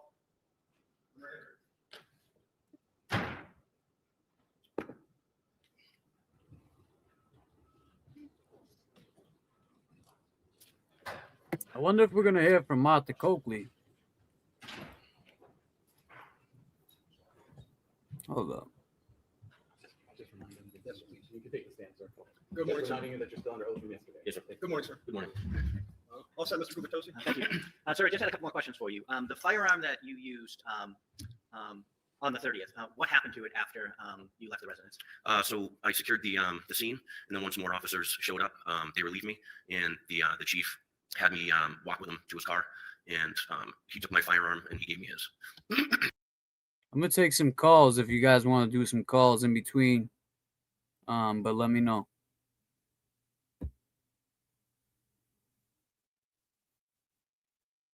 Examination.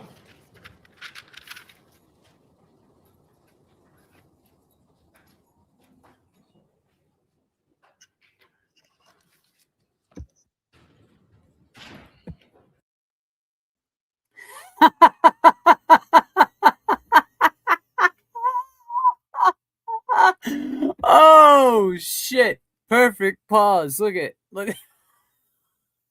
Oh!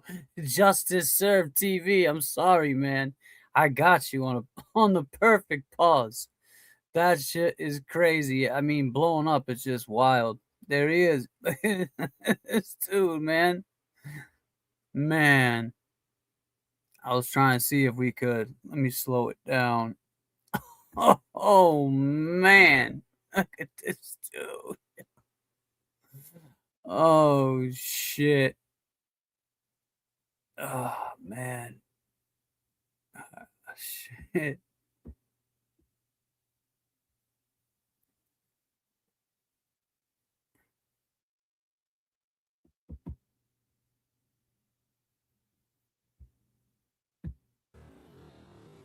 Oh, there's Jay Brill.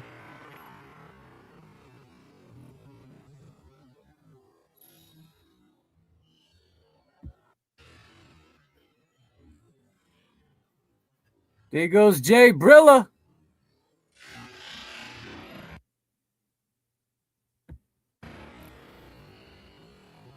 Jay Brilla. There he goes. Bingo. Here's Jay Brill.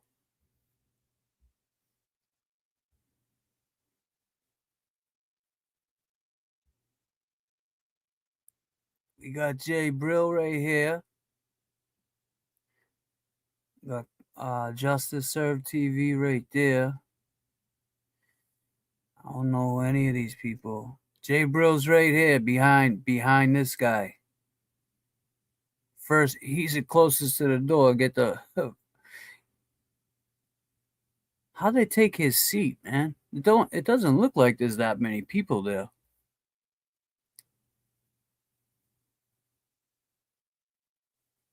Jay Brill, he's working too. Let's see.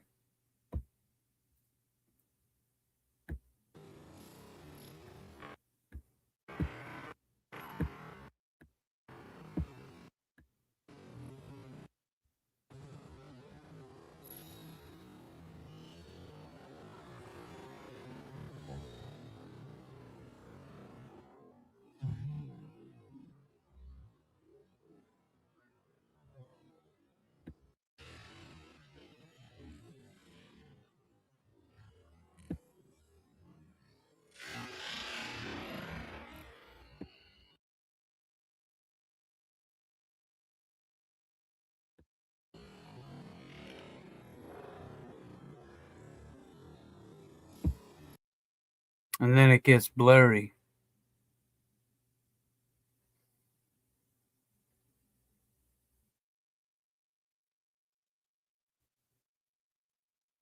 Let's see.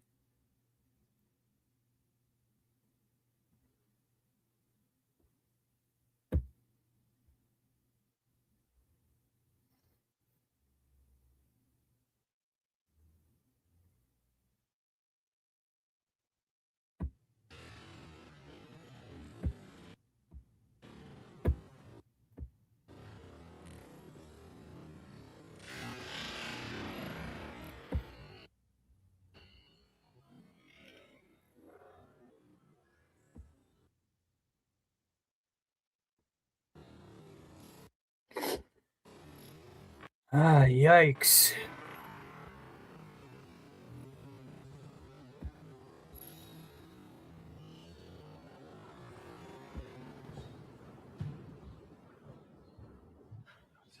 Just remind him. Yes, please. You can take the stand, sir. Good morning, Just sir. reminding him that you're still under oath from yesterday. Yes, sir. Good morning, sir. Good morning. All set, Mr. Kubatose? Thank you. Sir, I just had a couple more questions for you. The firearm that you used on the 30th, what happened to it after you left the residence? So I secured the scene, and then once more officers showed up, they relieved me, and the chief had me walk with him to his car, and he took my firearm and he gave me his. You talked about Kelsey Fitzsimmons. Do you see her in the courtroom today? I do. Can you point to her and describe an article of clothing that she's wearing? She's wearing a sweater. May the record reflect she has identified the defendant. Yes, it may. Thank you. I have nothing else. Okay. Cross-examination? What's up, Natalie?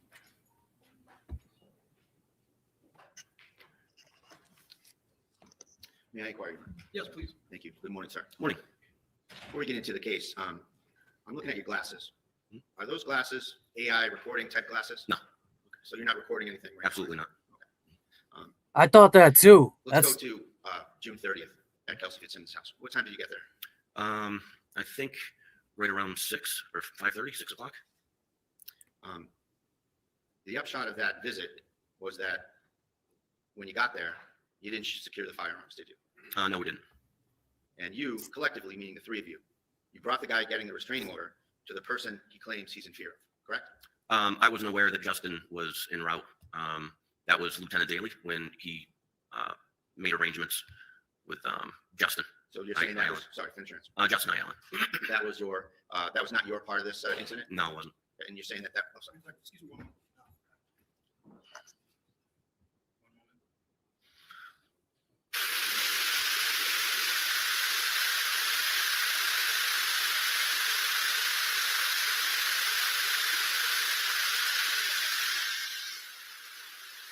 You also said that you got along well with her, right?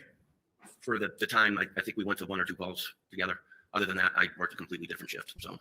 So we got along when we went to calls, yes. Did you get along well with her or not? Yeah. And did you think well of her? I really didn't have an opinion. I didn't have a chance to really get to know her. Well, do you know Maureen Teresi, your neighbor? Maureen Teresi. You gave her your opinion of Kelsey, didn't you?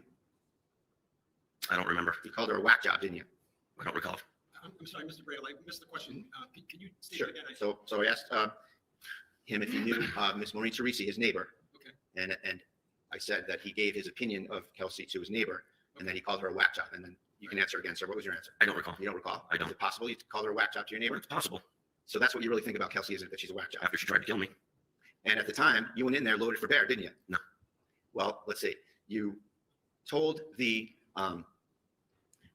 state police that the job was to section her, didn't you? It was spoken about that if she reacts badly during the restraining order, she may have to get sectioned. Well, that's what you said, that you had pre-planned that you were going to section her. It wasn't Job was to pre-planned. section her, isn't that what you said? No, that's inaccurate. So hold on one second. Let me just go through some ground rules. You need to wait until the question is complete because we can't have two folks talking over one another. Yes, sir. All right. Thanks very much. Go ahead, Mr. Bradley. And also, you raised quite a lot of concerns about where Kelsey parked her car, correct? Yes. And you suggested at one point that you could box her in and take her into custody with respect to the car, right? Yes. So you were thinking that she was going to need to be sectioned, that she was a whack job, and that she needed to be boxed in and placed into custody, right? Objection. And that's what a state of mind you are. He has testified that he thought she was a whack job before he went in. Overruled. Those are all things that were in your mindset, weren't they? No. Well, you said them, right? No, that's inaccurate. Sectioning her? It was brought up by my lieutenant that she may have to be sectioned. And you told the state police that part of the job was to section her. If she were to be sectioned. You didn't say that part to the state police, did you? I don't recall. Okay, we'll go over all this, don't worry. Okay. And so with respect to the car, you testified in such a manner that you're suggesting that there was some suspicion attached to that, right? Can you rephrase? Yeah, you're suspicious of the fact that she parked the car 150 yards away, you said. Yes. So your mindset is that she's evading something or she's up to something? Well, my training and experience, the distance of where she parked her car from her house and having a baby, and also her behavior in the past where her car was always parked in the driveway. So you didn't know her very well? I knew where she lived and I patrol the town, so I have to drive by her house. So she parks in the school next to her house. Yes. What do you think she's going to do? I don't know. I don't know what her mindset was. So you're speculating about any suspicion that's attached to that parking job, right? I was just suspicious about that. So she's in the house. You know she's in the house. No, I don't. You go to the house. You knock on the door. Daly knocks on the door. She comes out like a regular mom, holding the baby, wearing sweats, hair's probably in a ponytail, opens the door. Yes. Right? So at that point, do you let go of your suspicions about where she parked the car? I was still curious as to why she parked her car over 150 yards away. Well, you're looking at it through your own lens as an investigator. Isn't it possible that there's 100 other possibilities in her life that maybe she parked there for some other reason? Could be. I don't know. Again, I don't know what her mindset was.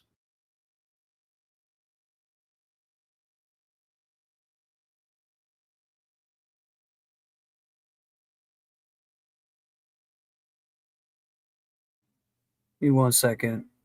This is the beginning, but still waiting. So I'm just going to see if we can find something.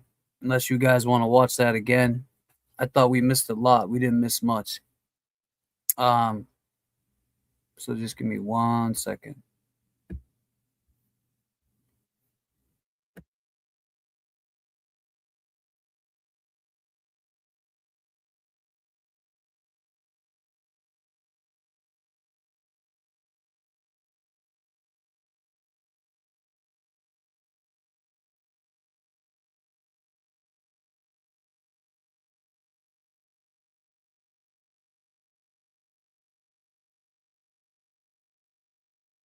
You have a phone number? It's not crazy. Real officers, real arrests, and ridiculously funny results. How did these bizarre bookings turn into patrol punchlines? I rebuke you in Jesus' name. All right, what is disorderly conduct? Please define it, and I'd like to see it on video. Here's the body cam footage of 4 unexpected hilarious moments. The law was serious, but the suspects, not even close. A Seabright police body cam caught the most unexpected pickup line on May 4th, 2024 in New Jersey. Michael tried flirting, but his charm flopped, and so did the story. She stayed professional. He stayed delusional. Told me I don't feel contact with I saw him throw you out. No, I left. I'm sorry. After you had to close the door for you to go. No. Can I just say something? Go ahead. I promise you, I was not being. Can I go in there? Can I go in there? No. I did not go in there. And I asked, I was like, what? Right? Why'd you throwing you out? I don't know. Do me a bit. Come with me real quick. Do you see me with handcuffs? Well, I left. I'm not trying to be.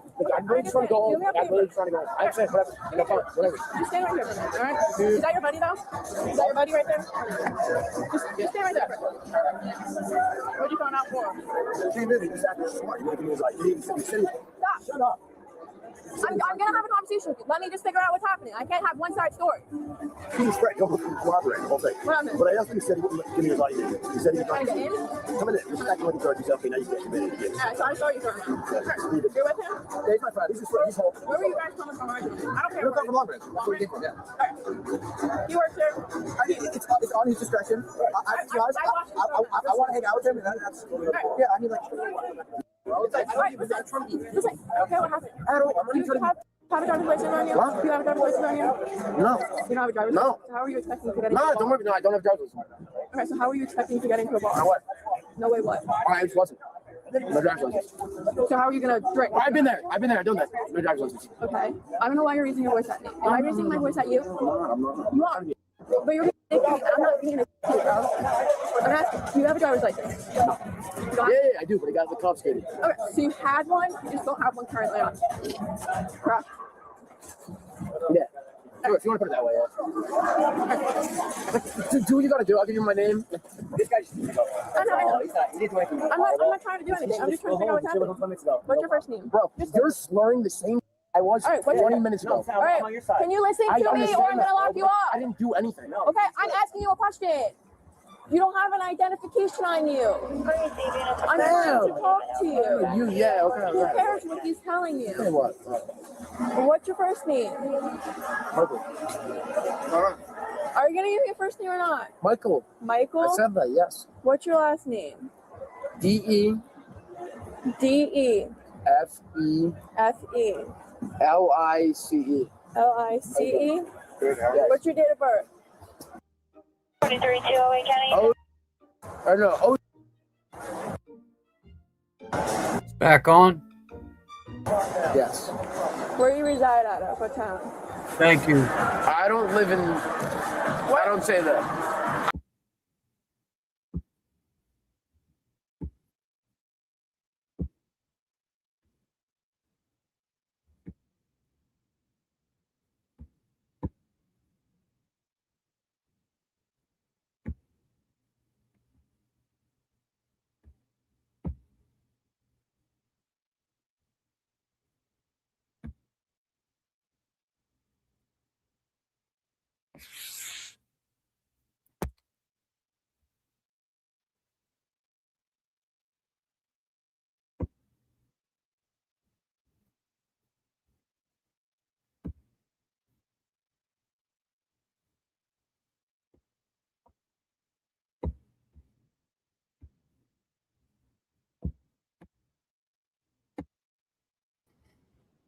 Glock 47, and we'll just use the last three numbers of the serial number, 269.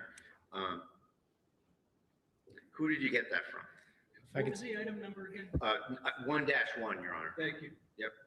And the last three digits of the serial number are 269. Thank you. And so that gun, and again, you can look on your papers, anything you want. Do you know who you got that from? If I could see my notes, the worksheet Sure. notes Yep. from the crime scene. Sure.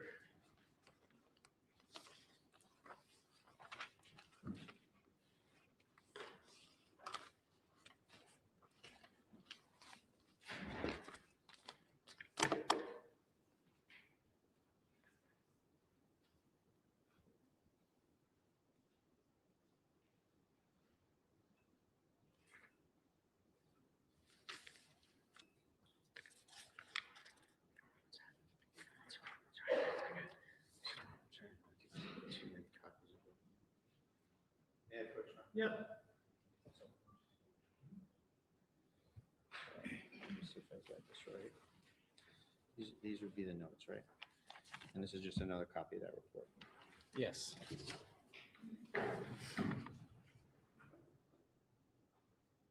So 1-1, take all the time you need. Who did you get that from?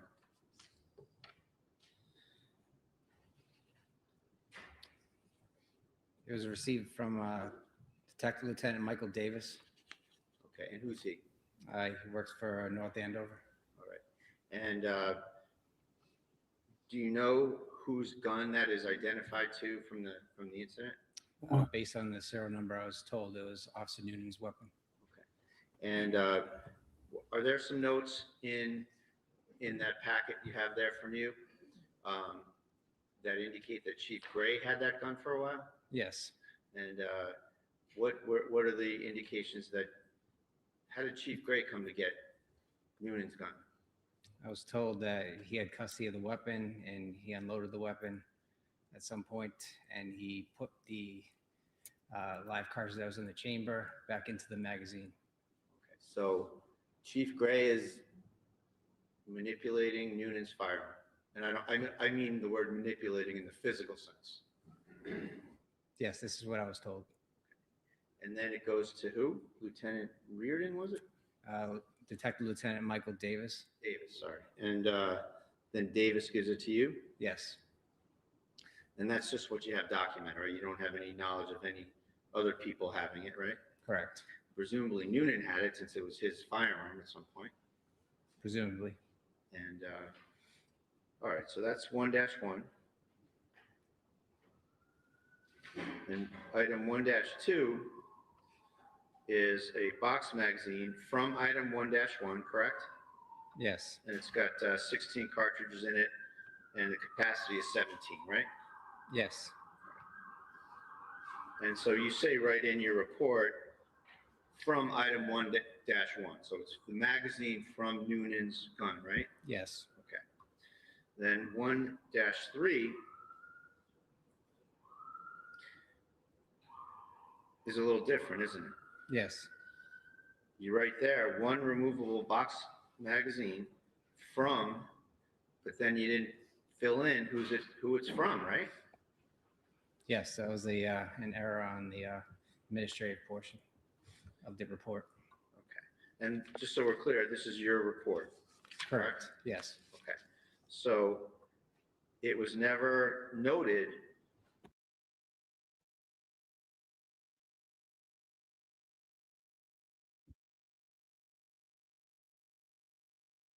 Sorry, 1 second, guys. 1 second. I just changed over.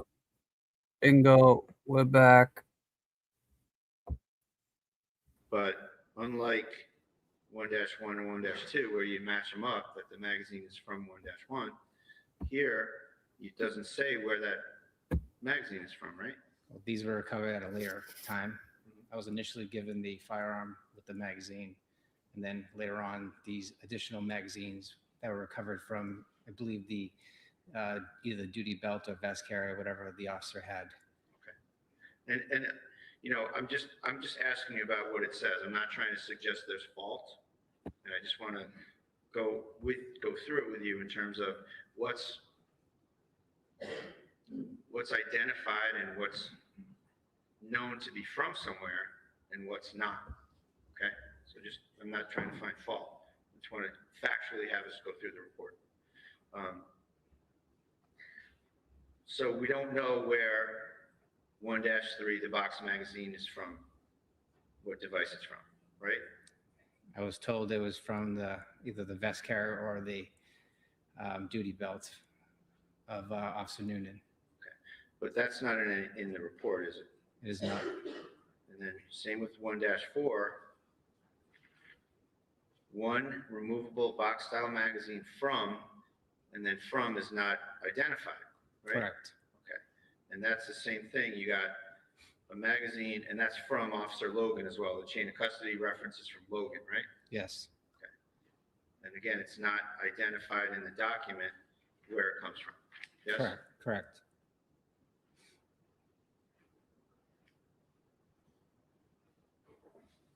Then 1-5 is another Glock 47.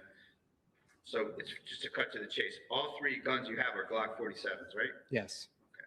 And that's a semi-automatic firearm that was, to your understanding, issued to the North Andover Police. Yes. And each one obviously has its own serial number. Correct. But otherwise, they look the same. Yes.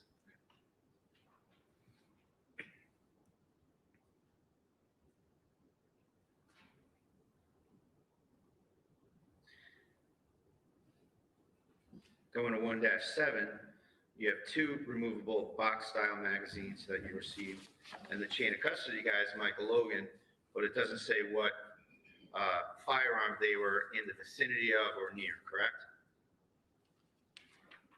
So as I entered the evidence, it was associated with the firearm. So as I went to the next firearm, whatever is below that firearm is associated with that firearm. So all evidence below it will be associated with the firearm until I mention another firearm. Okay, so that's your procedure, right? Yes. Well, it's fair to say, though, that sometimes you do say what it's from and sometimes you omit it, right? Yes. And that's by mistake, right? Yes.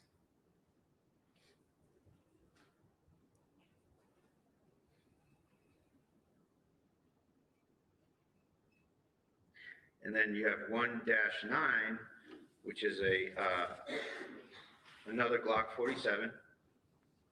Last three serial number is 315, right? Correct. And that is associated with who?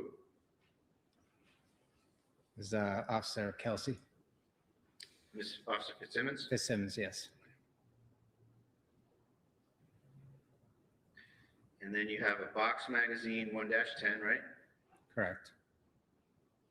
And you do write from that item in this particular instance, from 1-9, from Ms. Fitzsimmons' firearm, right? Yes. And then you do two removable box style magazines from a vest carrier on the first floor. Yes. And it's fair to say that after item 1.8 from Michael Logan, that's the last reference to the chain of custody person you received items from, right? Correct. So from 1-9 to 115, you don't reference who you got the items from, right? Well, I physically recovered that evidence. Okay, so you had it Yes. from the scene, like from the floor or the bed or wherever? Correct. Okay. So these are things that you recovered? Yes. Okay.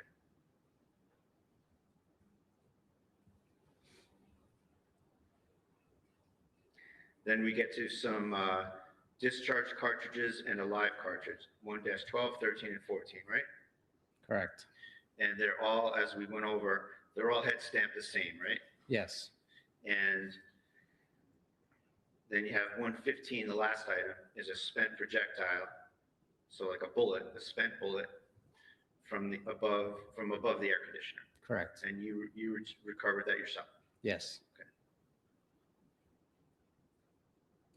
Now, with respect to the live cartridge, the discharge cartridge at 113 and the discharge cartridge at 114,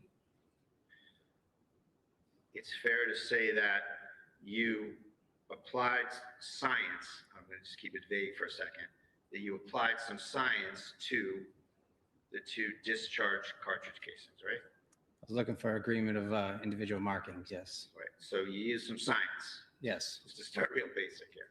And you were able to identify those two discharge casings to item 1-1, right? Correct. And 1-1, you know to be Noonan's Glock, right? Yes. Now, it's fair to say that with respect to the live round recovered from the hallway safe, it's fair to say that you didn't apply any science to that item, correct? Correct. So there's no science, unlike the other two, unlike the discharge cartridge, discharge casing in 114, the discharge casing in 113, unlike those, the live cartridge, there's no scientific basis for you to say what gun that came from, right? Correct. And it's fair to say that there were, and again, I'm not trying to find fault. Nobody asked you to apply any science to that item, right? Correct. So there were some various scientific methods that you could use to determine where that came from, right? There would be some markings if it was actually cycles with that weapon. Right. One step ahead of me. That's my next question. If that was cycled through a weapon, you would have what? Breech face markings? No, you would have what's called extractor markings, possibly ejector markings, as well as you may have magazine marks.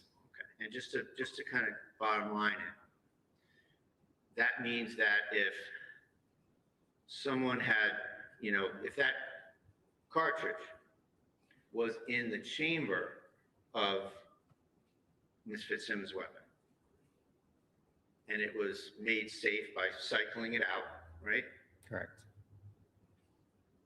Breech face markings or ejector markings or extractor markings would be deposited on that cartridge, right?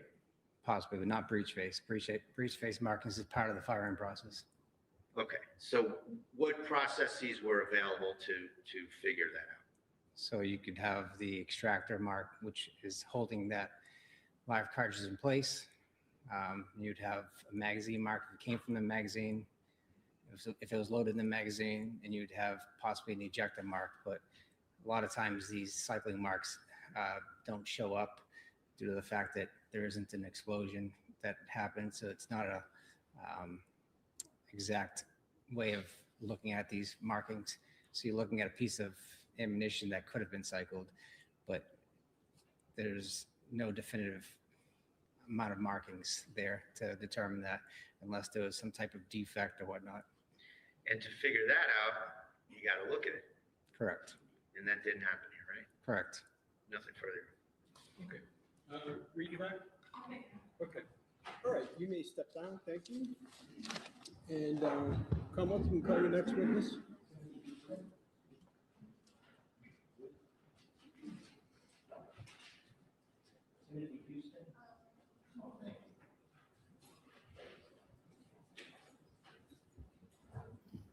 It's moving right along, huh?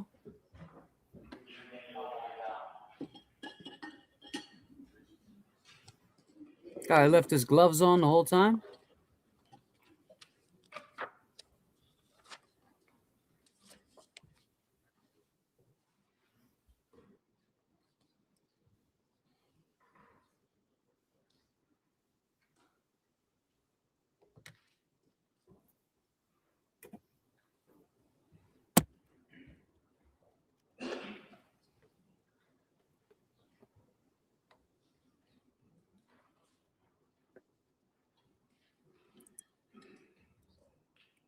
What happened to the next witness?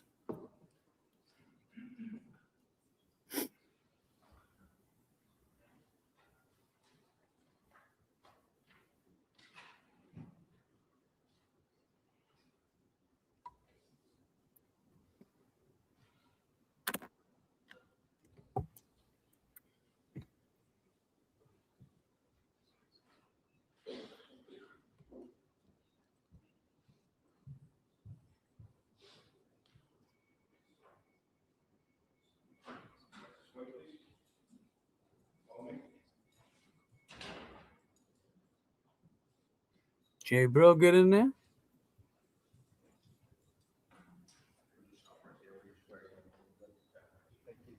You solemnly swear that the testimony you're about to give in this cause now in hearing shall be the truth, the whole truth, and nothing but the truth, so help you God. Watch your step right there. If you could try to speak up nice and loud right directly into this microphone so the judge can hear you. Yeah. Good afternoon. Good afternoon. Sir, in a loud, clear voice, can you please introduce yourself, spell your first name and your last name? Officer Timothy Houston, TIMOTHYHOUSTON. Houston, we got a problem. Patrol officer with North Andover Police Department. How long have you been doing that? A little over 5 years. Okay. Sir, where'd you grow up? I grew up in North Andover. Did you go through the North Andover school system? Up until high school. And where'd you go? I went to Central Catholic. After Central Catholic, what did you do? I went to Norwich University and got a bachelor's in criminal justice. After you graduated there, what did you do? I went to the Army. I was in the Army for 4.5 years, reached the rank of sergeant, and then came home, joined the North Andover Police Department. Okay. And so when was that you joined the PD? I started the academy in November 2020. And your rank now, you're a patrol officer? Patrol officer. Okay.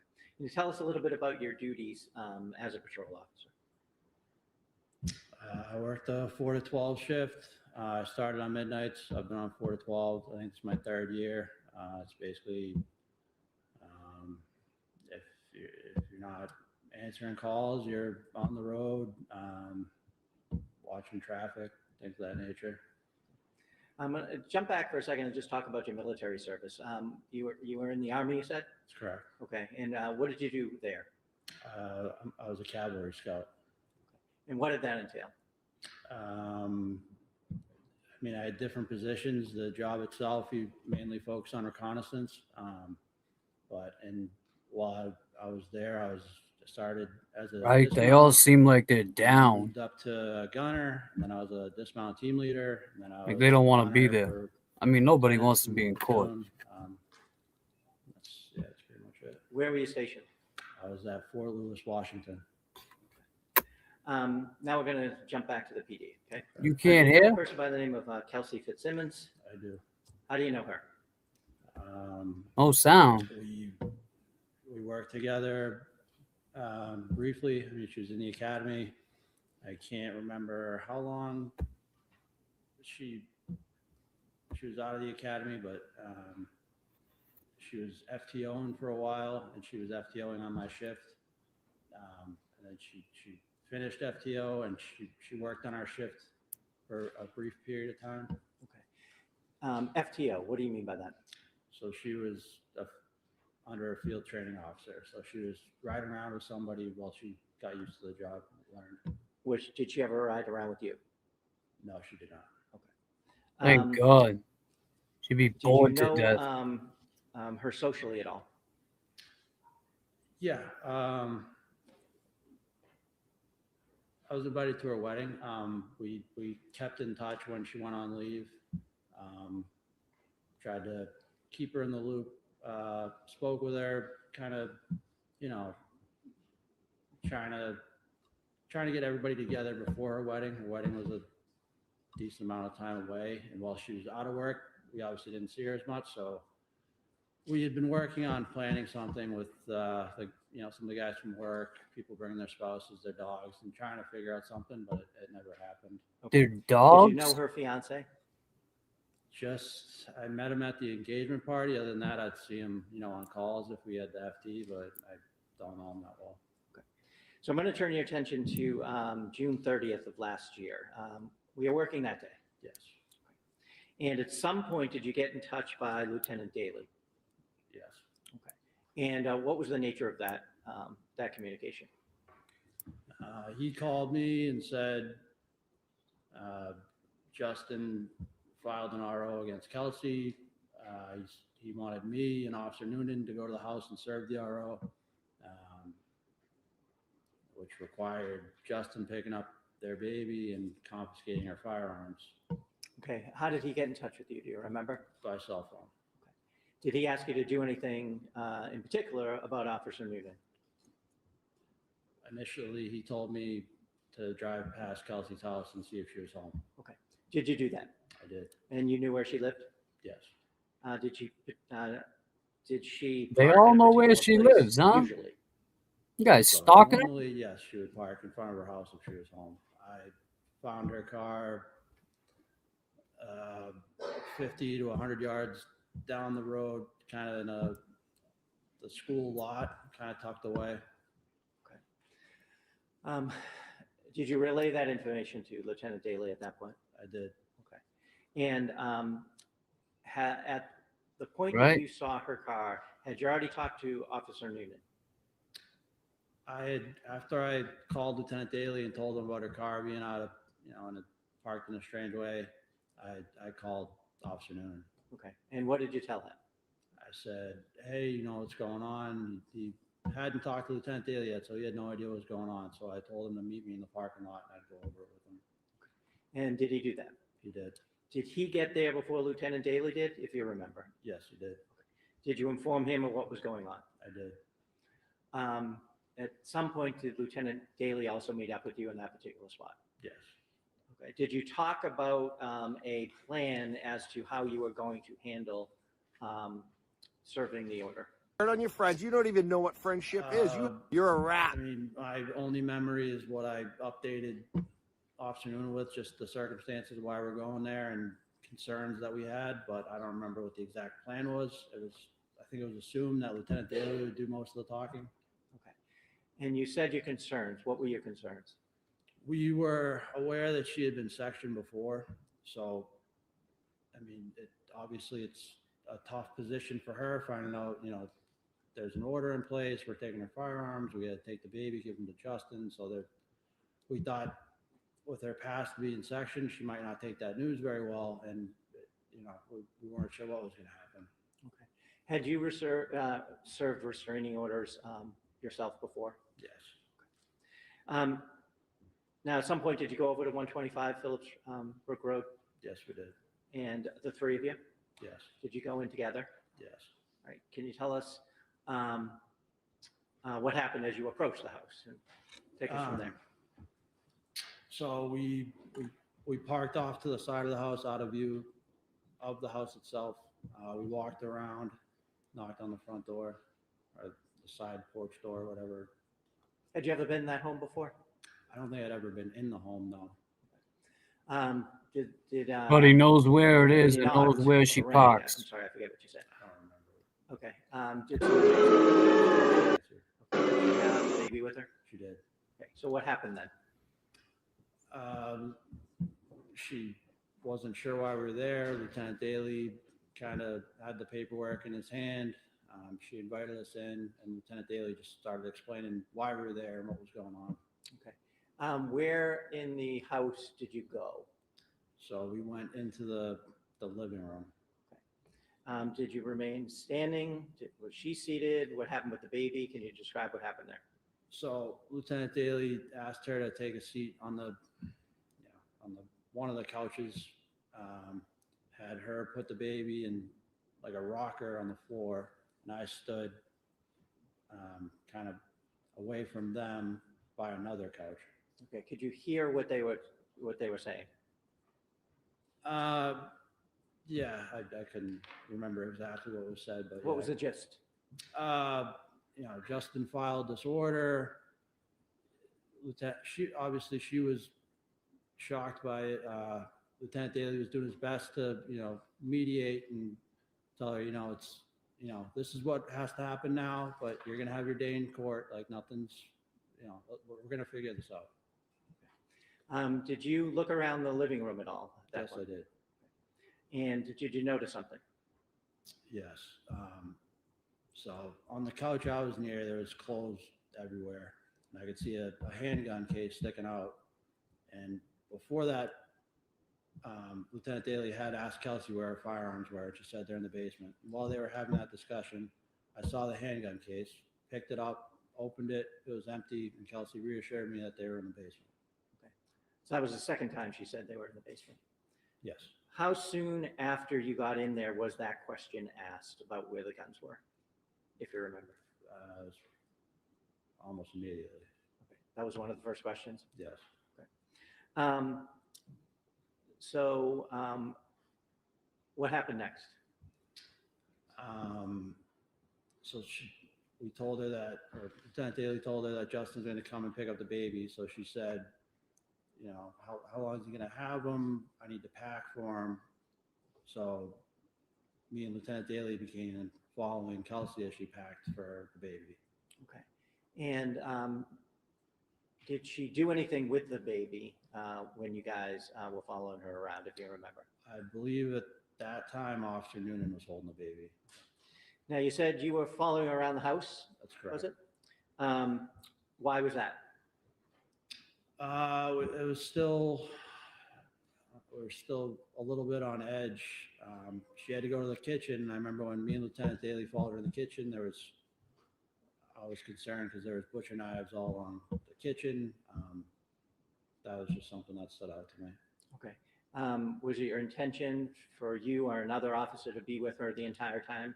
That's correct. Is that standard practice when you're have similar concerns? Correct. After you went into the kitchen, do you remember where you went? I believe we went upstairs. Me, Kelsey, Lieutenant Daly, briefly came back downstairs, and then we went into the other side room. I think it's like an exercise room. At any point, if you remember, did the defendant make a call?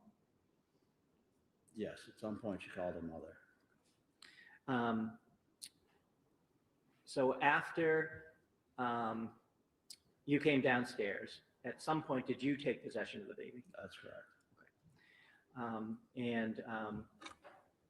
What happened while you were holding the baby? Anything? Yeah, so I took the baby from Officer Noonan, which Kelsey asked me to do, which I did. Kelsey told me, why don't you take him for a walk? He likes to look at the cars. I told her, I said I'd take the baby, but I wasn't going to leave. So I took the baby out on the porch, and the baby was crying, so I was doing my best with the baby. And at that point, her mom showed up. Through that same door you guys had come in? Correct. Okay. And so what did you do when she came? I peeked in. I told Lieutenant Daly, like, the mom's here. Why don't we give her the baby? And we invited the mom in. After the mom came in and you handed the baby to her, did you stay in the immediate area or did you go somewhere?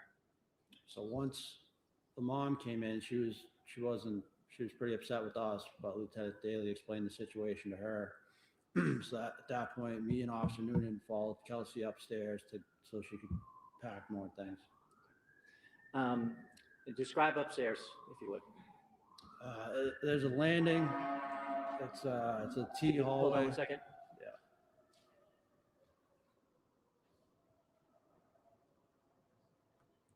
Okay. You're a little man, You go up and the your life stairs, will always there's a suck. landing, and there's a room off to the left and a room off to the right. And could you describe the room off to the left? It's got I believe it's the baby's room, has a crib in it. And how about the room to the right? That would be Kelsey's bedroom. Now,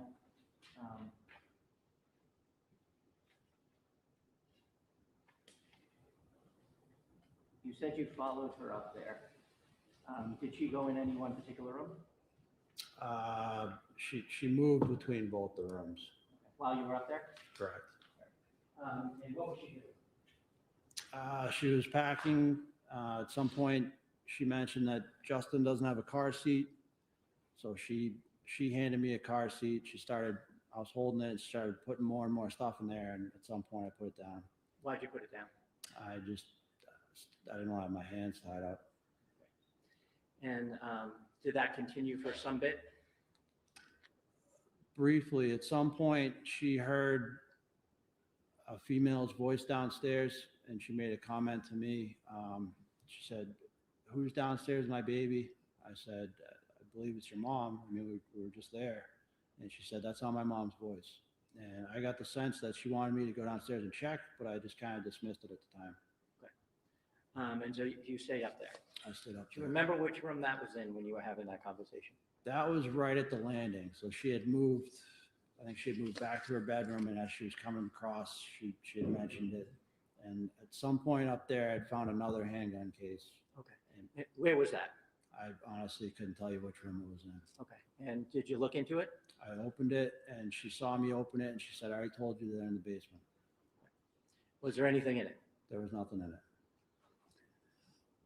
At some point, was your attention drawn downstairs again? Correct. Okay. Can you tell us about that? Yeah. So at some point, Justin came. Kelsey heard his voice, and she said, I don't want him in the house. And at that point, I thought the only thing that was going to escalate the situation is them two in the house together at the same point. So I wanted to help Kelsey out. So I told her I'd go tell Justin to leave. Okay. Where were you when this conversation happened? Between me and Kelsey, we were still upstairs. Okay. And was Officer Noonan also with you? Yeah. So did you go downstairs? I did. Okay. Officer Noonan stay up with Kelsey? Correct. Where is she at this point, if you remember? She was either in her room or at the landing, but I couldn't be certain. But when we had that conversation, we were at the landing. You went downstairs? Correct. And what did you do when you went downstairs? So when I went downstairs, I only saw Lieutenant Daly, the mom, and I told him, Kelsey doesn't want Justin in the house.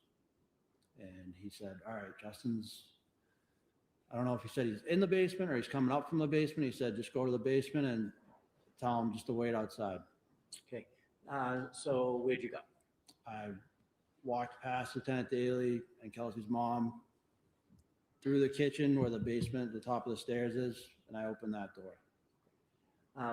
Could you see down? So it was, the lights were off. I flicked the light to turn the lights on. The lights didn't turn on. So could you hear anything downstairs? I couldn't hear anything. And I remember after I flicked the lights on, they didn't go on. And I'm looking at a pitch black basement. I thought there was a chance I misheard Lieutenant Daly. And I just kind of stood there. I was like, I really don't want to walk down there if he's not down there, but I don't know how I was just kind of having like a moment where I wasn't sure whether or not to check with Lieutenant Daly. Okay. Did something happen at that point? Yeah. So at that point, I heard Officer Noonan yell, Kelsey, and then I heard 2 gunshots. What did you do? I ran back the way I came. At that point, it was only Kelsey's mom. She was still in the living room. Lieutenant Daly was gone. He'd already gone upstairs, and I started making my way upstairs. Okay. When you were making your way upstairs, could you see anybody at the top of the landing?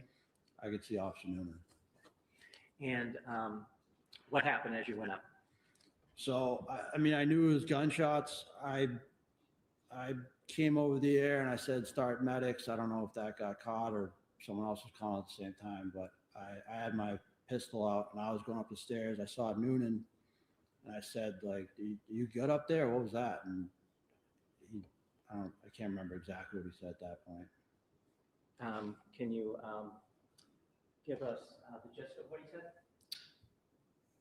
At that point, he said, yeah, he looked like he was still in shock. He said, yeah. So I kept moving up towards him. And as I got closer to him, I was like, what just happened? He said, because of you, you're a rat. And we talked about it later, but at that point, that's what he said.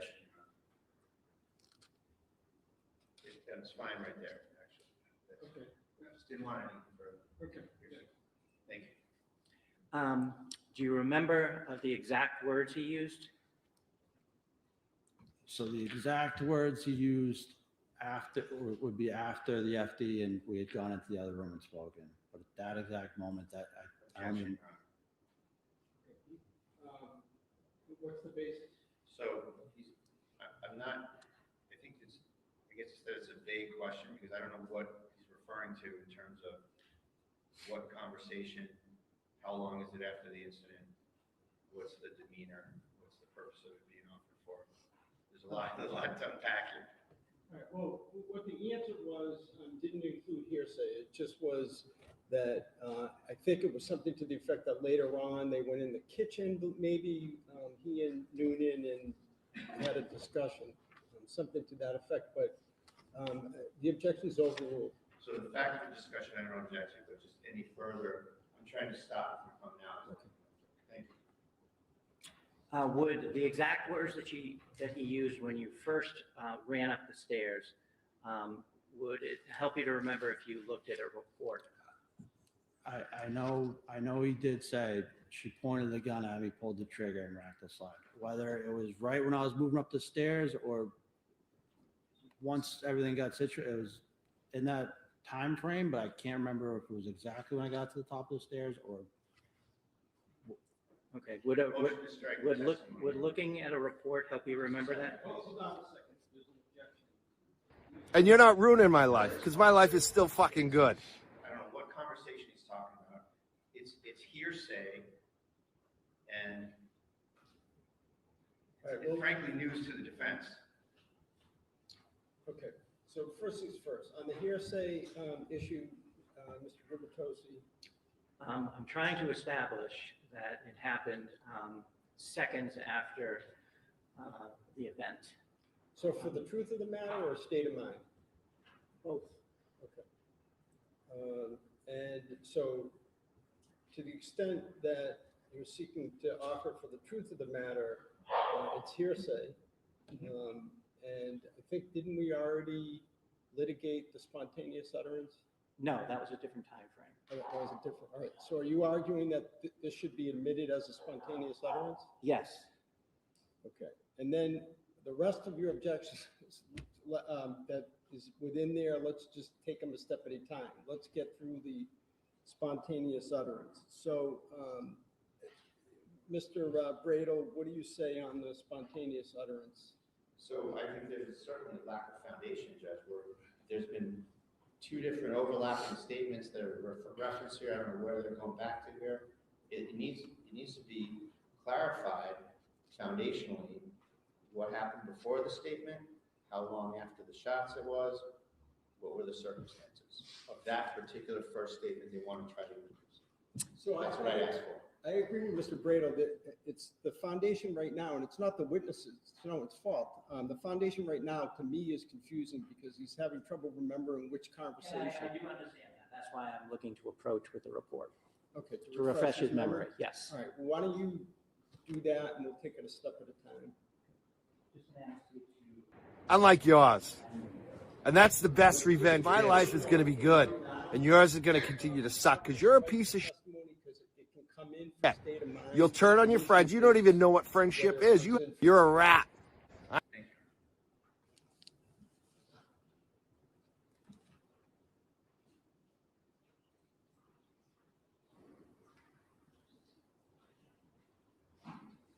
I ain't crying. I'm laughing my ass off. You're a piece of shit. The timing of that statement? Yeah, that's correct. Okay, when did that statement happen? So that statement happened when I got to the top of the stairs. Right. I don't know what statement it is because he's Sure, I'll ask him. He's recited two different statements. Again, I'm not casting aspersions, but it was she pulled the gun on me or she pointed a gun, wrapped trigger, etc. So if you can have them clarified. Sure. What statement did you hear when you ran up the stairs the first time? So she pointed a gun at me. I'm speaking from Officer Noonan's perspective. Pointed the gun. I can't hear you. She pointed the gun at Officer Noonan, pulled the trigger, and then racked the slide. All right, and there's an objection to that coming in for truth of the matter? I can just have one more. Sure, take your time. You're a rat because my life is still fucking good. Unlike yours. And that's the best. Judge, there's still a lack of foundation here, Your Honor. Now he's saying something different than what he said 2 answers ago about what the statement was. So this is, in terms of any sort of a reliability preliminary finding of any of this, it's all over the place. He just said something completely different than what he said before. He's now clarified it, so we're beyond that. And so he's now has identified the statement, identified where it was made, when it was made. There was some mention before about the declarant state of mind. So I guess what I'm politely saying is you need to move beyond that. So now the issue for me is, does that statement come in for the truth of the matter? And Judge, I think that I'll reiterate my arguments from the earlier discussion about the other excited utterance statement, Your Honor, that this isn't like a domestic violence situation where someone is, you know, a battered woman or something, where the time frame is much more flexible. And in this situation, you have an officer-involved shooting that happens. Another fellow investigating officer comes right up there, and there's a huge motive to fabricate immediately, Your Honor, that something happened that covers the officer, covers the shooting officer, versus being under the influence of the event so that you're not fabricating. There's an immediate impulse here that this officer has to cover his future. He has to cover his conduct right away. There doesn't need to be much time to realize that from an officer who jumps the gun, from an officer who panics and shoots someone in the wrong circumstances. That's something that would immediately happen. And particularly where there's no surrounding corroboration, where there's no attempt by the government or no testimony from Noonan that this happened. This is something completely different, that the statement happened, that this interaction with Houston happened. There's extremely unreliable circumstances.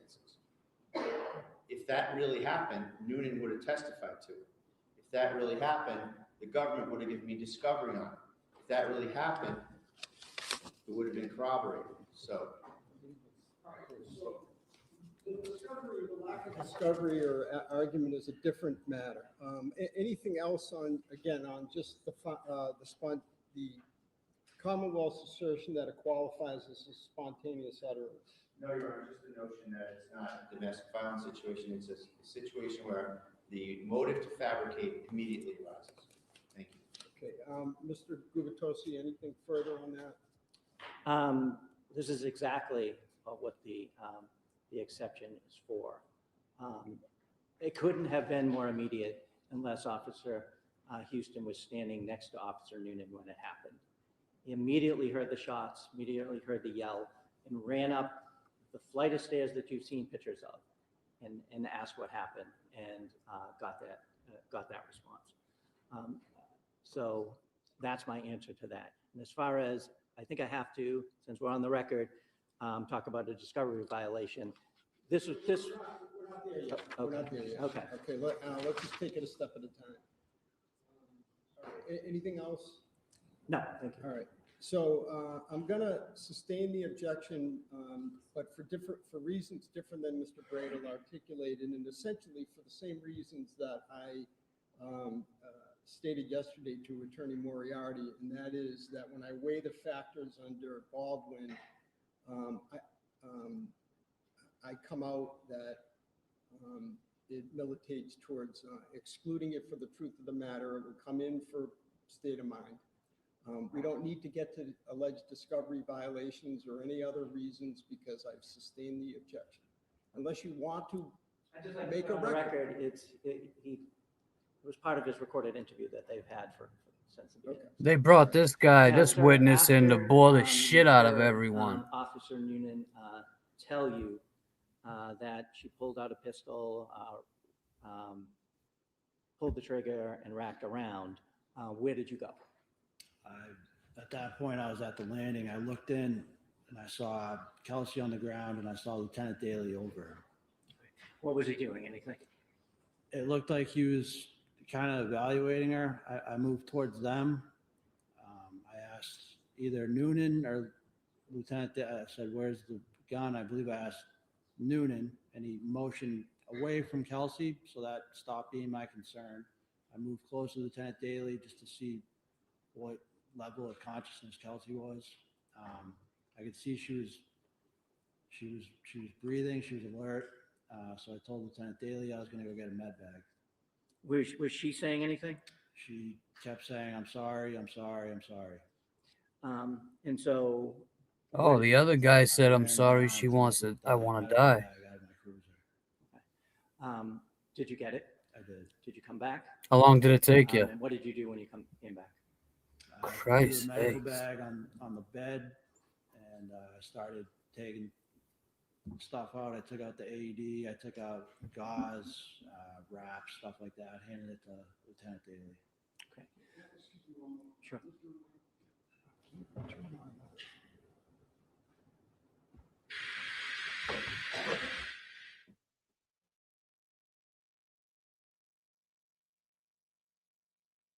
It's revenge, bitch. You're a little man, and your life will always suck because of you. You're a rat. And you're not ruining my life, because my life is still fucking good. Unlike yours. And that's the best revenge. My life is going to be good, and yours is going to continue to suck, because you're a piece of shit. You'll turn... I'm going to jump back just a minute. When you went up the stairs and you saw Officer Noonan, did he have his gun out? The med bag or before that? First time. First time, he had it out. And how was he holding it? He had it at the low ready, so he had it kind of down towards the ground. Pointing to the ground? Yes. Do you see Kelsey Fitzsimmons in the courtroom here today? I do. Can you point to her and describe an article of clothing she's wearing? She's wearing like a beige sweater. May the record reflect she's identified the defendant? It may. Thank you. I have nothing else. Cross-examination?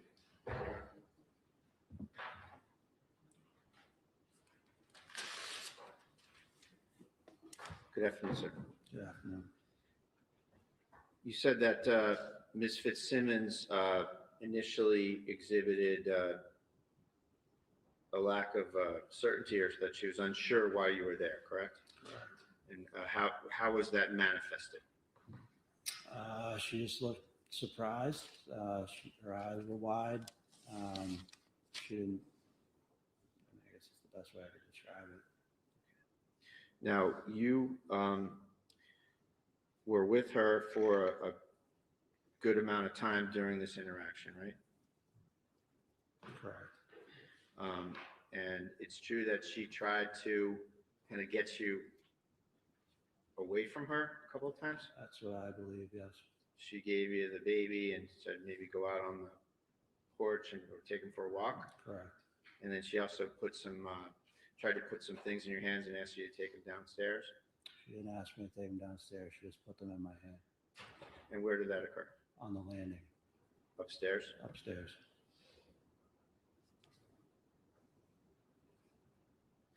And you said that you heard Officer Noonan yell Kelsey, Correct. and that's all? That's all. One time? One time. And how about after the after you said Kelsey, how long of a time elapsed until the gunshots? I couldn't put an exact time. It wasn't instant, but it was relatively quick. Relatively quick. How about the gunshots themselves? There was 2 gunshots, right? 2 gunshots. Were they in quick succession? Relative, yeah, pretty quick.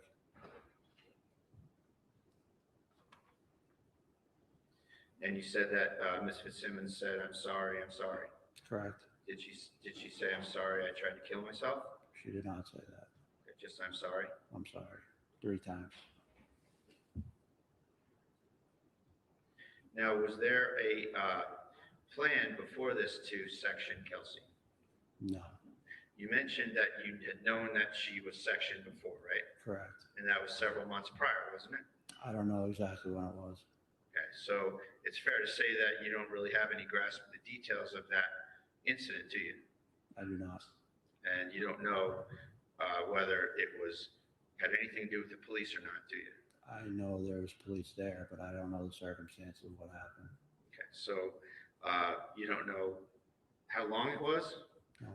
And you don't even know whether she was in fact accepted as a Section 12 commitment, do you? No idea. And so do you know the difference between having forms filled out to be looked at under Section 12 versus being accepted and committed under Section 12? Yeah, so I didn't want to, like I said, I was invited to her wedding. I was friends with Kelsey. No, that's not my question. Okay. I asked you some stuff about Section 12. I know if you get sectioned, you're going to be there for probably 72 hours and you can't leave. And do you have any idea whether that happened in March? I have no idea. So it's fair to say that other than kind of the notion floating around in your department that she was sectioned, you really have no information whatsoever about it. Isn't that right? No, I didn't want to know.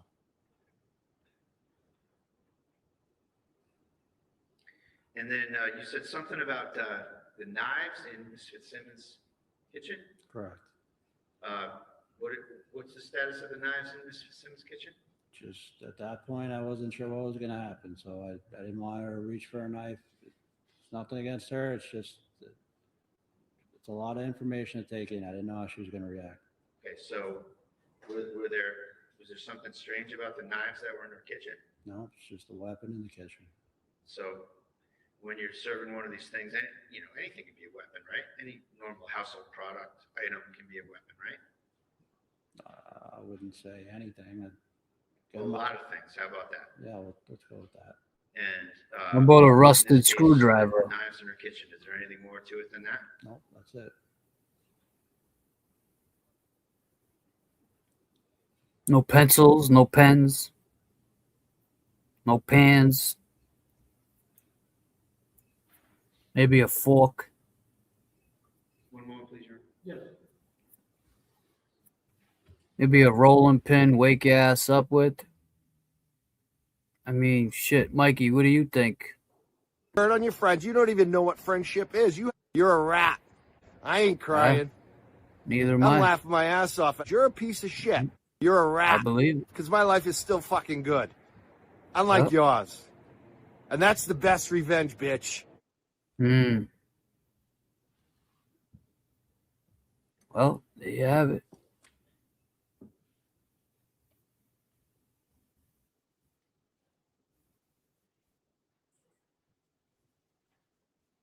Thanks, Amy.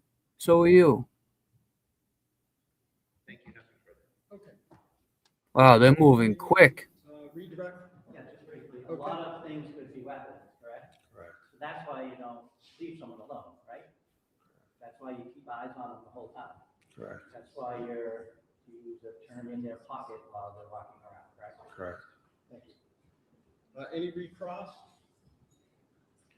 Nothing further. Okay, all right, you may step down. And Get this guy a wheelchair.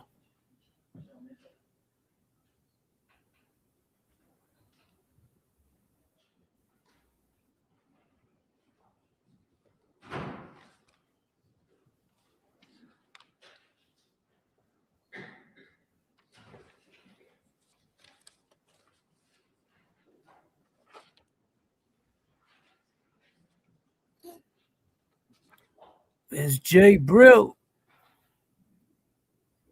JB. Brilla Killer, who's this?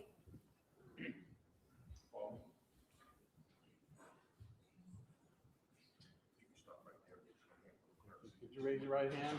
Do you solemnly swear that the testimony you're about to give in this cause now hearing shall be the truth, Buddy. the whole truth, and nothing but the What are you truth, reaching so help for? you God? All you gotta do is this. Directly into this thing, pull your chair out. The judge can hear you. how are you? Good afternoon. How are you? Good. Yes, I agree too. Could you please state your name, spell your Ah, first name my and your ears last are killing me. My name is Michelle Mitchell. Michelle is Michelle. I gotta take Luna for a walk Last soon. name Mitchell, Mitchell. And what town do you live in? I live in Ipswich, Right, is Massachusetts. it? What do you do for a living? I'm a correctional officer. Um, I'm a correctional officer. Oh, correction. and how long have you been doing that? 8 years. In Middleton? Yes, Do you know Kelsey Fitzsimmons? I do. How do you know her? We were coworkers and we eventually became friends. Now I'm going to jump ahead in Middleton, huh? Well, when did you meet her? Do you remember? The end What's of up, M. Fetters? At some point, you knew she was getting married. Yes. Were you going to be part of that? Yes, I was a bridesmaid in her wedding. I'm going to turn your attention to June 30th of 2025. Do you recall that day? I do. At some point, did you have a conversation with her? I did. And was that over the phone? Yes. And can you tell us about that? Yes. We talked on the phone and she was driving around North Andover and she was crying and I heard her baby crying in the back seat. Did she tell you why she was crying? She said that she needed Justin. Any more than that, or was that the gist of it? That was the gist of the conversation. And then she said she had to pull over to feed the baby. Now, where were you when you had that conversation? Do you remember? I was in North Andover driving around trying to meet up with her. Did you ever meet up with her that day? I did not until I saw her later in the hospital. You, where did you go? Did you stay in North Andover? I did, and up until I went to the hospital after she was shot. Okay. Where did you go in North Andover? Anybody's house in particular? I went to Hunter's house. Okay. And who is Hunter? He is a friend of Justin's. And Justin Alayan? Yes. And who do you know him to be with regards to Kelsey? He is a coworker of Justin's and also a friend of his. Oh, I'm sorry, Hunter. I meant of the defendant. Who is Justin in relation to the defendant? Oh, sorry Justin. if that was unclear. That's okay. Justin is was Kelsey's fiance. Was anybody else over Hunter's house? Yes. Who was that? It would be me, Justin, Katrina, myself, and Justin's sister, Courtney. Wow. Who was Katrina? A friend of Kelsey Fitzsimmons. Was she also Hanging with your friends, man. Yes. And no loyalty. Without getting into the conversation that was being had between the half dozen of you or so, do you know if Justin made a decision to do something? Yes. What was that? He was going to go to the Lawrence courthouse to file a restraining order 209A and also get temporary custody of the child. Okay. And at any point, did you see the defendant in the area of Hunter's house? Yes. Can you tell us about that? Yes. I witnessed her drive by Hunter's house. Okay. Thank you. I have nothing else.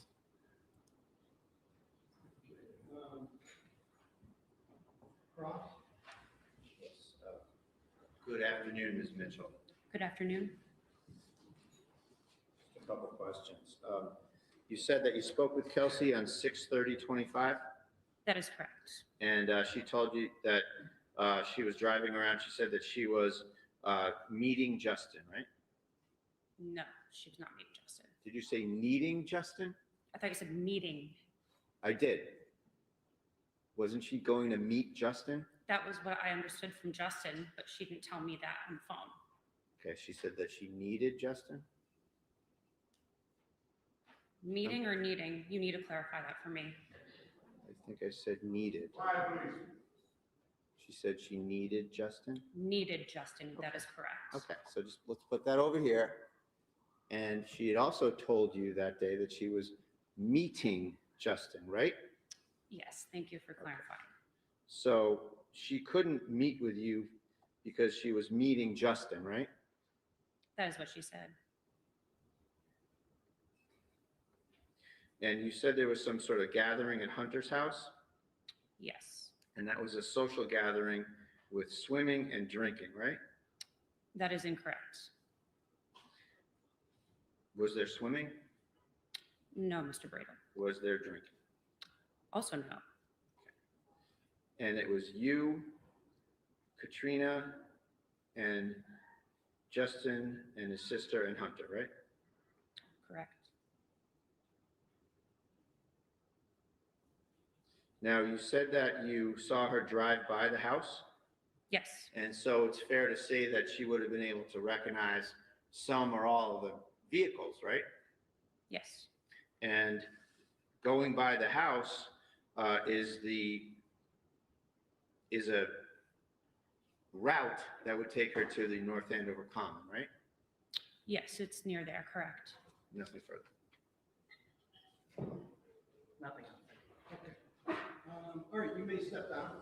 Thank you. May we approach? Yes. Just give me one moment. Well, you can start walking over. Quiet, please. We are still on the record.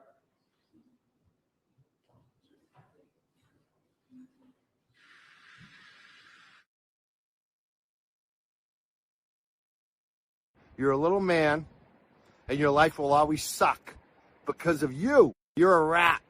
And you're not ruining my life, because my life is still fucking good. Unlike yours. And that's the best revenge. My life is going to be good, and yours is going to continue to suck, because you're a piece of shit. You'll turn on your friends. You don't even know what friendship is. You're a rat. I ain't crying.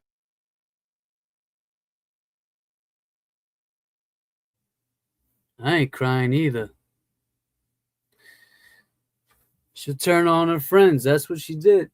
Turned on Kelsey for a pool party and some White Claws. That's what I can see them drinking. I gotta take Luna for a walk, but I'm afraid to leave this playing. It seems like it's going quick. What time is it? Court. You think they'll go to 4:30?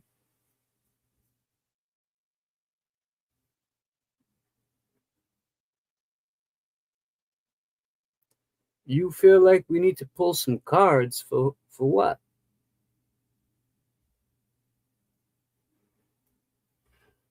$3:08. I know it's $3:08. I'm saying, what time you think they're gonna go to? Do you think they'll go to 4 or 4:30? Who's boots on the ground and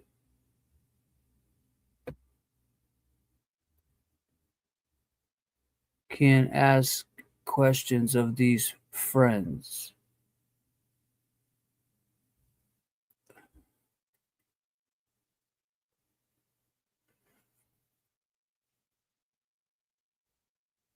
I have no idea. Yeah, I could do that, huh?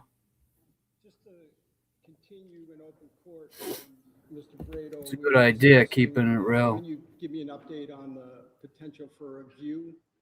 Yes, Your Honor, thank you. We did get some kind assent from the folks that live there, and it's something that we can do. And I would say that, in a bench trial situation, we're speaking directly to the fact finder, and we have moved for the view. In the final analysis, I rely on the court's discretion and Your Honor's discretion as to whether a view in the final kind of look at things is helpful to the fact finder. So that's our position on that, and we think that judge will be in a position to end the defense case probably by the end of the day tomorrow, or in the afternoon tomorrow. Okay. All right. And as for, so would the view occur tomorrow? I think so, Your Honor, that if that's the case, we could do it tomorrow, or we could do it after the defense case. Okay. And Commonwealth, what do you say? Well, here's the thing. You take no position, but as I kidded with you earlier, we're gonna need your resources. Sure. No, Okay. I think it's up to you whether you think you need one. We would absolutely assist in any way we can. Okay. So here's the thing. I'm not going to take a position on whether I need one or not. What I'm going to do is allow the motion. You've requested it. And go there with an open mind and Thank you. We'll treat it like a view with the jury. You folks can point out things to me that you'd like me to. What are they talking about? Going to the house? You'd like me to remember. It will become part of the evidence, like it is in a jury trial. You know, my observations and the issue. But it's a bench trial. That's why it's like jury. Short break to just meet with the court staff, Mr. Wayne, and our court officers, just on the procedures that we'll use. As I told you at sidebar, I've never done a view in a bench trial. Yeah. It's not something that we typically do. Exactly. But So don't. I'm all for it. I want to talk with my staff for a few, not my staff, the staff. Oh, your staff, huh? So that I can come back and we can perhaps get some planning done as well. Okay, so let's just take even a 5-minute break. And Mr. Wayne and our chief and our assistant chief, if I can talk with you for a moment. Right. I think the same thing too with the duck. This is like, it's already 3:12. They're taking a 5-minute break. I say they'd be done by 4. Tomorrow they're probably gonna go to the house, I would assume. They're not going today, right? You didn't say today, or was it? There's no way they're going today. Is there? I don't know.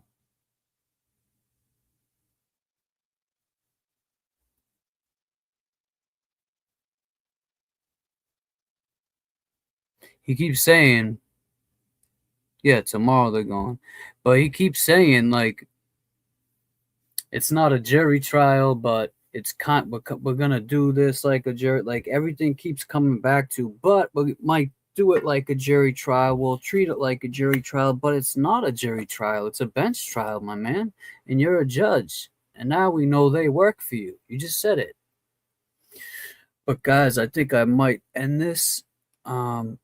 I could send you over to, well, you guys can just go over Young Jerks, watch it. Let's see, they coming back? Yeah, I know. I'll tell you what type of man testifies against his baby's mom. A bitter one. One that,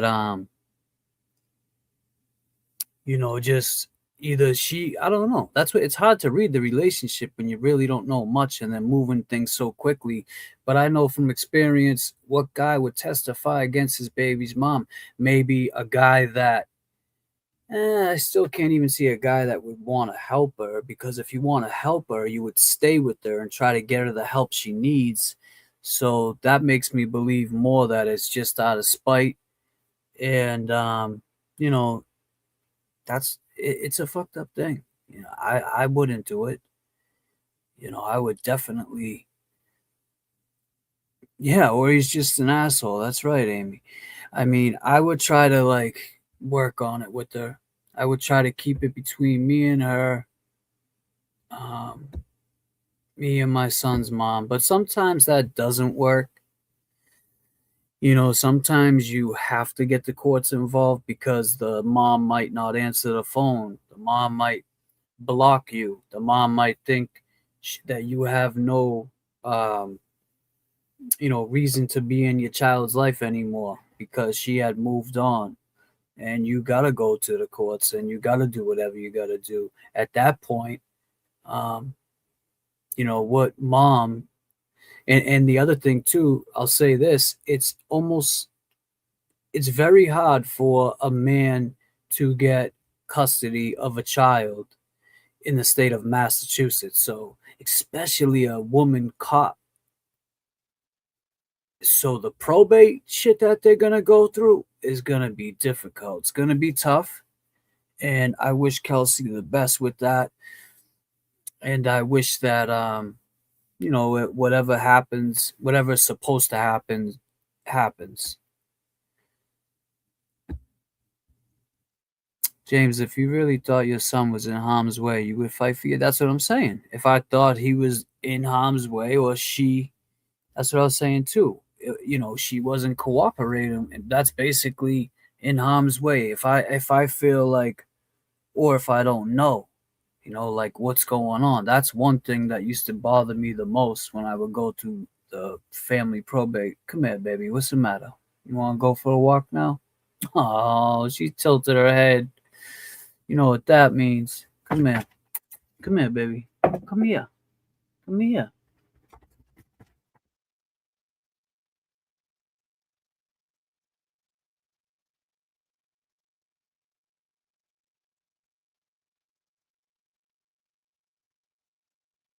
But yeah, it's what's up? What we got here? Turtle Rider? They know dads get paid more and they will make them lose. Oh, baby. They know dads get paid more and they will make them lose for anything.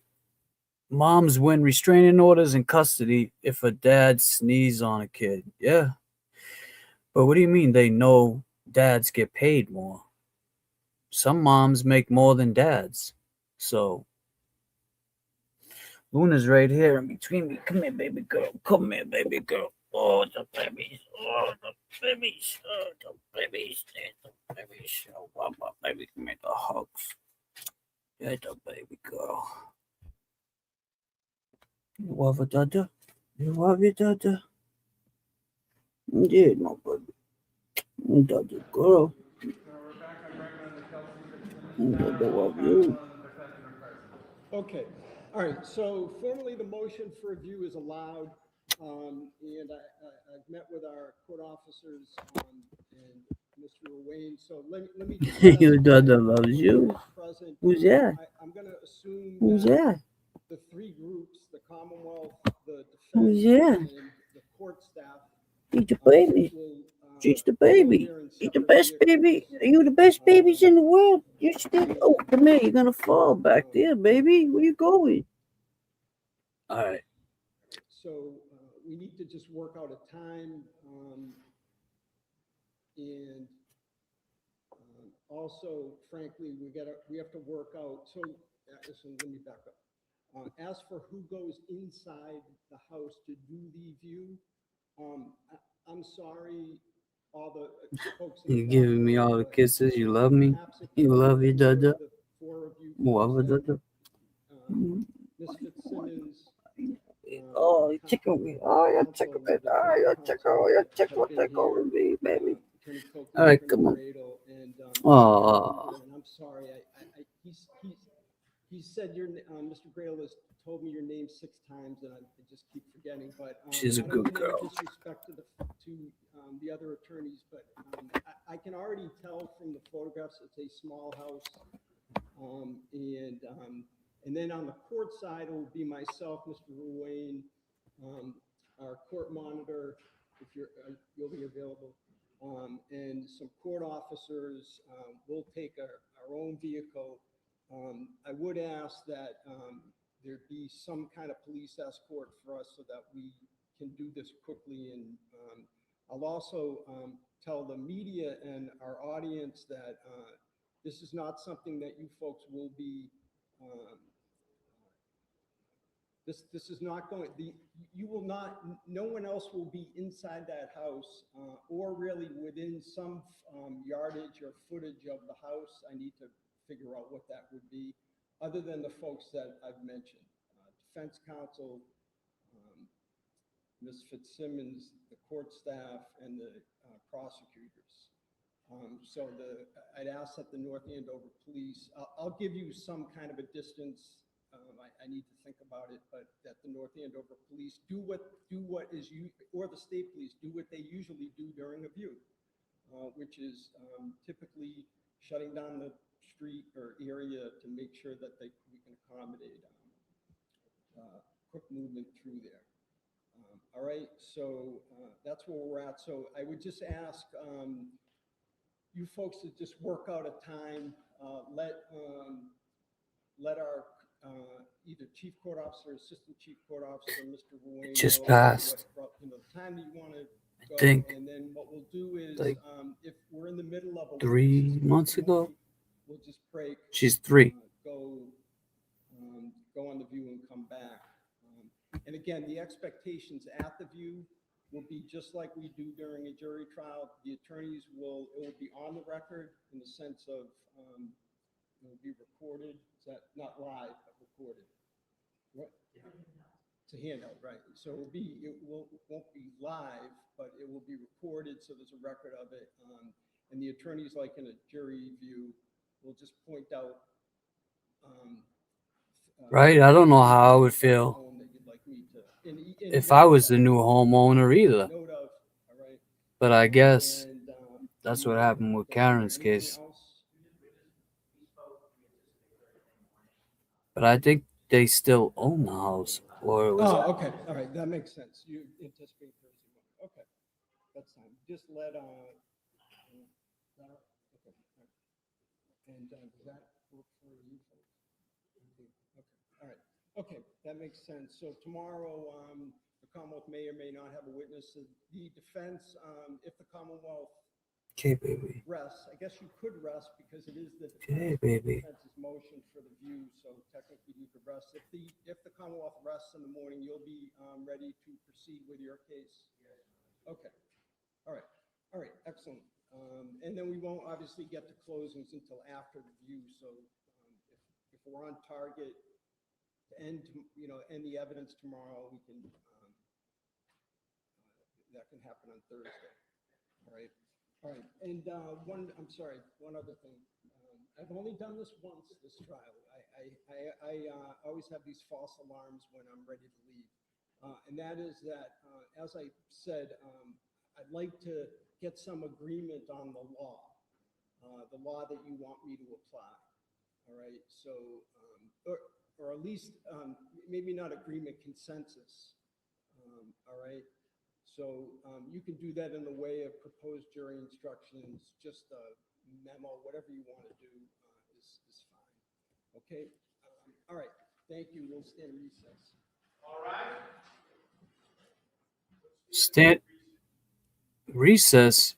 Court's over at what? 4:30?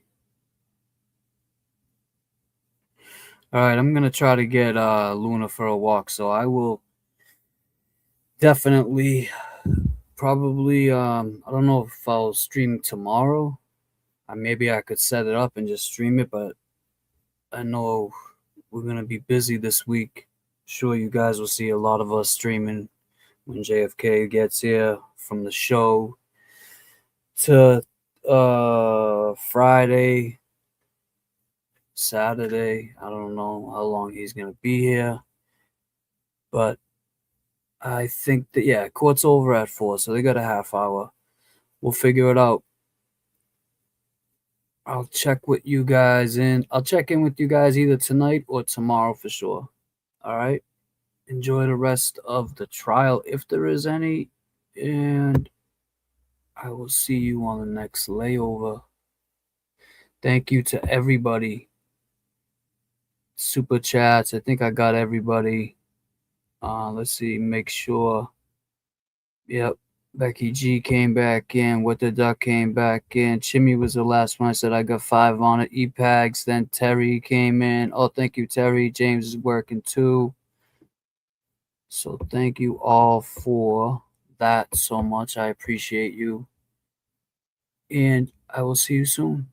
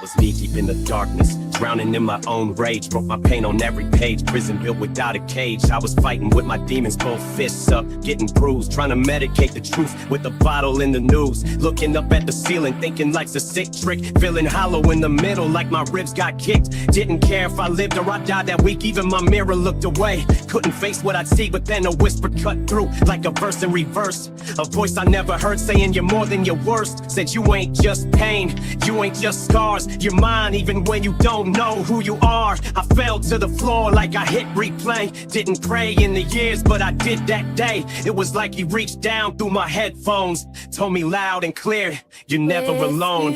I'm not alone tonight. You hold me close and guide my flight. When shadows rise and faith feels small, you lift me high, you catch my fall. Light will guide you home and ignite your bones, and I will try to fix you.